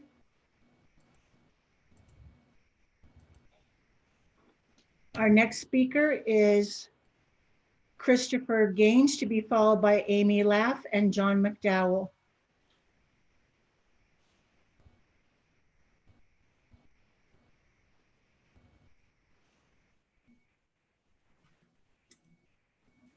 Christopher Gaines dropped off. Christopher, go ahead. You have 2 minutes. Can you hear me? Yes, go ahead. You have 2 minutes. Yes, sorry. So distinguished city council members and city staff, I just want to first thank you for letting me speak. I am the founder and co-owner at Performance Gains on California Avenue at the corner of California and Birch Street. I have been listening, and I'm really pleased to hear about the city program potentially even being extended in through September. I just would like to state that Performance Gains itself we're not like an Orange Theory or a Barry's Boot Camp or a Soul Cycle or an Equinox or a 24-hour fitness. We're not a typical gym that you might go to. We've intentionally created our space and facility to be a community place where people can go to grow in both body and mind. So I feel like we have grown to become a vital part of this community. We really enjoy providing the service we provide and really enjoy working with all the people of the community who we get to work with. I guess one thing I wanted to bring up is that I'm not sure about the Summer Streets program insofar that we have applied. I think we applied on June 15th, but have yet to hear anything back. I know that a lot of emphasis has been placed on the restaurant industry, and I think that's awesome. I would just like to have more communication and transparency with regards to the process when it comes to gyms or training facilities. So yeah, at the end of the day, just looking for a more transparent, streamlined process, clear communication. And in the presentation that was presented just now, it sounded as if indoor recreation, being able to move outdoors, was something that was kind of put on the back burner, or we're waiting until the county says something. But I believe the county has already mentioned that outdoor recreational activities can resume and are being resumed. And I believe that what we do, if it's placed outside, should be considered outdoor recreation and should not have any additional restrictions beyond that. I believe that's all I had to say for now, but thank you for your time. Thank you, Christopher. Our next speaker is Amy Laff, to be followed by John McDowell and Sang Bavangnak. Amy, go ahead. Mayor, council members, and staff, I'm Amy Halpern Laff, and I'd like to echo what Ross Mayfield suggested a few minutes ago, which was to keep University Avenue open 7 days a week, but for different reasons. I live downtown, and the way restaurants are now putting tables on the sidewalk, understandably, they're putting a row sort of up against the restaurant and then a row of tables by the curb. And although the diners may be keeping social distance from one another, for those of us who have to walk on the sidewalk, there's just no way to keep distance from either side. I hope that's clear. So I just don't think that's safe. And I think that we could alleviate we could mitigate some of that danger by opening up university and letting restaurants spread some of those tables out to make it safer for pedestrians. Thank you. Thank you, Amy. Our next speaker is John McDowell, to be followed by Sang Pavagnok and Jonathan Ehrman.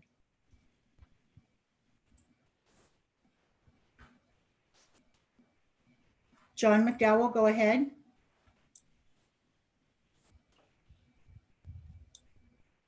Hi, can you hear me? Yes, go ahead.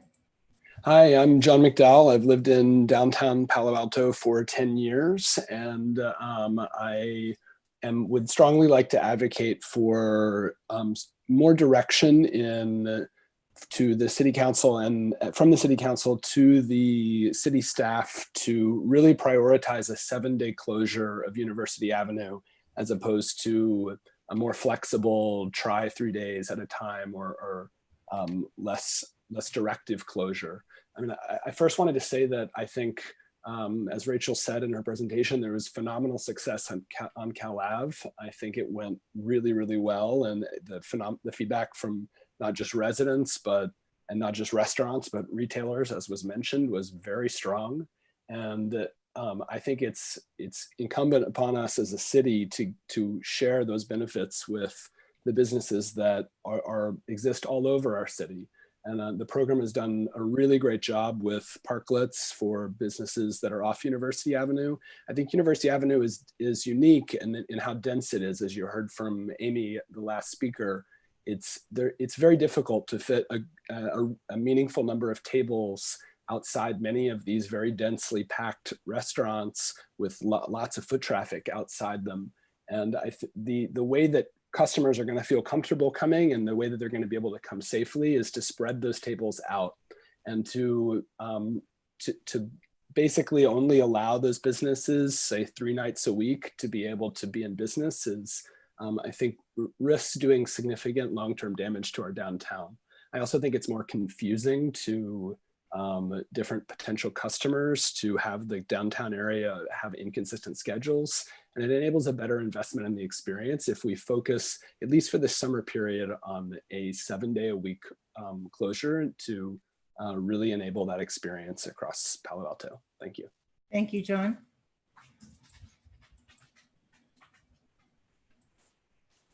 Our next speaker is Sang, to be followed by Jonathan Ehrman and Stefan Heck.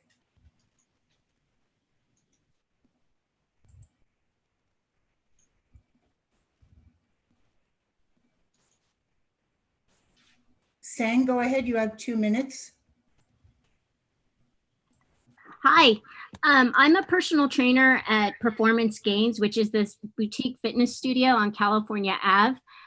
Since the pandemic, I've had to find creative ways to train my clients. And even though I can train them via Zoom, I find like the effectiveness isn't quite there. And the community that we have at the gym has really supported my clients. And I'd like to be able to continue supporting them to have a healthy, fit lifestyle. And I'm hoping that if we can move to training and exercising out either in the parking lot or on the sidewalk, that would be extremely beneficial. So besides the clients that are able and willing to come to Palo Alto, like I've had to move some of my clients outside of Palo Alto to train in different studios in order to continue their fitness and to support them. And, ultimately, I'm not even sure that I can bring them back once we get out of this, because now they're used to their new gym. They're used to the new pricing that they have at these new gyms. And I'm just not positive that I can bring them back. So I'm trying to minimize the time that they're away from our local gym and keep them there so that they're close to their homes and able to support their communities and be with their friends at Performance Gains. So thank you so much for your time. And that was pretty much what I wanted to share. Thank you.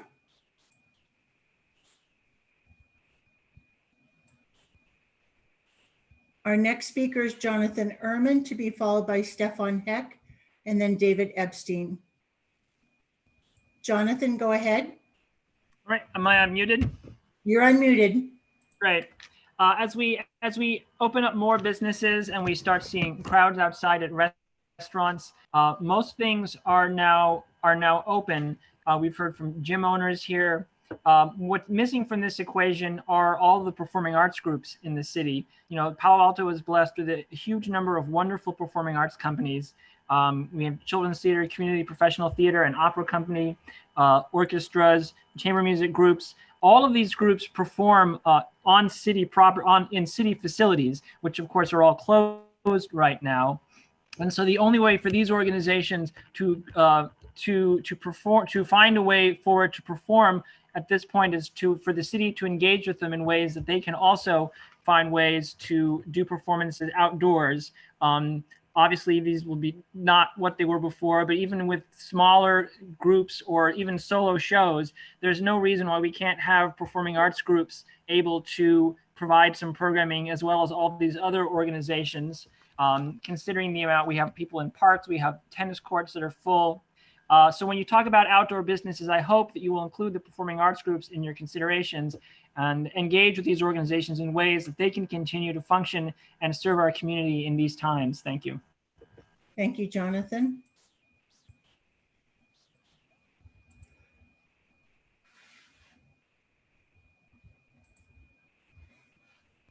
Our next speaker is Stefan Heck.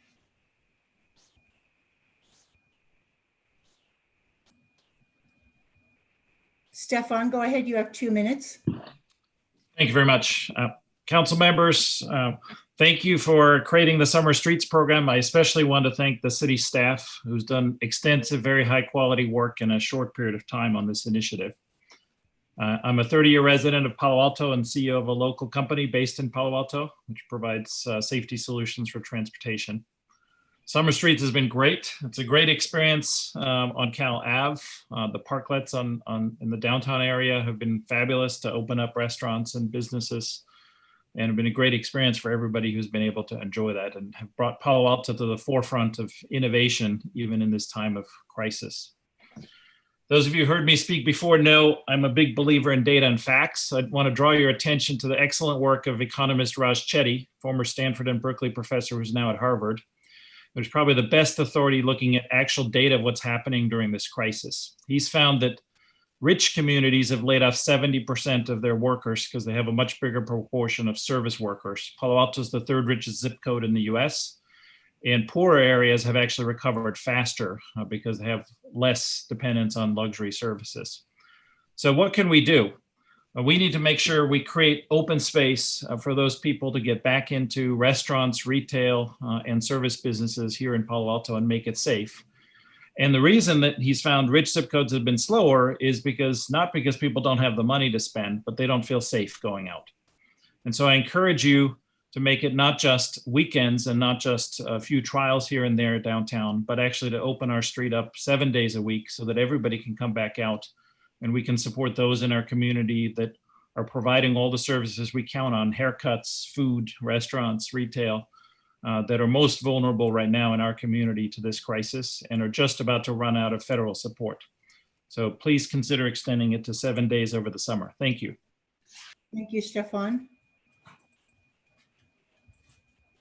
Our next speaker is David Epstein, to be followed by Mako and then Niraj.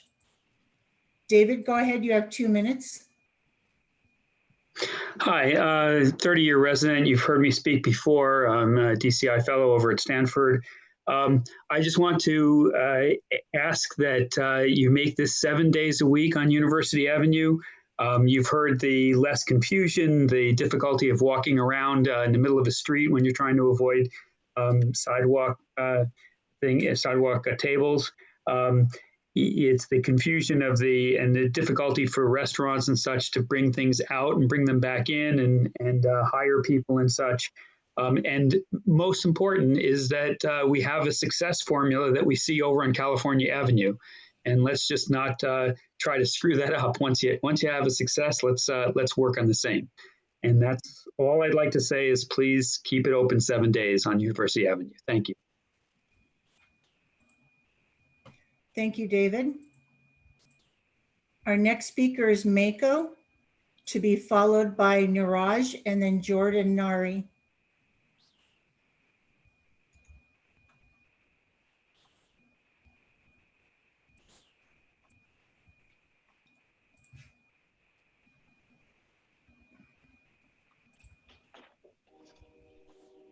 Mako, go ahead.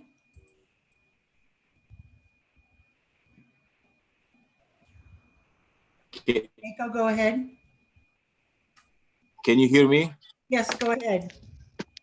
Oh, okay. Good evening. My name is Michael Campilongo. Sorry, with my phone I couldn't mute. I'm the owner of Terun and Italico restaurant on California Avenue, and I'm a witness of how good it's been for us, the closure of California Avenue in Palo Alto. I know many restaurants are still suffering.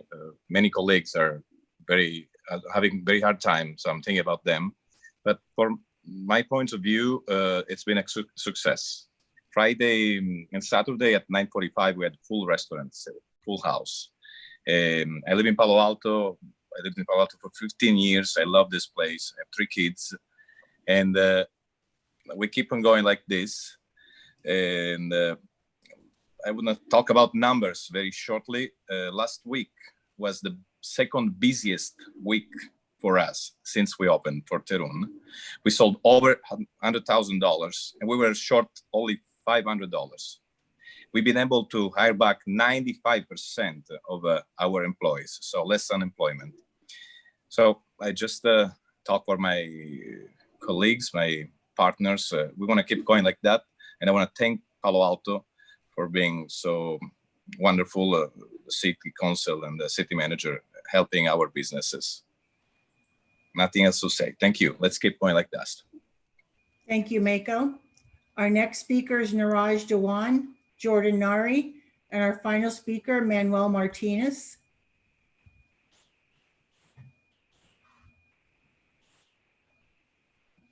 Niraj, go ahead. You have 2 minutes. Yes, can you hear me? Yes, go ahead. Okay, so I think the most important thing is for us to think through why we are doing it. I think a lot of members here, a lot of people made it clear why we are doing it. It's for the safety of the customer. It's also, like Amy pointed out, it's safety of the pedestrians or people walking. And is that safety just limited to 3 days a week? Is the virus on break from Monday to Thursday? I think that's what we got to think. If that's not the thing, then we have a very clear decision here. Second, like Marcio pointed out from Italico, and there are all the positive signs from California Avenue that it has been great. So it should be a very easy decision to make it 7 days. Let's not do it half-hearted. Let's do it, let's go all in. And we can always scale back. But right now we are struggling. And I also feel that, as David said, and as Jonathan said, and also as Stefan said, it should not be limited to restaurants. It should be, it should be everybody. It should be the retail. It should be the service. It should be the gyms. It should be the performing arts. It should be everybody that should benefit from it. And overall, the whole, community should benefit from it. And I think we should do it all 7 days, not just 3 days. Thank you, Niraj.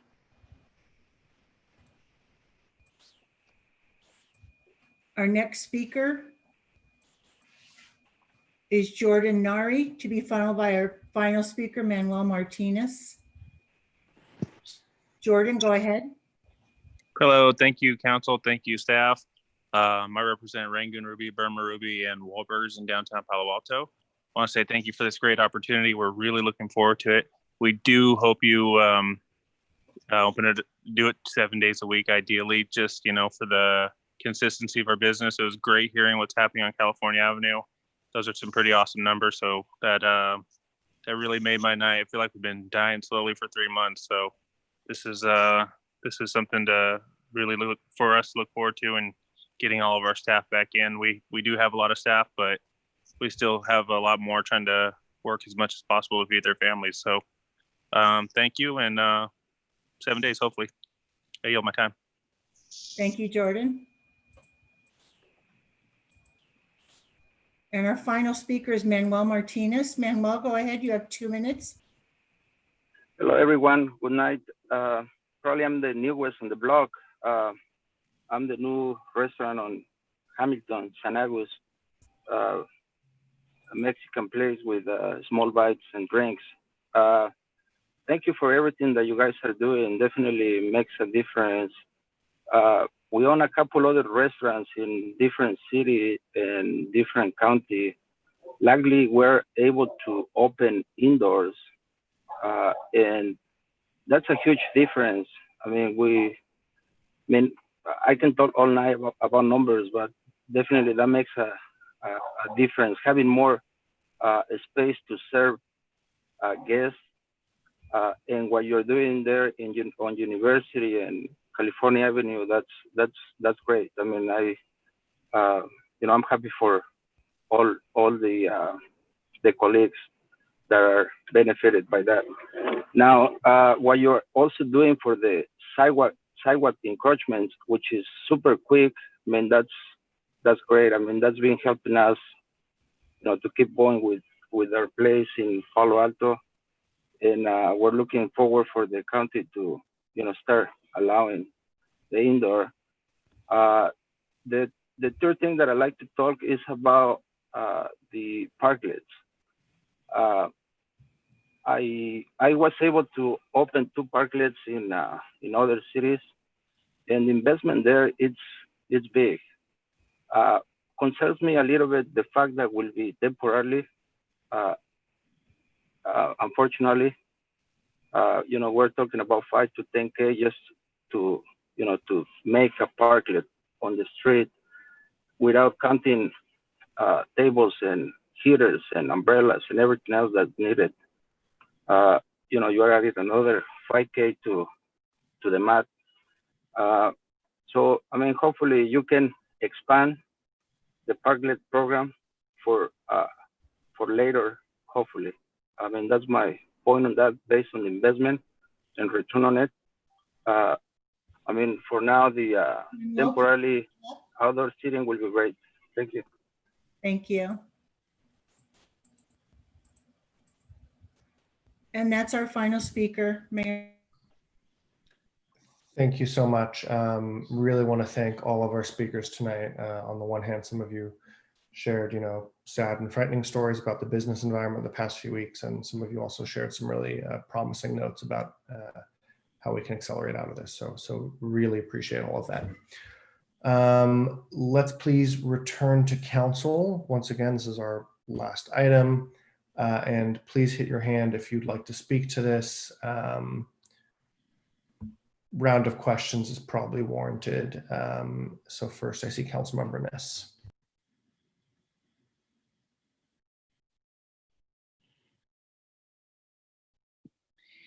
Couple of things.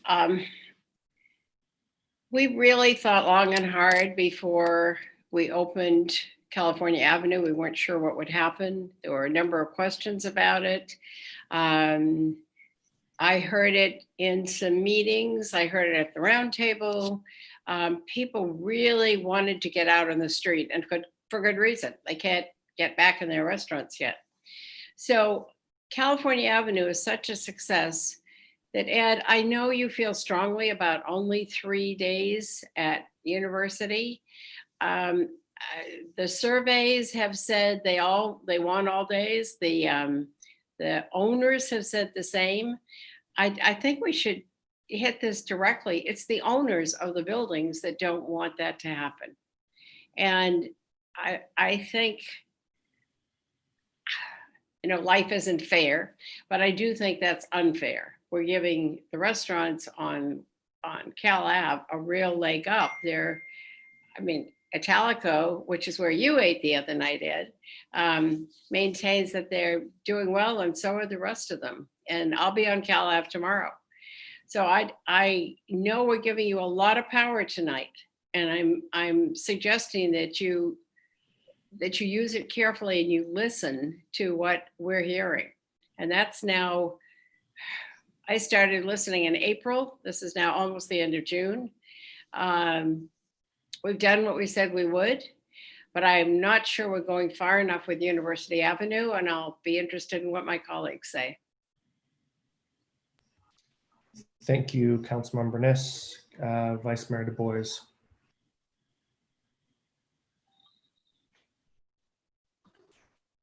Sorry. I should probably know this by now, but what's the difference between an ordinance and a resolution, and why do we have one of each? Two different reasons. Ask if the city attorney could address that. It's a great question. I'd be curious of the answer as well. Oh, no. Okay, both are legislation, and there is a rule of co-equal authority. Arguably, they're more similar than different. An ordinance, of course, has more procedures. It has to be read twice, 10 days apart, and has 30 days before it goes into effect. So resolutions are often used when we need to move more quickly. There's some thought that an ordinance, that while a resolution is also a legislative enactment, an ordinance is has more permanency, even if it's uncodified, and often they are actually codified into our code. That was a lot of mumbo jumbo to say, more art than science. Well, I guess I don't feel bad I didn't know. So I think the last speaker was very interesting. You know, are we allowing a low cost or no parklet with barriers in the parking space? I mean, can a business get an encroachment permit but not build an expensive platform? Vice Mayor, that topic has been the discussion of many minutes and hours in our parklet, in our Summer Streets Working Group. Right now, we believe that a no-build parklet would have some significant liabilities related to accessibility, and how would people who are in wheelchairs or otherwise abled be able to access that parklet, and how would a restaurant be able to provide the equivalent access and programming at that venue for disabled persons in accordance with the Americans with Disabilities Act. We are in conversation with the city of San Francisco, which has rolled out essentially a no build parklet option. We want to understand how their accessibility office was able to create programming to make that accessible. And so we are hopeful that we could create that. If we are able to, we would be able to amend the standards and other requirements to create the rules for such a program. And if I could add, there is just a more basic practical dimension to that, which is, quite frankly, the tripping hazard, stepping off the curb. And, you know, to the extent that we're going to be partners with a restaurant that is, again, just to work with the concept, having tables and chairs off of the curb in the parking space, you know, the potential for just the experience for a restaurant patron to trip over the edge of the curb as we're partners in how that business runs gets a little sticky. So that's one dimension. Traffic safety has been the other one that has come up, as well as just basically the building safety. So you'll see that issues of the railing and how those are constructed have all been actually thought through pretty carefully by our staff, and really to their credit. But again, So all temporary installations. So we're allowing parklets anywhere in town, right? I mean, people park and then they step on the curb to go into a place. I've certainly been in restaurants where maybe it's at a two-story house. I mean, does the ADA require that you get to all seating, or just that some seating is available? It usually requires that a certain percentage of the seating be available. And so because all of the seating needs to be outdoors, you know, there may be circumstances where that can be met. But again, we would want to make sure if we do provide a no build parklet option where we feel very confident in an establishment's ability to meet the ADA. And I would say, and you may be familiar, Vice Mayor, that we have some particular vulnerability, I think, in our region to lawsuits regarding ADA accessibility that may not be occurring in other cities and other states, for example, that have more permissive parklet regulations. I mean, again, I've restaurants in Mountain View that are in houses with there's 2 stories. And so again, I'm really interested in a low cost option here. I think forcing people to spend $10,000, $15,000 is not necessarily the thing we need right now with our businesses in the state they are. And again, I think they could be seating on the sidewalk, or depending where this is in our city, the street may be more accessible without a platform. The other thing is where do we expect all the traffic that's on University to go? I mean, if it starts to come back, how are we going to adjust? We've got a detour plan. This is Brad, Public Works Director. Detour plan for moving the traffic around. Essentially, the eastbound traffic will move on to Lytton, and the westbound traffic will be detoured onto Hamilton. I mean, I know we're not there right now, but I think it's like 1,000 cars a day or something, right? Right, and Hamilton actually has a greater traffic than University, even in regular times. And we're also familiar, you know, just a year and a half ago, for about a year, we were doing the Upgrade Downtown project, where we had blocks of University closed for about a year. Yep. Not to compare the prospective experience with that one. Right. Certainly not. So, you know, I come back in the other round. So I think a lot of the legal language doesn't necessarily match the descriptions we just got. And I am concerned about waiving the alcohol requirements and understanding how we're going to manage that in certain places. We'll come back to that. So thanks. Councilmember Koo. Thank you. So, well, first I want to say thank you to staff, Ed, Rachel, Brad, and your whole team for all the work you did on this and to make it happen. But I also want to thank the business community, in particular, Mike Eckwell from La Bodeguera del Medio, and also John Goodman from Premier Properties, for bringing together all the business groups so that we can learn from their, you know, their experiences and what they suggested that maybe council can consider, as well as staff. So I really appreciated those meetings that that was put together for us to learn more. In terms of California Avenue, I was just wondering, are the retail stores kind of moved onto the sidewalk while the restaurants are on the street? Is that how? I went out on the weekend, but I mean on Sunday, so none of the retail stores were open. But is that how it's been implemented? So I have. Go ahead, Brad. Go ahead, Rachel. I think you know more about what's going on the ground there than I. Well, I was just going to give an example that I have been out there a couple times and seen the cobblery having retail out on the sidewalk. Okay. And I know I've talked to the owner of the cobblery who had a strong interest in doing so. And Leaf and Petal, in addition, has expressed interest and I think is thinking about it, although they haven't taken the step to move forward yet. I think that's an option. Real key, that it's available. Whether they choose to pursue it or not, I think is subject to a number of considerations for each individual business. And then how much of a sidewalk is left for people to pedestrians to walk? Well, pedestrians can also walk on the street because it's all closed, but there is space left enough for them to walk, as well as for wheelchair access and so forth, right? Yes, what we've said during this program is that a minimum 5-foot clear space needs to be maintained for pedestrian access. Okay. And, you know, listening to the gyms and the other one was gyms, exercise. So has this county has allowed for them to operate, right? Or not yet? Councilmember Koo, the county has not allowed for gyms to operate.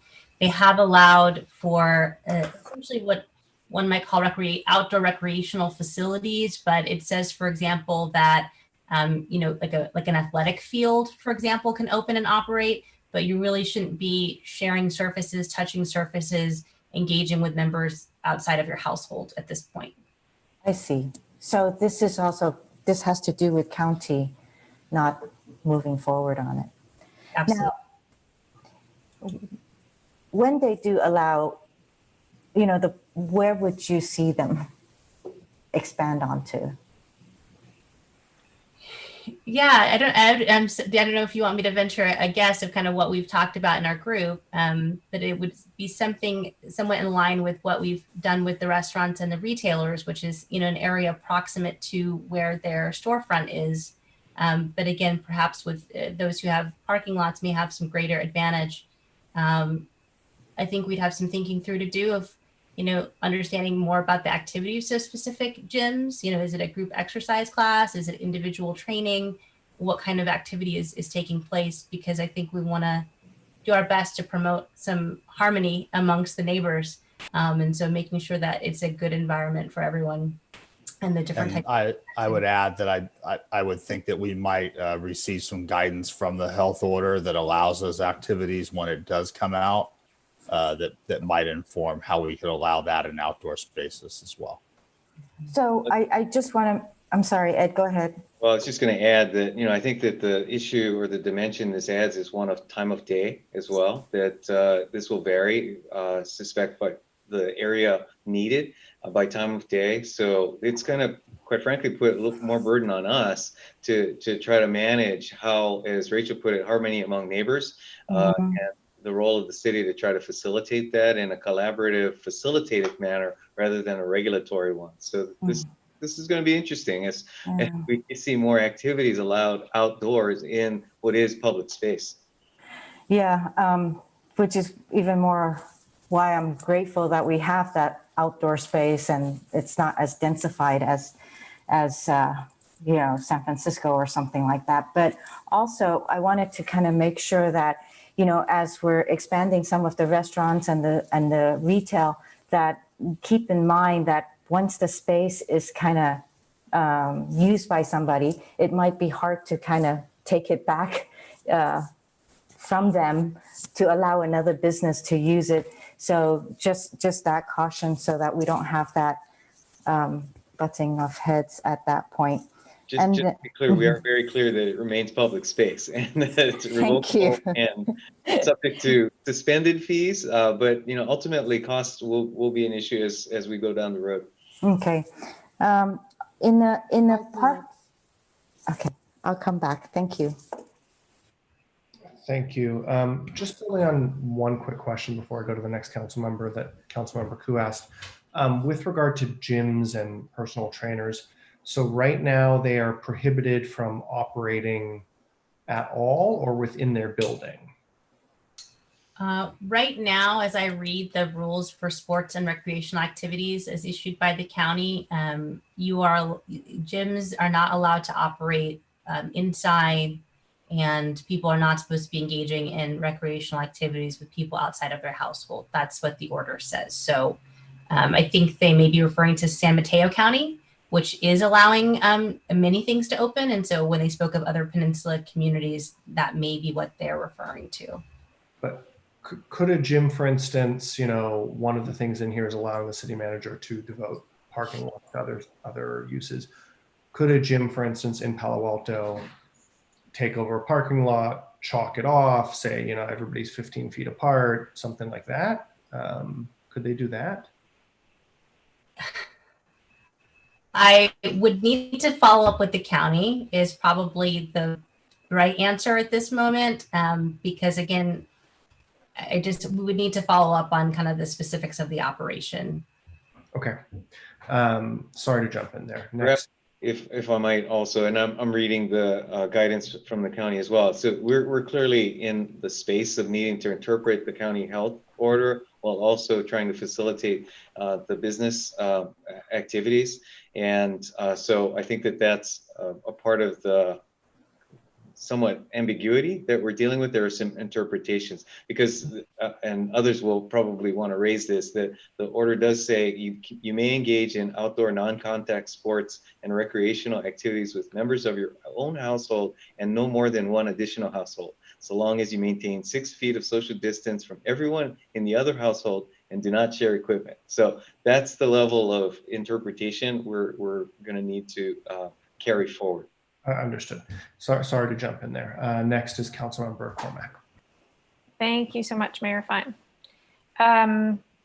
What if people have questions? Who is the person, name, email, phone number that they should be directing things to? Because God bless all of the communications people and all the different websites, but there are actually quite a lot of them. So where should we direct people who are like, how do I get my parklet? I have a question. What's the best place? Yeah, so we have an email address, which is now kind of becoming our central email address for this topic, which is outdoordining@cityofpaloalto.org. We also have Kara Apple and Rob George, who've been doing a lot of outreach with businesses. And if folks have been working with them, they can continue to reach them at their email and phone number and don't need to switch to the outdoordining@cityofpaloalto.org. Fantastic. That's very helpful. Thank you, Ms. Tanner. I just want to speak to the collaboration, which is mentioned in the staff report, and it's really been extraordinary to see so many businesses working together and sharing information, to see the staff working in partnership. It's really been, haven't been very many joys during these past couple months, but that's been one of them. I appreciate the best practices that are suggested in here on page 92, asking neighboring businesses to work together. We're always tempted to mandate things and have them down at, sort of excruciating levels of detail. And we're not going to be able to do that in this instance. And so we're relying on everyone to work together, and so far so great. So kudos to the community. As Councilmember Niss mentioned, I'm not sure if it's the ordinance or the resolution, it's the second one, gives the city manager a lot of authority on days, hours, duration, including also the location of the intersections. I'll reiterate what I said last time. I think 7 days a week. We have to sort out whether it's open or closed. We can't quite seem to decide what it is. Closing university to vehicles, traffic 7 days a week, I think is worth trying. We are not yet at a place where people are going to be coming back in, to work here soon. And then the other thing I just wanted to ask staff is, what have we learned so far? What have we learned from California Avenue? What's going well, and what are things that have been a little tricky and we're thinking about? Brad, do you want to address that? I'd say it's almost all been going well. One of the only things I've heard any coordination issues on that have reached me at least has been the coordination with the farmers market on Sundays, and the fact that we have people leaving who need to move the barricades, and there have been a couple instances where those didn't immediately get back in place, but the relationship with the farmers market and communication there is good. So I think we're resolving that. I haven't heard about this issue on CalAv, but even with university, the way things have been opening up, and with a lot more people present on weekends and having takeout orders, we've had issues with trash cans overfilling when they were being serviced on their usual schedule, and we've had to add additional service there. So I think that's something we'll see more of. Oh, that makes sense. I remember. Yeah, we discussed that in one of the first things we were worried about that. Yeah. Okay. Yeah. Okay. Haven't heard negative issues. It's really been positive feedback. Great. Well, I also just want to be really specific about, compliments, which is, I think this week, not sure, saw Director Eggleston downtown. I think it was one of the testing adventure things. And as I drove away, there you were on the parklet that is behind Mayor Fine right now, literally inspecting, and it was before the canopies were up. Oh, thank you. Mayor Fine's providing a better view. Thanks for getting out of the way. So, it's really, it's been great. Like I said, there haven't been many wonderful things during this, but this is one of them. And was walking the dog a few days ago, and a neighbor stopped me to say how excited he was about the Summer Streets program. They went to California Avenue, and this was the best part, is they tried a new restaurant. It wasn't one that they'd been to before, and they saw it. And so I think that's, it's been nice to have this bright spot. So appreciate everything that everyone has done and will do. Thank you, council member. Next is council member Tanaka. So I've had probably about 6 office hours on this topic. Definitely my most popular topic. So I want to first thank staff for really moving quickly on Cal Ave, and congratulations on the success. You know, it's hard to move quickly and have successes, so this is great, and hopefully could be a template for other things. And I think it's really important to move quickly because, as a lot of people have mentioned already, a lot of the businesses are fighting for their life, and you know, the PPP money is running out, and you know, people need to start reopening, otherwise they will not open again. I just wanted to dig in a little bit more on Cal Ave, because that's a really good test case for us. So it sounds like overall it's been pretty successful. And you mentioned a few minor things, but they sound very solvable. How has the retail sales been on Cal Ave? So for the restaurants, it sounds like it's been gangbusters. How about the retailers? How have the retailers done? Do you have any indication on how their sales have been? Hopefully they've been as good as the restaurants, but I don't know. So I'm just curious to know how that closure has impacted the retailers. Great question. I would just say, you know, I don't have any data, and I don't know where that we collected any. We do have plans to begin to try to see if we can work with the retailers and businesses to get some metrics so that we can track over time, not just, you know, anecdotal success, but what does that really mean for them? But I have heard, you know, from Leaf and Petal, for instance, that the atmosphere has really been great, just bringing people out and creating a positive atmosphere that people are enjoying themselves and want to do things like browse in a shop and kind of spend their time there in a more lingering fashion than just pick up and leave. And I don't know, Mr. Chicott, if you had more insight into the success of the businesses and the retailers. Just purely anecdotal, and to the extent that we use that as a basis for decisions, it's been positive feedback also from retailers. Very relatively small volume of feedback, and to my recollection, no negative feedback, which we get quite often. Yeah, it's easy to get negative feedback. So, okay, so none of the retailers there, even some retailers, like they sell, cans of paint or whatever. I mean, even retailers that have where people have to carry stuff, there's been no complaints about about loss of business or customers, anything like that. I would attribute it to, quite frankly, we've been careful, and locations of the barricades been sensitive to the needs of the individual business on each block, and to a large extent, I think where you're headed, council member, is that applies to university as well. So being cautious about how we roll things out and not overdoing it has been, I think, an intentional strategy here. Okay, well, that's great. I'm glad to hear that.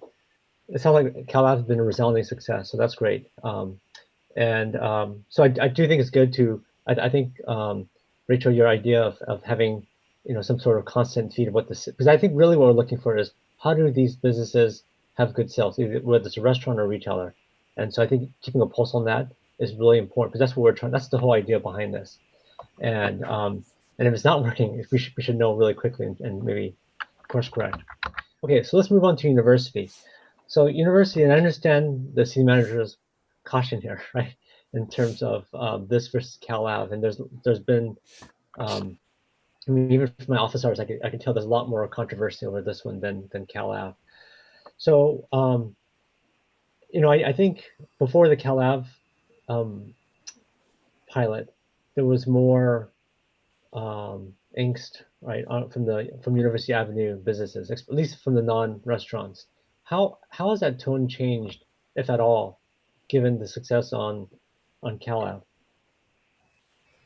I'll let folks chime in. Go ahead, Brad. Well, I was just going to reference that we did have a meeting last week with University Avenue businesses. I think it's a fairly wide-ranging list that the invitation went out to. We had a previous meeting where there was a decent amount of opposition or concern about a closure of university. This time I think we had few good showing still, but fewer people show up, and it was really one or two property owners that seemed most concerned, and a lot more support from the other businesses. Even non-restaurants, like even like office and retailers. Well, that's where I would note that restaurateurs were showing up at this point. So clearly that they're excited about the opportunity, and I think are more present than general retail or certainly office. I don't maybe with my computer, but it's a little bit choppy. So so with I think restaurants in general, universally, would probably love it. I don't think there's probably any controversy there.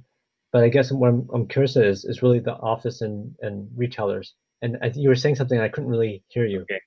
Basically, we haven't heard much from office or Okay. retailers. We don't know yet. We have had some concern from those not on university directly that closure of university could negatively impact them. But again, I think it's fair to say it's been mixed. Mixed, okay. So that hasn't changed much with the success of CalAv. Hard to gauge, and others feel free to chime in, but I don't know that I could gauge it as stronger positive at this point. It might be leaning that way, but again, hard to say. 5 minutes. Rachel, you're saying something? You're muted. Rachel, you're unmuted. Okay, I'm unmuted. I don't know that the composition of the voices changed much. I will say I think that some individual perspectives have changed. And we've had some restaurants who are kind of like, I don't know if we should close university, who maybe changed their perspective to a more, I think we even heard some on the call tonight in public comment to say we should go to 7 days. And I think maybe some voices either haven't persisted in the conversation or have maybe maintained or kind of come maybe more to the middle ground. So I don't know if it's been like a resounding in the way that CalAv was like, yes, 7 days, everyone kind of very unified, but maybe trending a little more in the full week closure direction slightly. I have a lot more questions, but I want to respect the mayor's 5-minute thing, so I'll ask more on the next round. Thank you. Councilmember Phil Seth, I believe you're the only one who hasn't spoken in this round yet, if you'd like to. Yeah, well, real brief. CalAv looks good. I think there's no way to answer all these questions without trying it on university, so let's do it. And, if we expand from 3 to 7 days, I don't need to know that, so I'm willing to give the city manager authority to do that. So let's try it. Brief and to the point. I've got a couple questions and then we'll go to a second round. So I asked a little bit about gyms outside. I guess I would just encourage us, as county rules change, or if we think creatively with the rules that we have here, if we can support personal services in gyms like that, let's please explore it. One quick question. Right now we are relying on the county ABC permits. But as I learned in our pre-council meeting, those are currently not being processed by the county.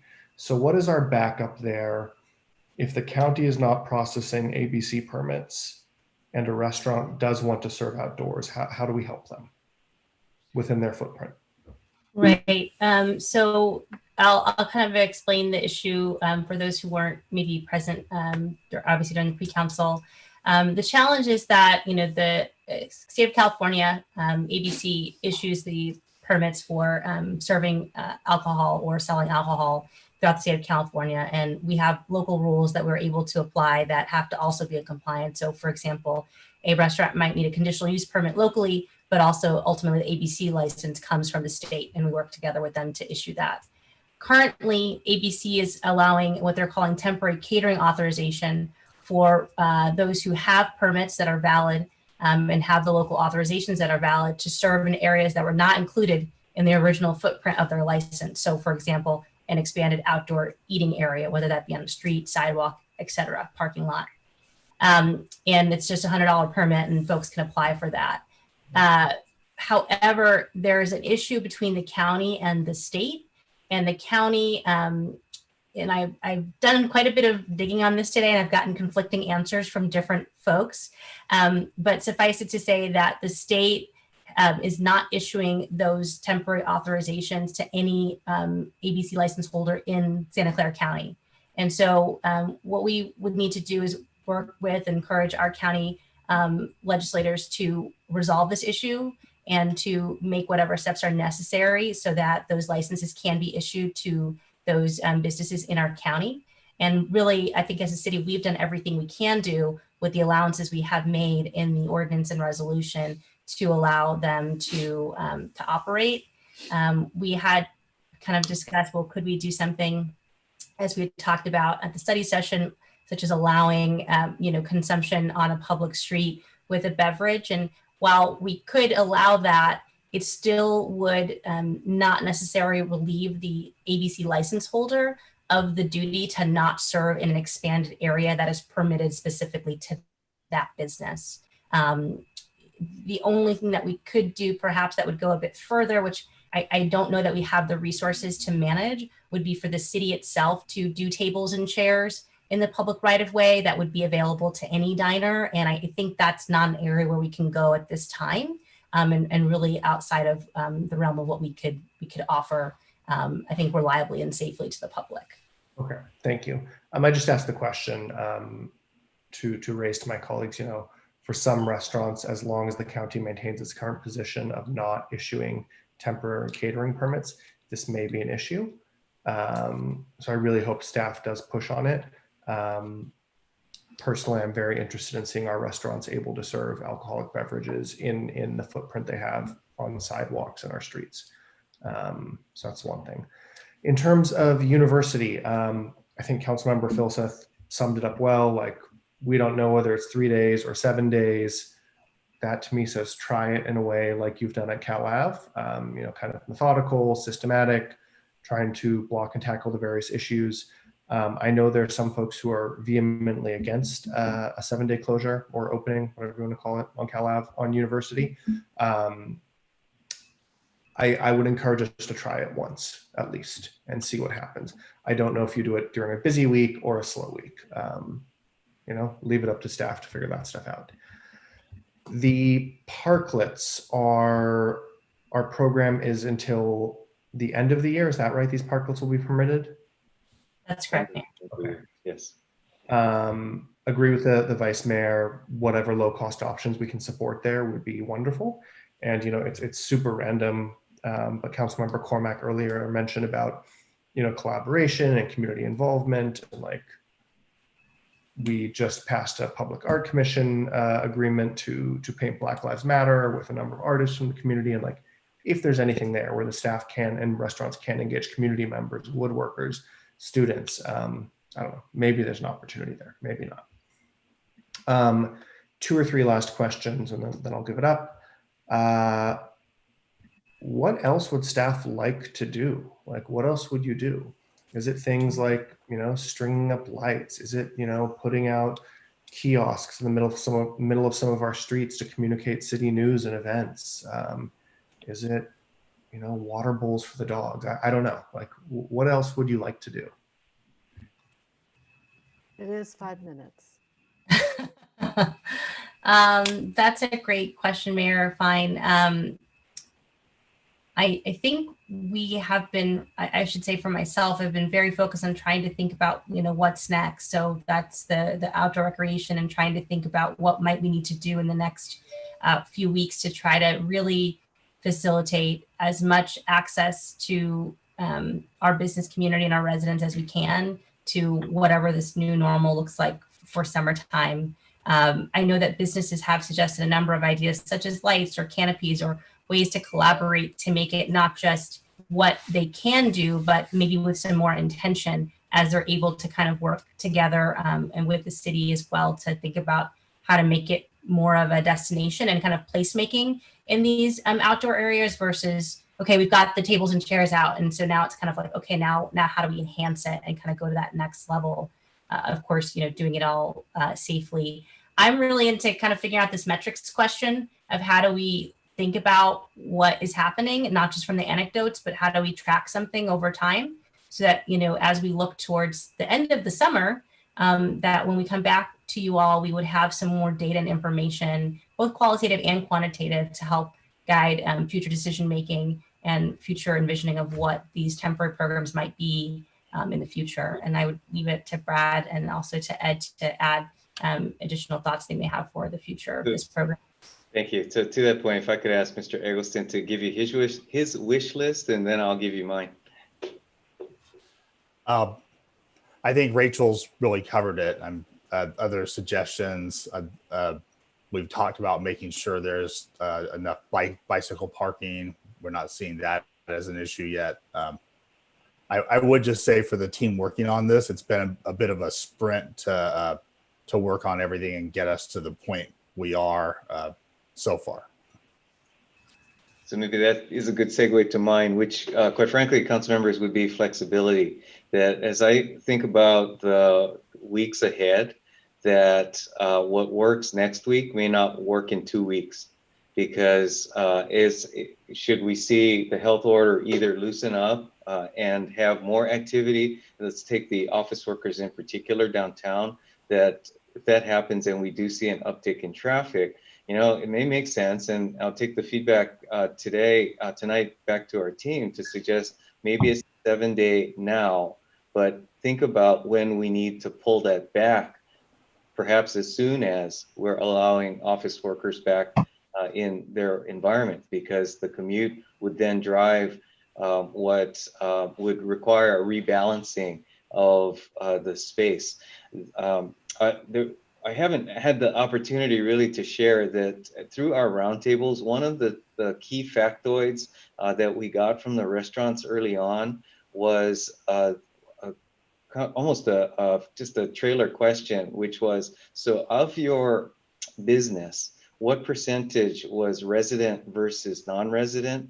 And I was actually surprised that we got a pretty consistent 60 to 90% non-resident market that our restaurants were citing. And this was across a pretty wide range of types of businesses, not just restaurants, but businesses, retail businesses as well.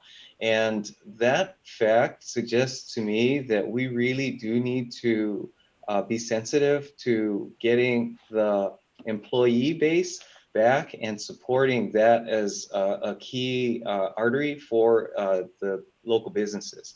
And so it's really a combination of a variety of factors that do require us to have a great deal of flexibility, again, over the next weeks and months ahead. Thank you all for that. Sorry for the extra time. Really appreciate that. I guess just two last things to emphasize. One, I think the flexibility argument makes a lot of sense, and giving staff some authority to do this, especially since I think, as others have mentioned, you've really proven it on Cal Ave, and I am personally really enjoying it. I'm hearing from a lot of people who are as well. And the second piece, to Ms. Tanner's point, like, what are we measuring? I'm not sure the right metrics, but I encourage staff to keep on thinking about that. Okay, I'm going to open it up for another round, whatever you want. I have Councilmember Koo, the Vice Mayor, Councilmember Tanaka, then Councilmember Niss. So, Ed, when you said employees, are those the restaurant employees, the employees that work in the retail? Where did you go? This is actually customer. So did I move around on your Yeah, screen? you moved around. So this was among the businesses that really toward the tail end of some of our roundtable meetings, I asked the question, I can't exactly remember the verbatim, but it was along the lines, what percentage of your customer base is resident of Palo Alto versus non-resident of Palo Alto? And again, just not a scientific sample, but we did get a pretty consistent 60 to 90% non-resident as their customer base. And recognize that, again, pre-COVID, this is pre-COVID, that many of the businesses many of the restaurants relied on corporate catering and the like, but even hair salon was citing the same, that, people drive across the bay to go to the hair salon and gas. I can understand. So, very, very dependent on non-resident customer base. Okay. Okay. And so right now we're talking, so California Avenue has happened. We're talking about University, and, you and staff will decide when it goes to the 7-day period. How about the other areas in Palo Alto? We have Midtown, we have Charleston Plaza. I mean, even along here, my part of town, the El Camino, so, and then also, even within University and California Avenue, there are some of the restaurants that are on the side streets. So what do you do with those ones? Because there's Anatolian that is on the side street. I see that they spread their tables out a little bit in front of the hair salon that's no longer there. But what about all the downtown ones? What do we do about those? Just for fairness sake, right? Because they need to expand. They need to make sure their business are surviving. Yep. And you guys are talking about all of that? It has a spread pretty thin, because we are trying to address those issues as well, especially through tools such as sidewalk permits, sidewalk encroachment permits, as well as parklets to the extent that that applies. It is really challenging, though, when you're outside of a concentrated area, to be able to stay on top of the issues. And I know our staff are really spread pretty thin on that. And Brad or Rachel? Yeah, it's interesting. I think I would just say that at least the last time I checked, I'm not aware of us getting any applications for either parklets or sidewalk use in areas that were outside of either the core downtown or Cal Ave. Okay. But yes, we've had a lot of conversations with restaurants that are on those side streets who, a lot of them are very supportive of the closures, but obviously concerned about what they can do. And that's where there is a lot of interest in parklets, and we have been issuing the sidewalk permits.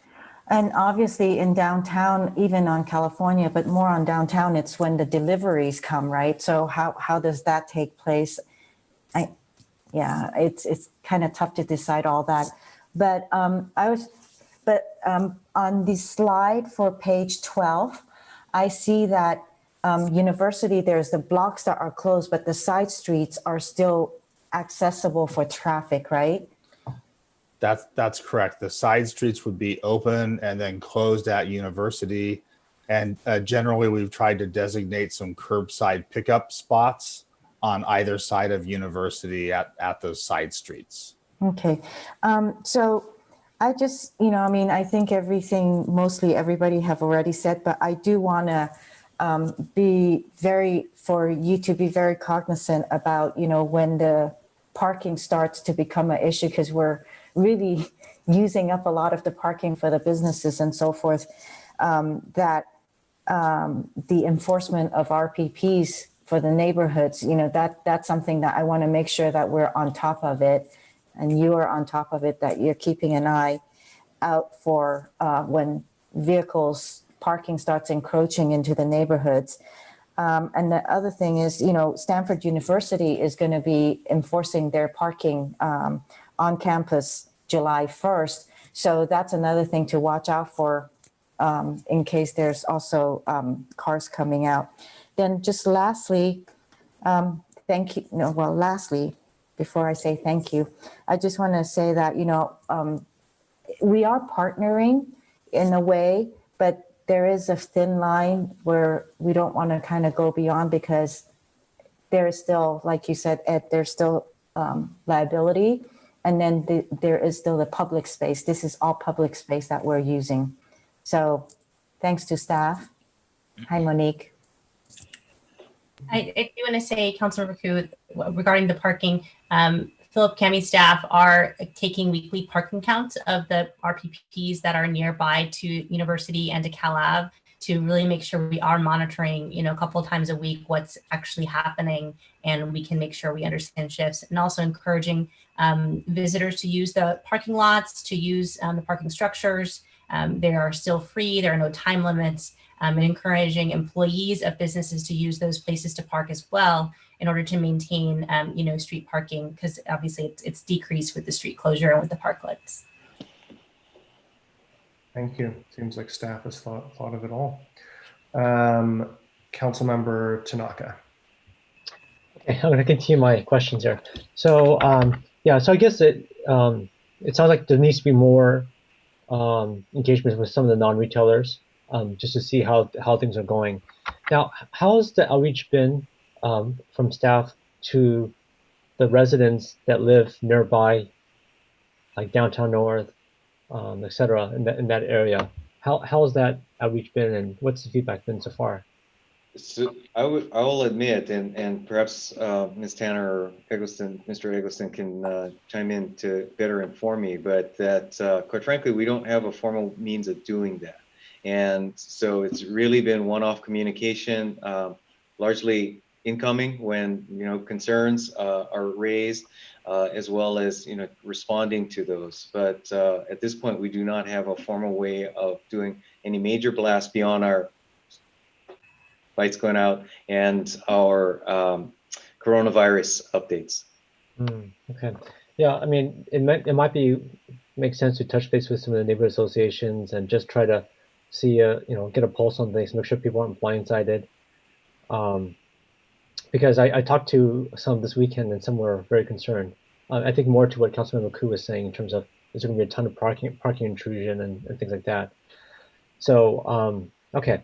If I might, on that point, is if you can see, Mr. Cammy's face is also still with us, and he and transportation staff are monitoring parking on an ongoing basis. So they have definitely been engaged on a variety of fronts. And so, Philip, would you like to chime in on the parking issue? Yes. So as Rachel mentioned earlier, we do continue to monitor parking. We've been going out and monitoring the parking situation and are prepared to spool up. Yeah, prepared to react with enforcement as it's appropriate. So that's why we're continuing to monitor and are actually preparing with our contract enforcement to initiate enforcement quite soon. And as far as I know, there hasn't been any parking issues around the California Avenue neighborhoods, right? There's no, or has there? Maybe you tell me. Yeah, so I would say not significant, and certainly a lot less of an impact than we had experienced prior to COVID. Okay. I've got some significant employers there that are still not back to work yet. Okay. So when that happens, clearly that will become an issue, although even in all likelihood, that will happen gradually as well. Okay. So I'm just thinking about like University Avenue. So how do people handle, if it's only like 3 days a week, how do people handle moving stuff in and back and forth and stuff? Is that going to be an issue, or people are using plastic lawn chairs, or how does that work? Brad, do you want to talk a little bit about the operations on Cal Ave and street cleaning? Because there is some movement back and forth in farmers market, for example, and deliveries there as well. Yeah, we are requiring people with these permits to move their furniture in at night. So they're either bringing things into their businesses, or in some instances, if they own property that's still outdoors adjacent to the sidewalk, they're storing things there. And we want that to be the case because we still have operations that are doing street cleaning 3 days a week in both these locations. And even one of the logistical things we worked out with Cal Ave is that there are some deliveries that happen in the nighttime or early in the morning where we're allowing them to move barricades, come onto the street and do those activities at a time when it's not causing an issue. Okay. So that there is an interest in not leaving street furniture out 24 hours. Okay. And how long does it take for, if someone applies for a park, how long does it take now? I think last time you guys told us about a week, from submission application till go. How long is it now? Because you probably have a lot more. Like what's the current time frame right now? For a summer streets permit application? No, for just a parklet. Let's say someone wants to get a parklet in front of their business. Well, we haven't formally begun that process yet because we're waiting for parklets already that people have. So when people apply for that, how long does it take to get approval? So those we called those prototype parklets, where we were working intensively with the businesses to let them build them kind of at their own risk as examples that helped inform the standards that the team developed. And tonight in your package, we're asking you to approve those standards. We have a number of people who have applied for those permits, and we've told them that with council's approval tonight, it's full speed ahead on us beginning to issue those permits. They'll be expecting approvals tomorrow. We're expecting to be approving them tomorrow for people who have met the kind of bare minimum requirements and have their insurance in proper form. It looks like I'm out of time right now, but I have a bunch of comments, so I'll get to that next round. Thank you. Vice Mayor Du Bois. Yeah, so first of all, street dining has been great, and I know our businesses really appreciate it. And I also think university has been a bit more tricky, and I appreciate the discussion tonight and agree with the need for flexibility and some cautiousness. So let's get to the ordinance and the resolution. If we could go to like packet page 76, section 9. So this is the one that says we're going to suspend the prohibition of alcohol in Linton Plaza and Coswell Plaza and adjacent city parking lots. There's nothing here about dining. And so again, I'm concerned about just kind of open-ended public drinking in these areas. I think, I think we want to be careful what kind of scene develops. I think we want it to be family friendly, and I think I'll help our businesses that way as well.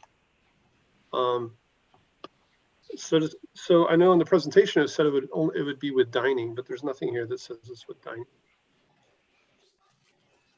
Yes, Vice Mayor, I'm just going to that page. Page 76.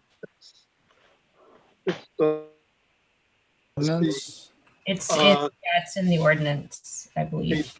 Page 8 of the ordinance. So section 9, section 10C. I see. Yes, thank you. That is true. We could make sure we could add that to suspend the prohibition on consumption, and partly actually the reason why that is being suspended is because there is a specific prohibition on the consumption of alcohol in Linton Plaza and Cogswell Plaza, and so we could suspend the prohibition on the consumption of alcohol beverages if being consumed with a meal. I think that would be allowable and get to the point that you are concerned with. Right. You'll have other, measures that would prohibit, let's say some of the rowdy behavior that may develop if someone is publicly drunk or intoxicated. And so there are other, measures that still would address those types of activities. Yeah. So it's section 9, section 10C is for city parking lots. I think if we could add, with a meal or whatever with dining, I think it gets to it. I mean, people want to work around it, they can work around it, but I think it's a little thing. What is the plan for our bars? Patio, Rose and Crown, Old Pro. Again, it seems like if you have a drinking scene next to a restaurant, it may not be the best combination. It's a little bit different when it's outside versus inside. Yeah, certainly without knowing all of the license types of all of and permitting of all of our establishments, many of our bars are actually still required to or kind of licensed under the bona fide eating establishment, even if we don't think of them as bona fide eating establishments. And so they are still required to have meals served with their food. And that doesn't apply to everything across the board, but that it's pretty common. And so, we could, and bars themselves are not allowed to open, again, it has to be, dining service or takeaway. So I think what we're trying to conceive of is how we would adjust for those businesses. I think, if Friday, the county were to say, okay, these types of establishments are also allowed to serve outdoors and have outdoor dining, I believe that they could apply for a permit, encroachment permit to serve under the current license that they have. But again, I would want to look closely at whether they are a bona fide eating establishment, and therefore the idea is that they're serving food and drink and not just serving drinks alone. Okay. Yeah. I'm not anti-bar. I just think it's a little bit different outside. Yeah. And then on packet page 89, I'm trying to go quickly. This is where we have our ADA section. And again, I really would like to see a low-cost option or a barriers-only option. And I'm going to plan to add that when we get to the motion. So again, depending where we are in the city, the assumption of where the person is, if they're arriving at street level, is it better for the parklet to remain at street level versus sidewalk to sidewalk? But I really think, again, that this cost could be prohibitive for some restaurants, and I'd really like to see us work out a way to enable a low-cost parklet. The last one on page 82, this is where we start to talk about parklets. There's no clause here that says there's no vested interest, similar to what we had in the encroachment permit. And so just a question for Molly, would it make sense to also include kind of a no vested interest in the, I don't know which this one this is, the resolution. I think it's the resolution. Yeah. Rachel, did you talk with the team about that when you were developing it? We did not specifically, and I'm looking at the no vested interest, which is section 8 of the ordinance, page 8 of the ordinance. It would seem to be allowed it would seem to make sense also in the resolution, perhaps because the resolution is under the encroachment permit already, and the existing encroachment permit program may already include the no vested rights. I'm not sure if that might be why it's not in the resolution. Well, one reason I could see is that for the encroachment permits, those are use of the public right of way, and there's already, I think, language that protects us in that instance. Whereas in the ordinance, it's also pertaining to the zoning rules for parking in private parking lots. I think it's the other way around. It's in the ordinance, but it's not in the parklet resolution. Right, and I'm saying that one, and this might be way off, but one potential reason for that is that the ordinance is addressing rights to do things on private property in addition to public. Okay.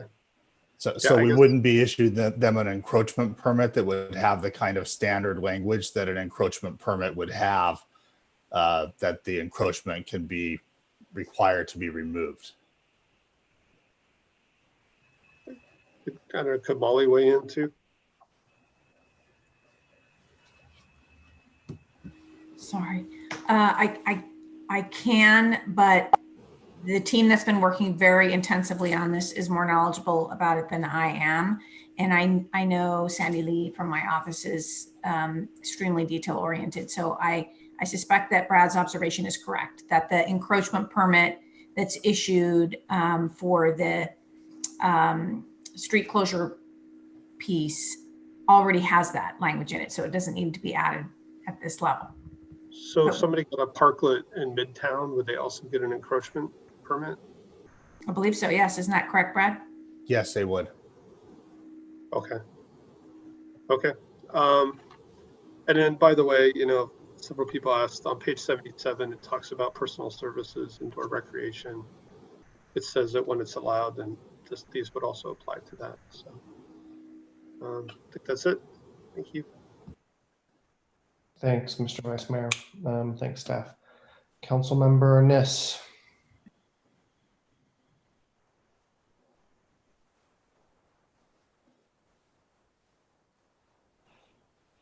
You're on mute. There you go. Unmuted.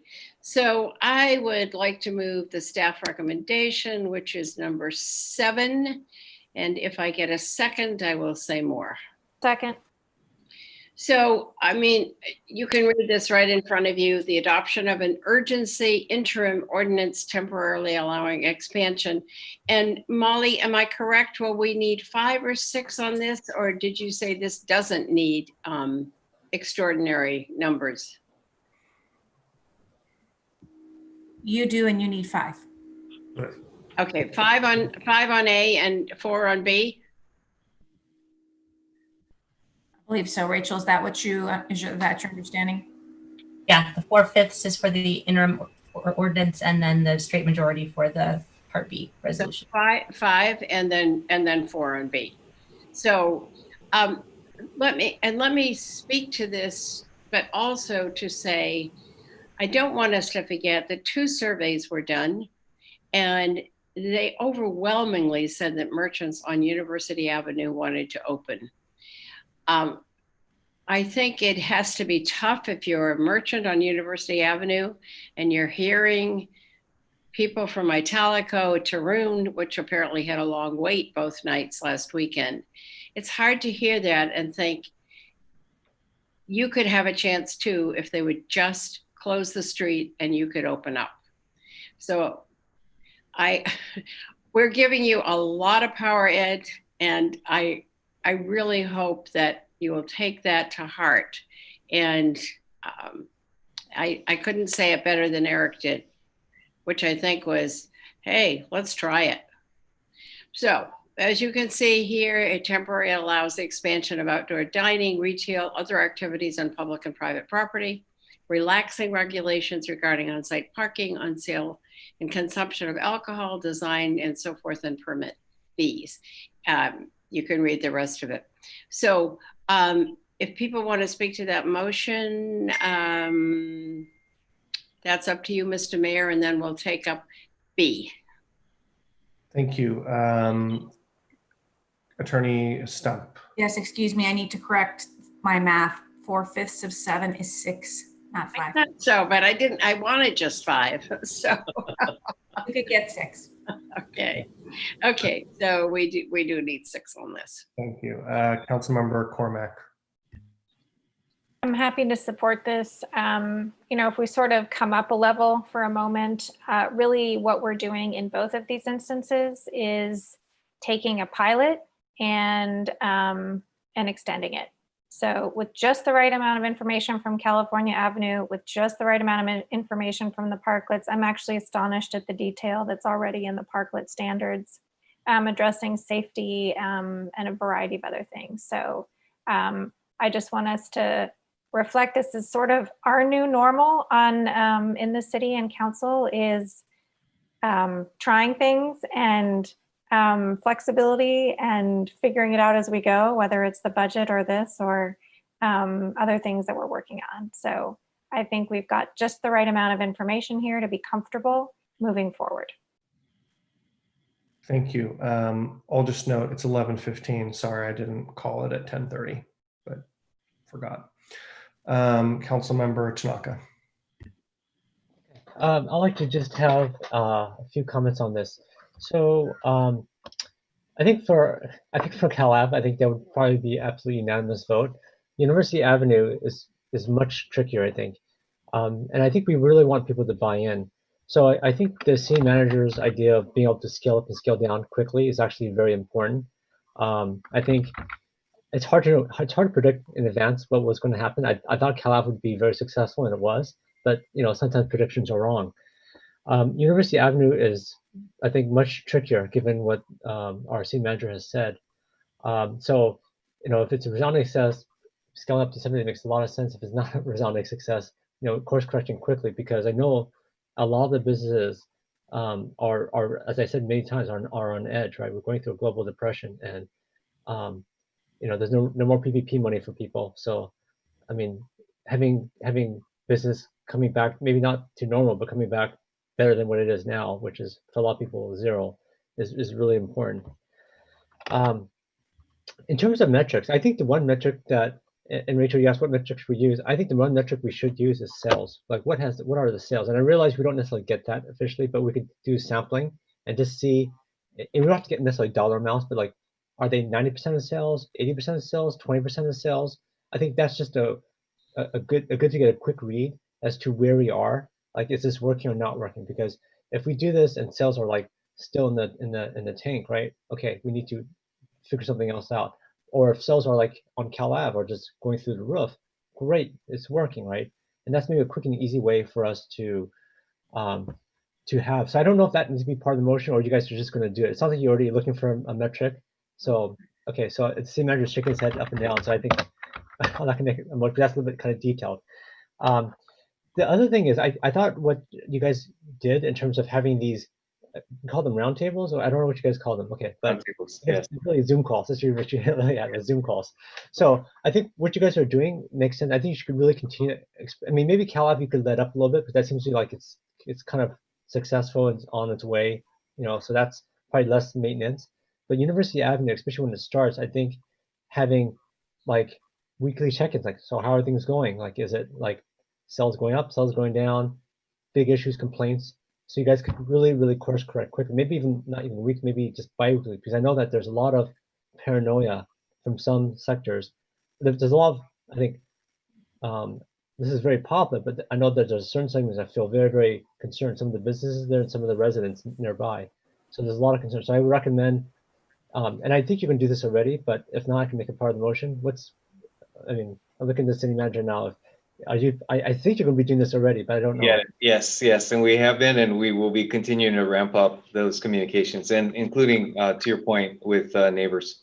Yeah, I think the neighbors and the non-restaurants. I think for restaurants, this thing is going to be is going to be fabulous, right? But we want to make sure that, because I think 50% of the businesses on university are not restaurants. I think CalAv has a lot more. So I think making sure that those folks, the non-restaurants, are also involved in the conversation. I will go all your way to make sure. So you have this kind of advisory committee going, as well as the neighborhoods, right? And I realize there's not necessarily formal channels, but it's better that they hear from you before they start complaining, right? Before like they start contacting us. So I think that's going to be critical to make this a success. And then the other thing I wanted to ask about is, and I realize we have big budget issues, but we did set some money away aside for COVID related stuff.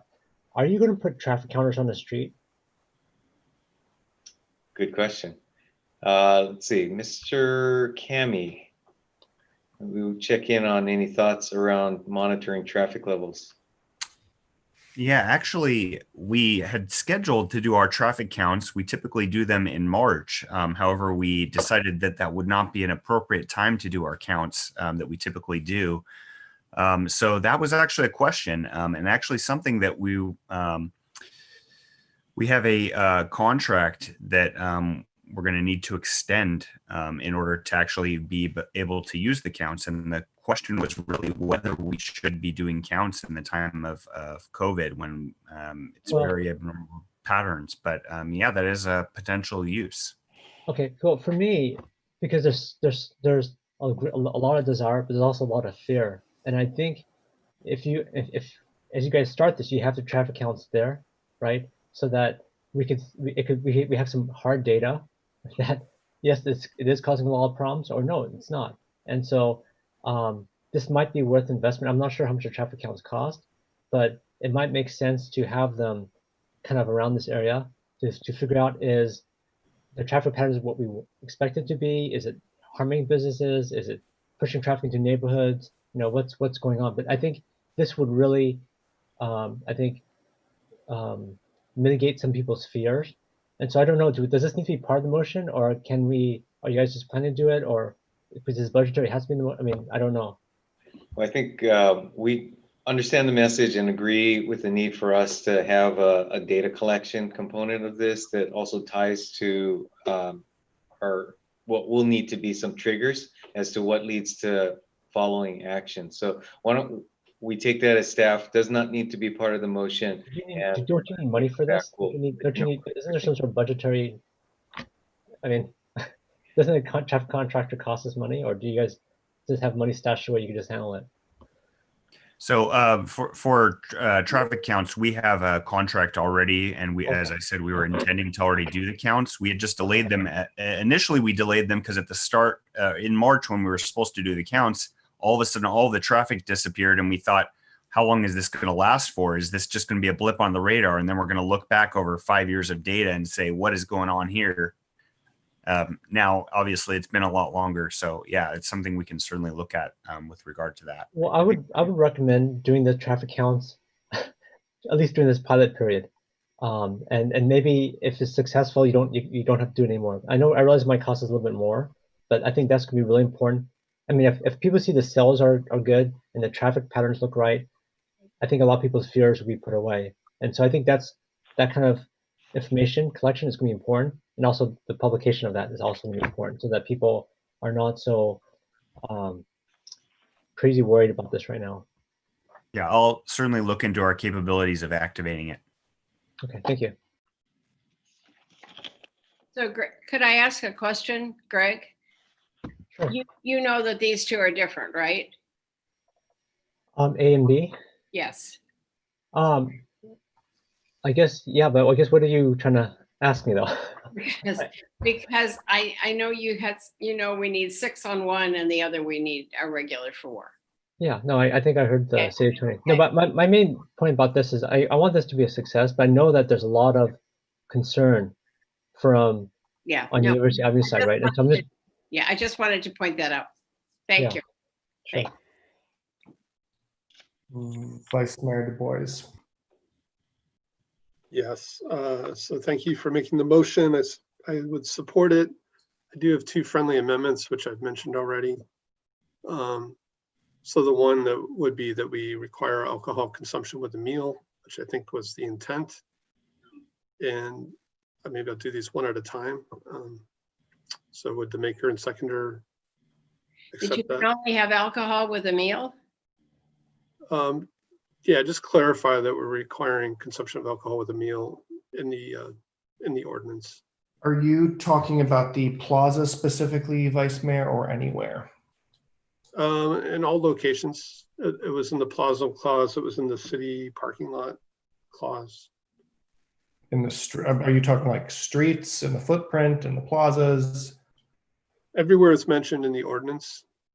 Okay. I just like to clarify that.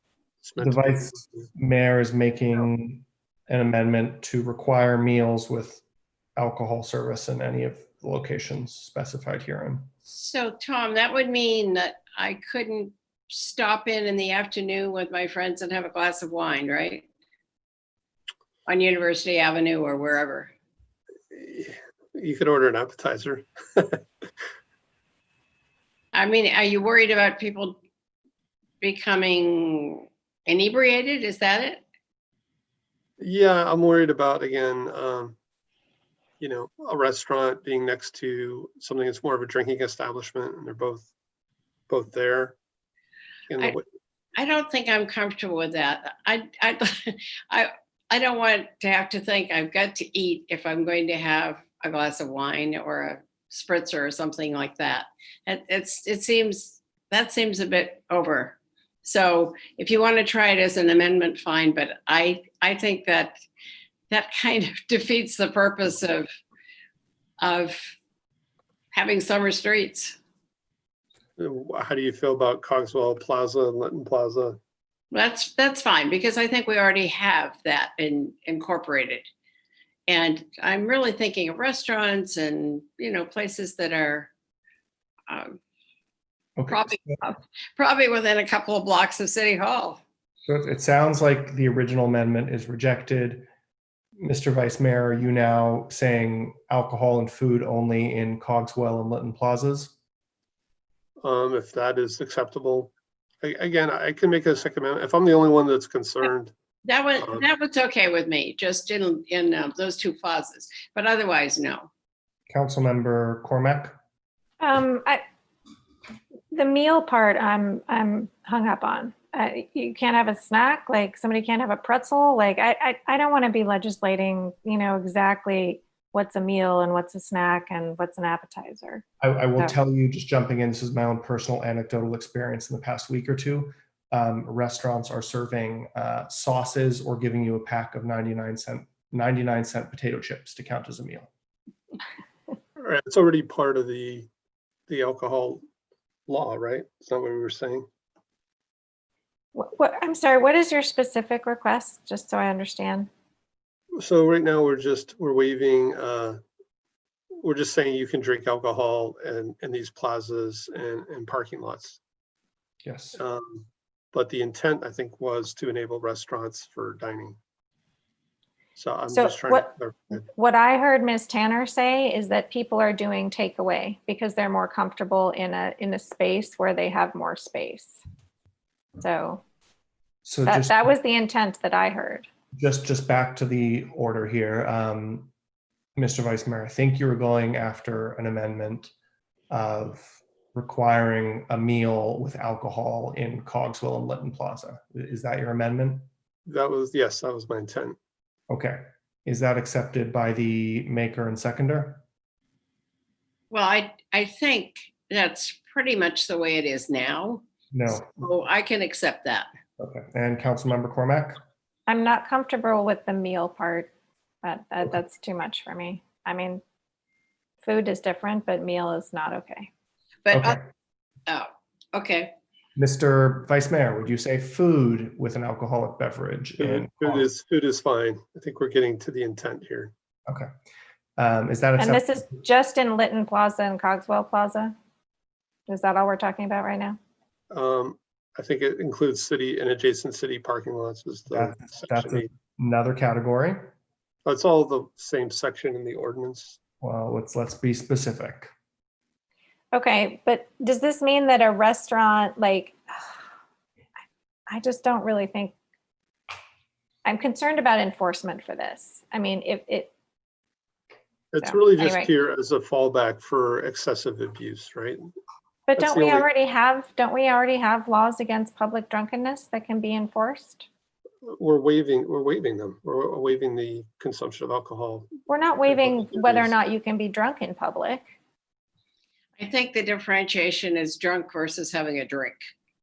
And if I'm right, then I think what you're saying is in Lytton Plaza, Cogswell, and if you're out in a city parking lot, we don't want you, drinking a beer or something like that?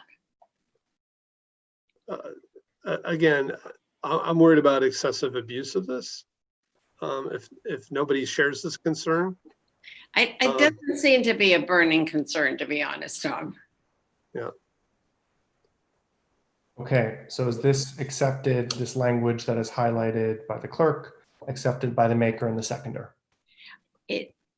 No, it actually isn't. So, Tom, you had another amendment, right?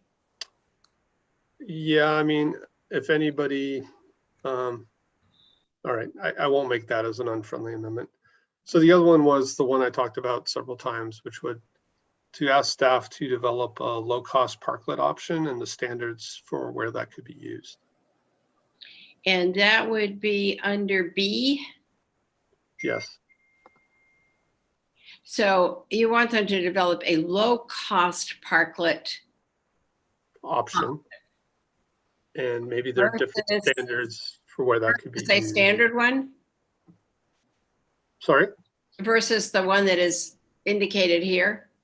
You want two options, an inexpensive option and then a more standard option, right?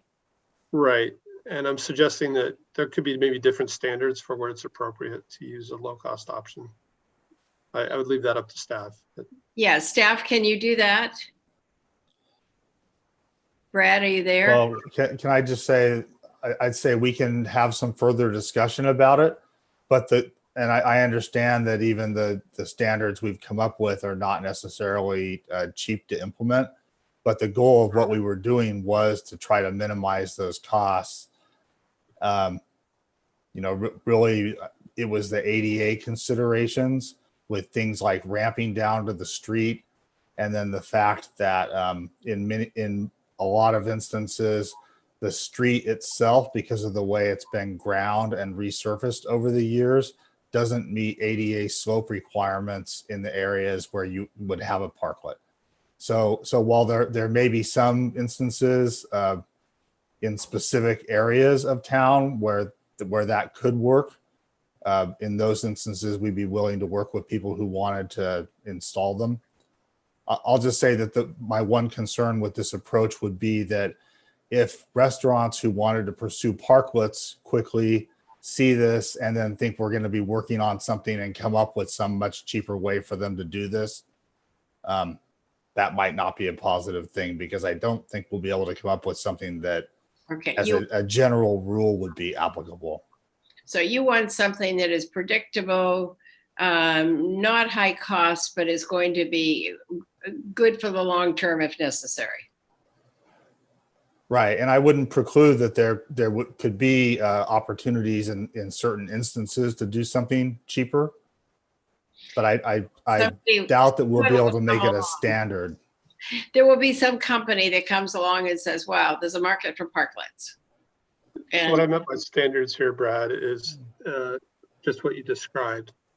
Like California Avenue, we let people eat on the street. So apparently that street's slope is appropriate, right? Mm-hmm. So having a low cost option and the standard is really for where it could be applied.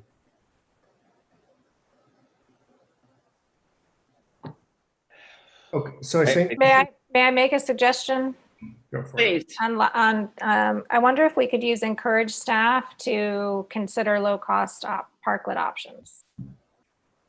That's fine. And I just really want staff to hear, we're hearing $5,000 to $15,000 for something that could expire if the environment changes. So I understand it may not be appropriate everywhere, but I think there are places where it could be appropriate.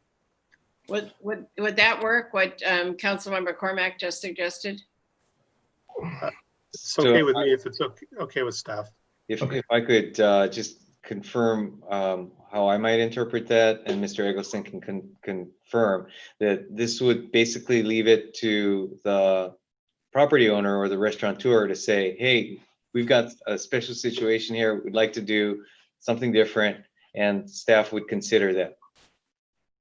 Well, I'm really asking you to help come up with an option. And you might say that it's only appropriate for these kinds of settings, maybe slower roads, whatever it is. Yeah, I would share some anxiety, and I think I'm interpreting Mr. Eggleston's response, which was we've got some restaurants now that are saying we can't move until you, the city, approve the standards that are before you tonight. And they've been saying that for the last week or so, or maybe a little more than that. So with this type of direction, it does create the potential that they'll then say, no, we're waiting for your low cost option and we can't move until you come up with it. So there is a bit, unfortunately, a burden that gets created as a result. But you could publish this option. That would be their choice. They could move forward if they need to, or they could wait. Right? So I would conceptualize the best image I get in my head of this low cost option you're suggesting is the parking lot at Town and Country, where you'll have water filled K-rails basically surrounding an area, and the ability to fit that would be rare on a street environment. So that's the kind of thing that comes to mind.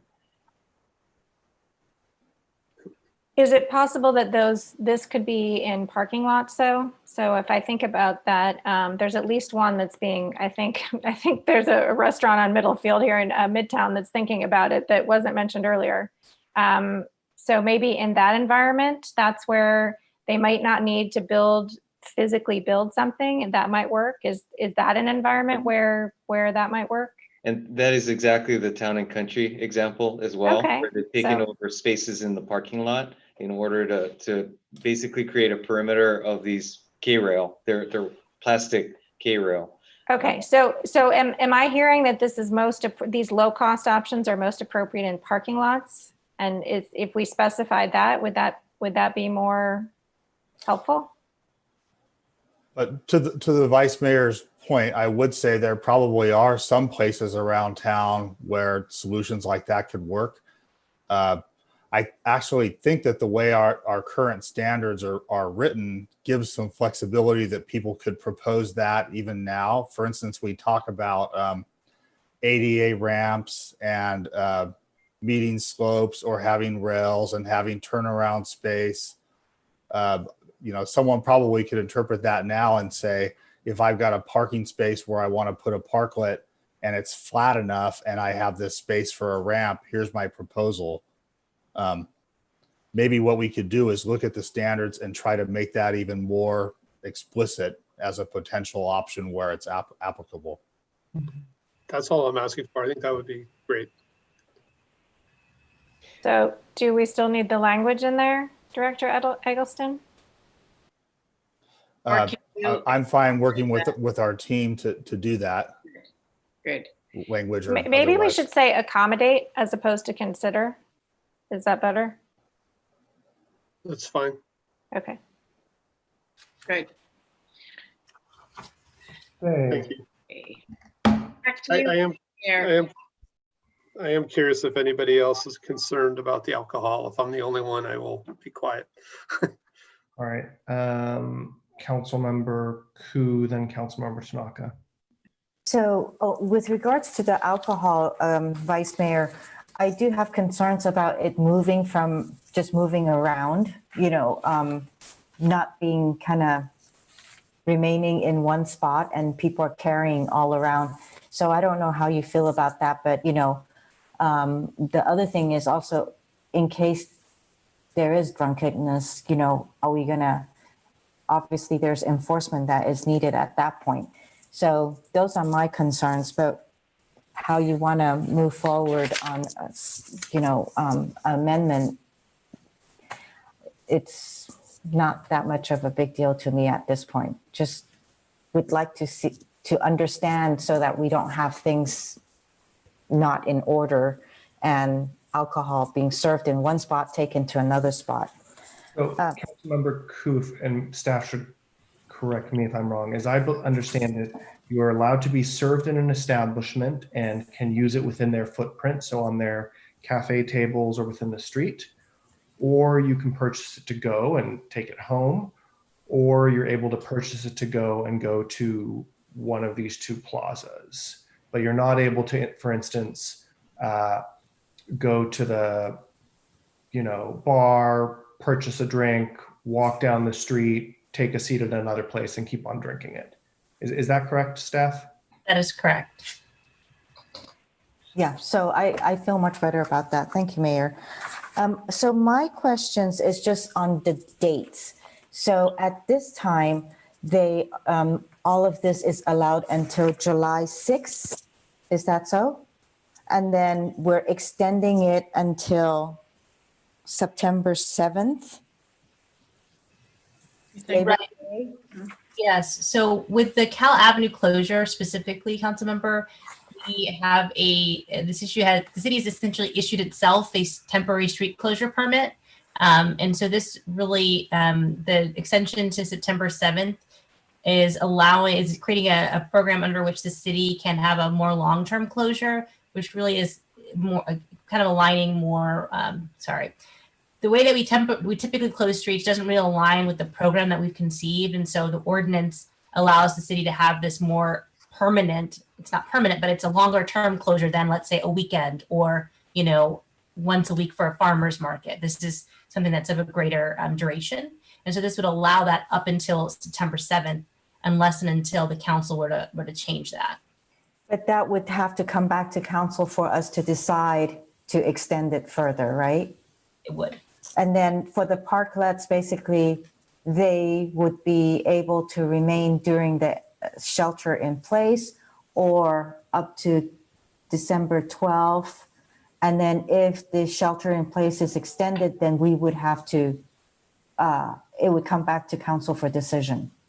Yeah, so the parklets would be allowed until December 31st or until the end of the local emergency, so the council's declared emergency, whichever occurs later. So let's say the council said, hey, you know what, we don't need this emergency anymore in October, the parklets could still stay there till December, but then after December 31st, they would not be permitted any longer unless council were to take different action to have a more long-term or more permanent parklet program. Okay. Okay, thank you. Welcome. Thank you. And Councilmember Tanaka. Yeah, one quick thing. So, you know, some of the businesses worked with you guys, I guess, before you had an approved parklet standard. And one concern or question I have for you guys is, so let's say in the standard, their parklet isn't not 100% compliant, but they spent, you know, $15,000 or whatever building this thing. Do they have to incur more construction costs then to comply to your new standard, or are they kind of grandfathered in as part of, you know, this pilot program that you guys were doing for these parklets? I believe the ones that are in are good for the pilot. And as Ms. Tanner pointed out, we're not presupposing future council action, but I suspect we'll be back at some point to the council to say, what do we do next? As everything goes well, shelter in place comes to an end, we're in the fall, and we'll need to make a decision. Is the council open to converting this to a permanent parklet program? And then what's the transition look like? Do they have to tear out the existing? Can they apply for a permanent? That sort of issue. Okay, because I just, at least for this period of time, because it is short, I think it'd be kind of crazy if like, oh, you spend 15,000, you gotta spend another 5,000 to make it compliant, kind of thing. I think that would probably not be right. Unless we were to see some problems with the existing, I suspect they're good. Okay, good. So essentially the grandfather then for this pilot then. No vested right. But nonetheless, yeah, we appreciate the pioneers that did the prototype. So I think we'll recognize that going forward. Okay, great. Thank you. All right. It's 11:40, our last meeting before council break. I'm going to call the vote, and then I'm going to call the break. Councilmember Tanaka. Yes. Councilmember Ku. Yes. Councilmember Nis. Yes. I'm a yes. Councilmember Filseth. Yep, let's try it. Vice Mayor Du Bois. Yes. Councilmember Cormack. Yes. Great, that passes unanimously. I think all of us here on council and the community really appreciate staff's work on this, a lot of good work. That brings to a close our marathons of meetings. So we'll adjourn our meeting. I hope you all enjoy the break, although we, of course, have work to keep on doing, particularly with regards to some of the police issues. So with that, it's 11. Actually, Mayor, quick question. Are there any council member comments? Not on the special agenda, unfortunately. Okay, well, I just hope that we could sneak in vote 16 somehow before August, but I yeah. hear you. Okay, thank you. Okay, 11:43, our meeting is adjourned. Thank you all. Take care. Stay safe, healthy, same. Happy vacation. See you guys. Thank you to staff. You have a good vacation. Thank you to staff for all this work. Thank you all very much.